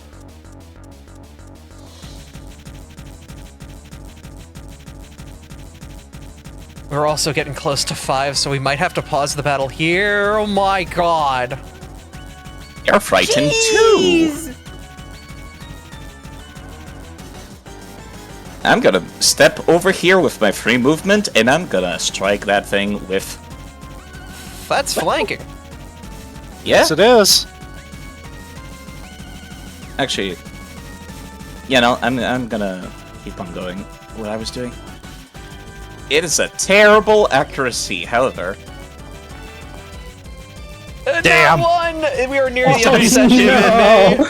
You The may, dice taketh away. you may want a party reroll. It was a crit. If you miss. want. I allow.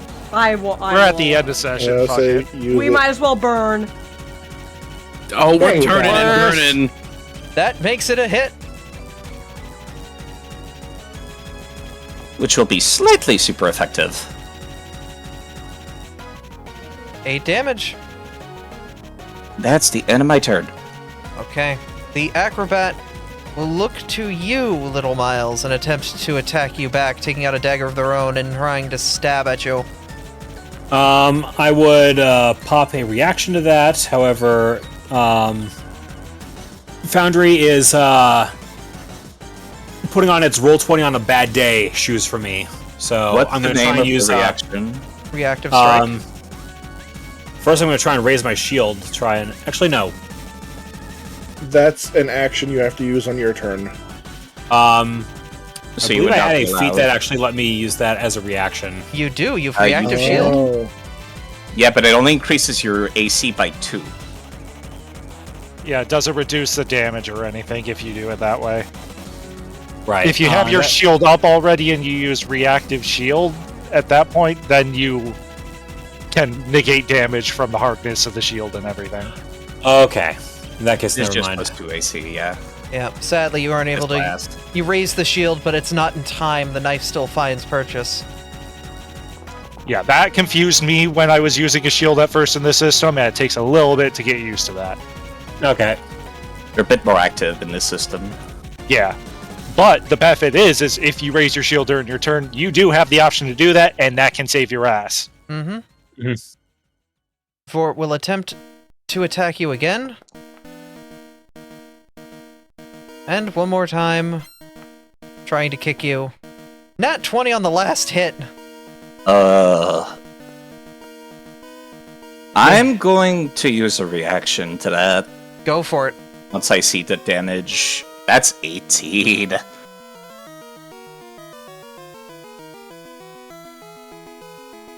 You Setting a protective shield around Miles there. Miles, give yourself. I will give you hidebound, then click on the damage button. Alright, so yeah, hit the damage button above hidebound.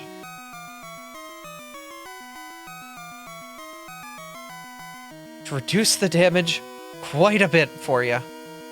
Yeah. You'll be one later. Let's see if I survive this. The mechanical carnies, send it in the clowns, will proc, and now there is a second clown.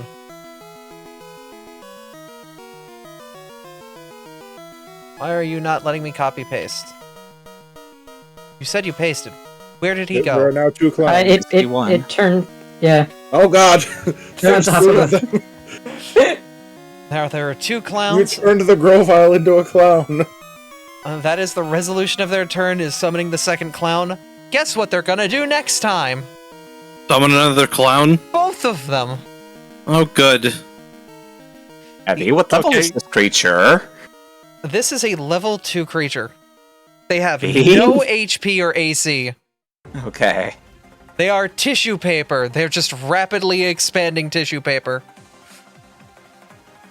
The acrobat like here. the zombie horde problem. Yes. One zombie is not a problem. Many zombies is the problem. The acrobat Is to the your mushroom's turn? the acrobat to your right will attempt to attack you, Artie, trying to slam the massive foot in your face. Rolls a 19. Yeah, I'm gonna react to that one and raise my shield. Or my shield's already raised, but use my shield to negate some of that. Go Oh for well, 6 fucking damage. Okay, well, my shield will take 1 HP and the hardness of 5 will reduce a lot of that, so. You could choose not to do that as well after seeing the damage. Oh, you can choose that after the damage? I thought that was at hit before damage. I don't know for sure, but like I always see damage being rolled before people choose. Yeah, if it's only 6, I'm just gonna take the 6. I thought it was gonna be a lot more than that. I'm Yeah, gonna don't go you check. Don't you reduce some of it anyways because of I steel do, typing? that's why it was like, yeah, there's no point really using my reaction at this point. With a steady action of its foot, it will then attempt to strike you with the dagger, going wide, before attempting to recut the air back to try to re-hit you, missing both strides of the dagger. Volna! You really need what's some up? more training. You're in a bad hitting- situation. We're hitting the man's with Go a for it. vicious swing. I Because would I'm like to big point mad. out, Mm-hmm. by the way, if you can also get out of the way of this line, both you and the professor, I can do some big damage candy in my 15-foot cone. But I don't want to hit you guys. I'm gonna say this from an arty moral standpoint. He doesn't want to hurt the Copper Raja. But I have but I could hit all of them. I also don't think I can move anywhere.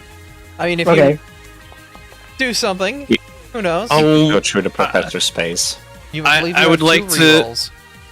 yeah, I'd like to use one here. Do it. Please. I still missed. I still fucking missed. That was your first attack.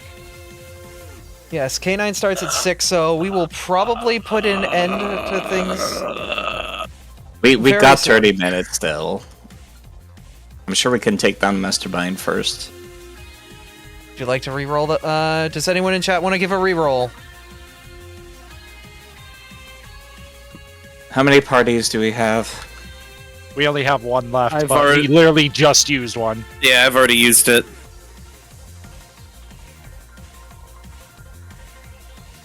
I honestly think it'll be okay if we just... Faisar has given you a re-roll, saying slavery bad.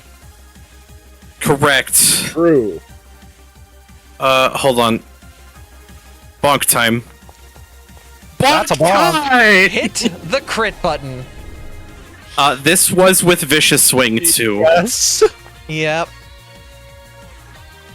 It big bonk time. With a massive strike, the Mr. Rhyme is knocked Holy crap! hard down onto the ground, knocked unconscious before you, Ember, as the ball rolls out of their hat before you. You can take a I'm totally picking reaction. that up, right? You can take a reaction to smash it with your foot as well. I do not recommend doing that, given that we want this object. Correct. I'm pocketing it. You're not going to try to recall the Copperage that's attacking your team or anything like that? Am I allowed to? Do you know how this device operates? You said I did. I just didn't know if I Yes. was allowed to. If you want to, there might be repercussions for you using a device like this in front of your allies. You said I know how to use it, right? You do. You've had... I'm gonna press release. With that, the ball flicks and quivers a moment as the ball suddenly, in the release process, causes the ball to self-destruct. The pieces falling apart in your hands as you see the Copperage. Their eyes blink for a moment before they return to reality, and it seems as if the life has re-entered their eyes. There's a stillness in the air as combat seems to stop the mastermind down. The Copperage walks forward its long trunk poking the side of the mastermind. For a moment, it seems like everything's gone still, and combat has stopped. What do you do? The professor is going to grab onto the hand of the now unconscious ringleader. I'm going to propose a question to the Kaparaja in steel language. I'm finishing knocking this one out, and I point my weapon at the one to my right. You better not move after that. Oh, I'm spitefully going after the Grovile because this meanie nearly knocked out poor Miles. And I'm hitting it with my heckin' horns. Cause you's a whole ass bitch. And son of a gun, no. It's the end of session, I'm rolling that. At this point, you put your hit in. It doesn't seem to do much to the bear. He's a freaking bear, and it's the first attack he's taken. It's also not rolling the full damage. This would be like 500 die. Yeah. Never mind, it doesn't want to hit. No, she's just trying to shove the Grovile away at this point then. There's more flavor thing of knocking him out and then telling the others not to move. Why does he have a disguise kit? Don't worry about it. I smile.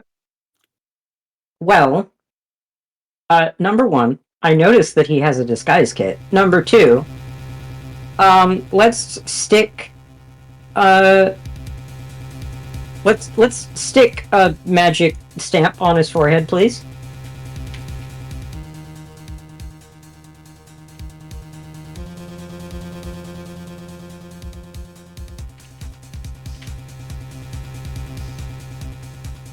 All right, you are doing so. The Kapparaj is looking a bit stressed. He's like, What are you doing to my boss?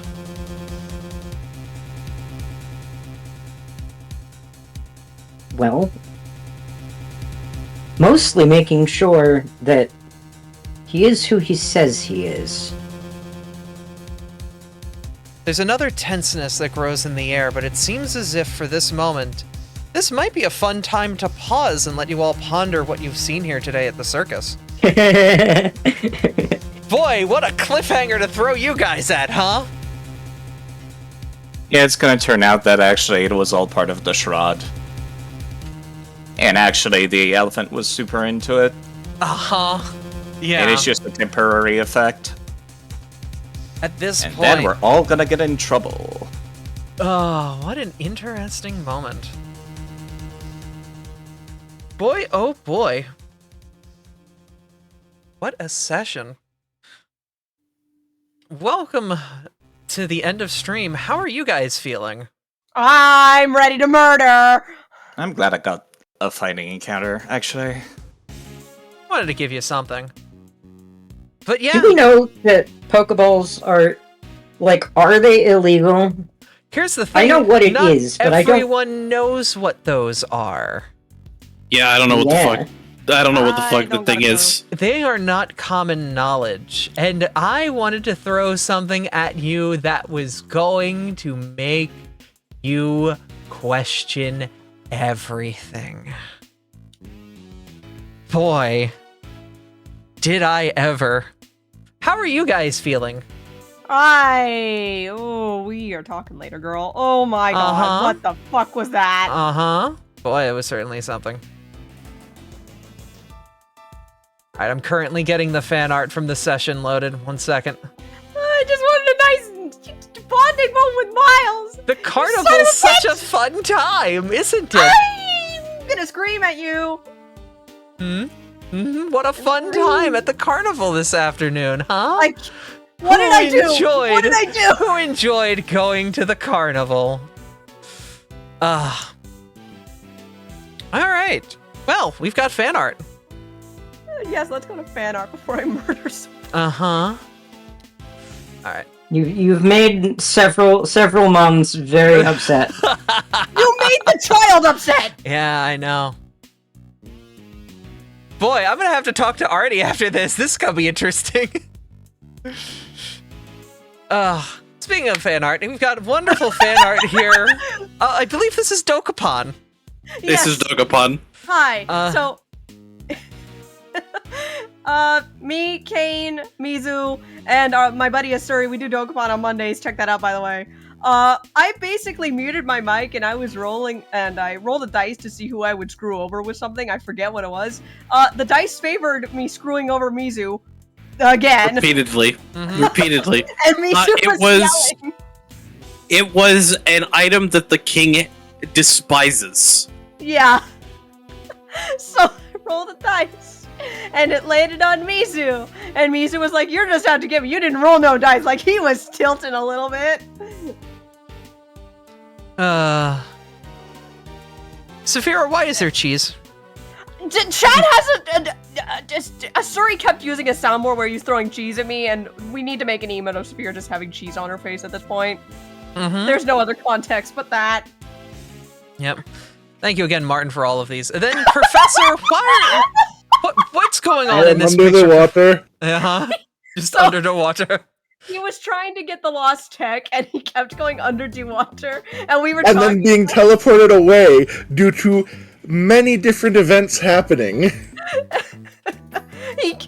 I think it was 6 separate occasions he was trying to go through the forest and get into the water dungeon, and he kept morphing away. Every time. Every time. From Statoros, we have a lovely picture of their Score Bunny, or not Score Bunny, the second evolution. Raboot enjoying a nice treat with the Fuecoco that got annihilated. Took a nap. Oh, look at the back. Somebody selling tea. Oh, hey, it's Tank. High quality, freshly roasted. Oh, I love Statoros. They've got Wingull over here. What? Get him out of here! I see Coffee you. Salandit. Damn it! At least it's not a Trevor this time. Yeah.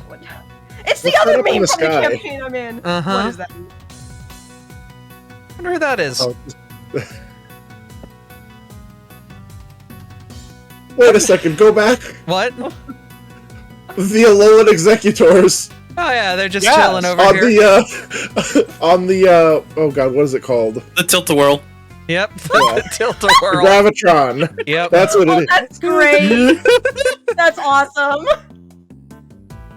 Come to the Founding Fair. You have fun, food, and fungus.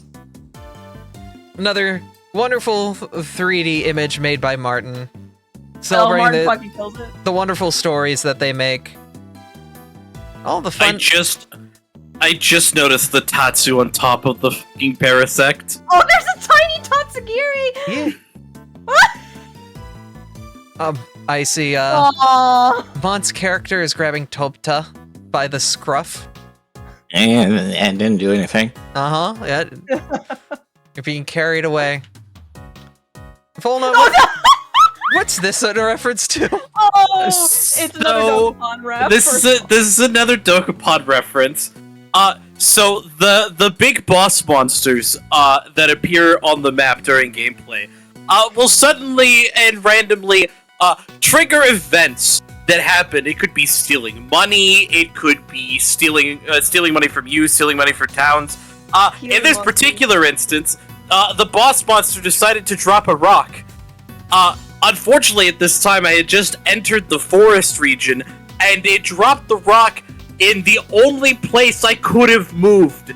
So I was just stuck behind this fucking rock for like a week. The thing that was funnier is I had dropped blackmail on Mizu and wasted his revival, and it popped right after the rock broke, and I was like, oh wait, he has a revival. Well, I made him waste it anyway. So I was just stuck behind a rock with death approaching. He couldn't do anything. He couldn't attack another player. He was just stuck there. Just stuck. They just have to sit there and wait for it. Oh, Yep. hey. Martin made a piece of fan art with that Tatsugiri. Why is the Tatsu on top of He's an going to the Ardroid? moon. You'll find out. You'll find out. This is Meline or Mechagiri. or Meki for short, a small Tatsugiri with big ideas. She's created a big mech, big for her, but shoulder height to anyone who's normal sized, named M01 in order to get around easier. And she has taken it to the Continent of Steel to show it off at the fair. But sadly, we kind of already had the fair all set up and whatnot, so they might be arriving a little late. Speaking It's of fine. It happens. Speaking of wonderful hand-drawn art, oh, Pebble. Yeah, Pebble, you can have a bean dog. Bean Pebble can dog. have a bean dog as a treat. Oh my god. I don't know why I feel strange things watching a man shove a hot dog in a small critter's face, but here we are.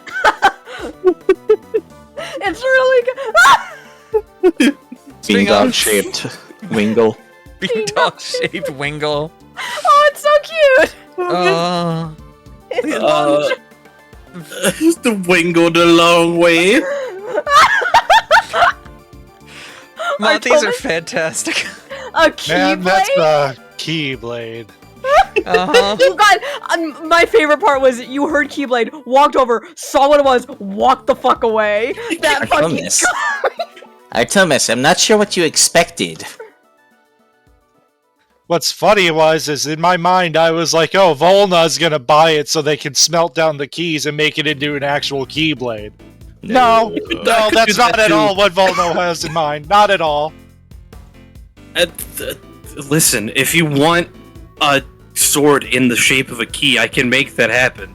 I just figured these 300 keys It's not serve the same, Volna. It doesn't have the same magical properties. Not with that attitude, it fucking doesn't. This is tough to. Hey now. Toby?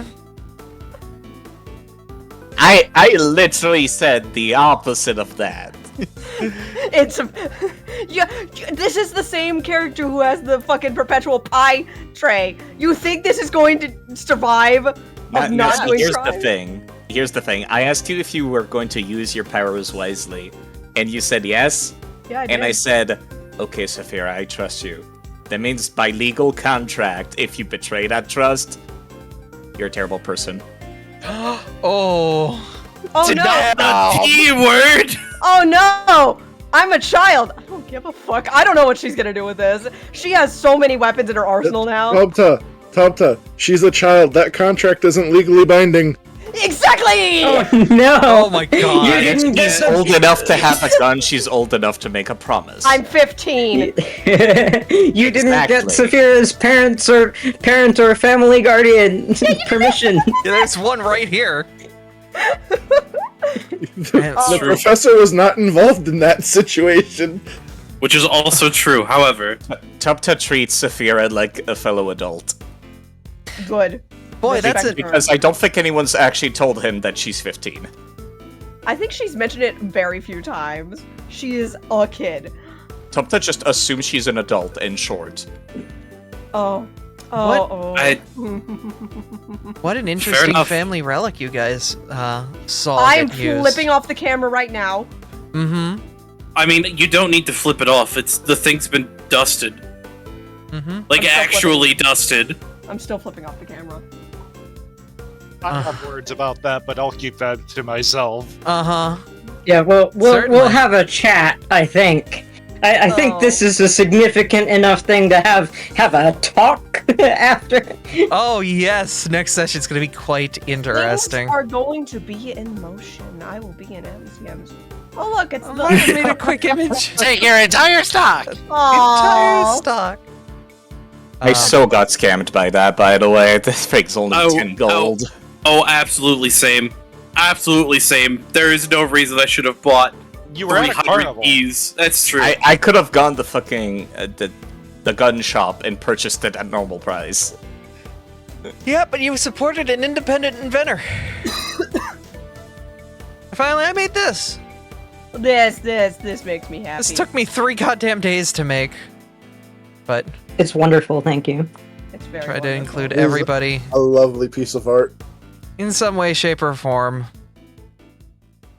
So apparently people really like the way that the funnel cape came out. I That shading is hard to do, Abby. You kidding me? Very good. Are you kidding me? What, like, excuse me, Abby. It looks You're like you excused. spent. It would be a damn shame if my hand slipped and that cake just went right into Abby's face. Especially after what I just put you through today. Minus 18. Minus 18. Thank you all for coming out and watching. We'll be back in about 40 minutes with the K9 unit. They will be entering the Kutal Aldori mansion to see if they can find what they've been looking for. That's going to be it for us. Thank you guys for coming out and watching. Do my players or guests have any final things to say? No worries. It is a pleasure, as always, to hang out with you all again. You're wonderful people. I'm looking forward to the next fortnight. Hey, Abby. Yeah? Would you like to mention the thing that you're part of, or shall we not do that yet? I would say that if you... actually, we were going to do our shout-outs because, Ember, you have something coming up that you're doing. Uh-huh. That you are also a part of. Yeah, there's a couple people are a part of. Uh-huh. It's up to you if you want to talk about it. I'm putting together a campaign. It's going to use the Pathfinder system. Abby is going to be a player. There will be further announcements within the next week. All right. Very excited. Serious. But my wonderful players, Mizu, who are you? What do you do? I'm Corey Mizu. I do things on the internet, mostly tabletop RPGs and Yakuza. Yeah, look at that. They're also a kobold in about 40 minutes. Side effect. Hi. I made the I made the homebrew that's being used for the Pokemon species. And yeah, it's a work in progress. It's gonna take a while. Sass. Who are you? Hi. That's me. Hi. I'm your local otter god on the internet. I stream quite a bit. I do a lot of Final Fantasy, and I'm also part of a lot of tabletops. I'm kind of everywhere these days, but yee. Catch me. Pretty much everywhere. Artie. I stream sometimes. Artie is a very wonderful being. I love him a lot. Ferris. And they got a cool Ko-Fi link that you all could go check out. Yeah. Yeah. Take that. Ferris, did you want to do anything else? Say anything else? No? Question mark? I mean, I'm gonna be streaming when the campaign starts, but I'm busy. I'm busy getting that together in the back end. Y'all should follow Ferris. Speaking of people you should follow who need to stream more, Kane. Hi, I currently, at least routinely, stream Mondays, the Dokapon Kingdom streams with Sass, Mizu, and Ashuri. I need to stream more, that is true. Hi, that's me. Yee. Straight, our guest player for today. Who are you? What do you do? Hello, everyone. I am Straight Aura. Presently, I am simply nothing more than a lurker on the internet. However, I may be starting up streaming soon when I get a as yet unannounced project of mine up on its feet, along with my own streaming. Heck yeah. So stay tuned for that. I'm very excited. You should follow them ahead of time so that you're ready when the time comes. You should. Exactly. If you say something in chat, people can click on your name and follow you. All right. I think I'll do that. Lola, Bryce, Mont, and Amy are not here at the moment, but they are wonderful co-GMs that help make these sessions possible. Lola's making maps, Bryce makes boss battles, Mont's made a bunch of wonderful art and has helped with a bunch of the writing, and Amy has written a lot of the NPCs that exist in town and help kind of give them fleshed out stories. And of course, all of my wonderful co-GMs are helping write all of the various parts of the story, which means when I rub my hands together with a sinister smile, they can laugh alongside me. They knew that this was going to happen for a couple weeks now. My co-GMs. Boy, are you happy with today? I think today went quite well. The child was the first one attacked. Senna, I don't know how to feel. Senna, y'all should go give Senna a wonderful follow. They are a wonderful content creator and a wonderful friend. Give them a ton of love. They're going to be at my house soon.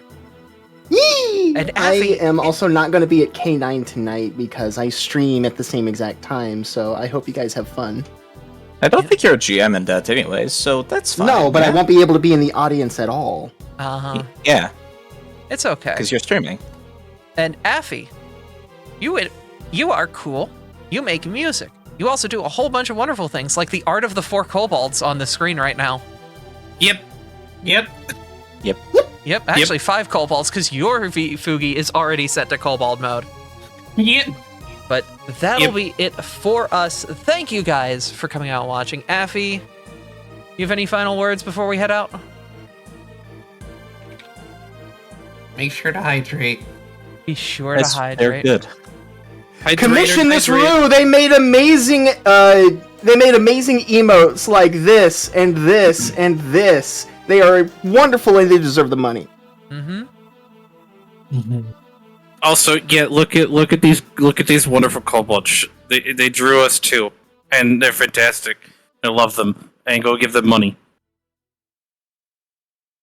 Yep, but that is going to be it for us this evening. Thank you all for coming out and watching. It is always awesome streaming for you all.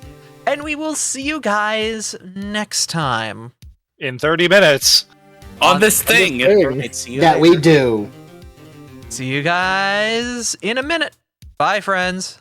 Senzu beans.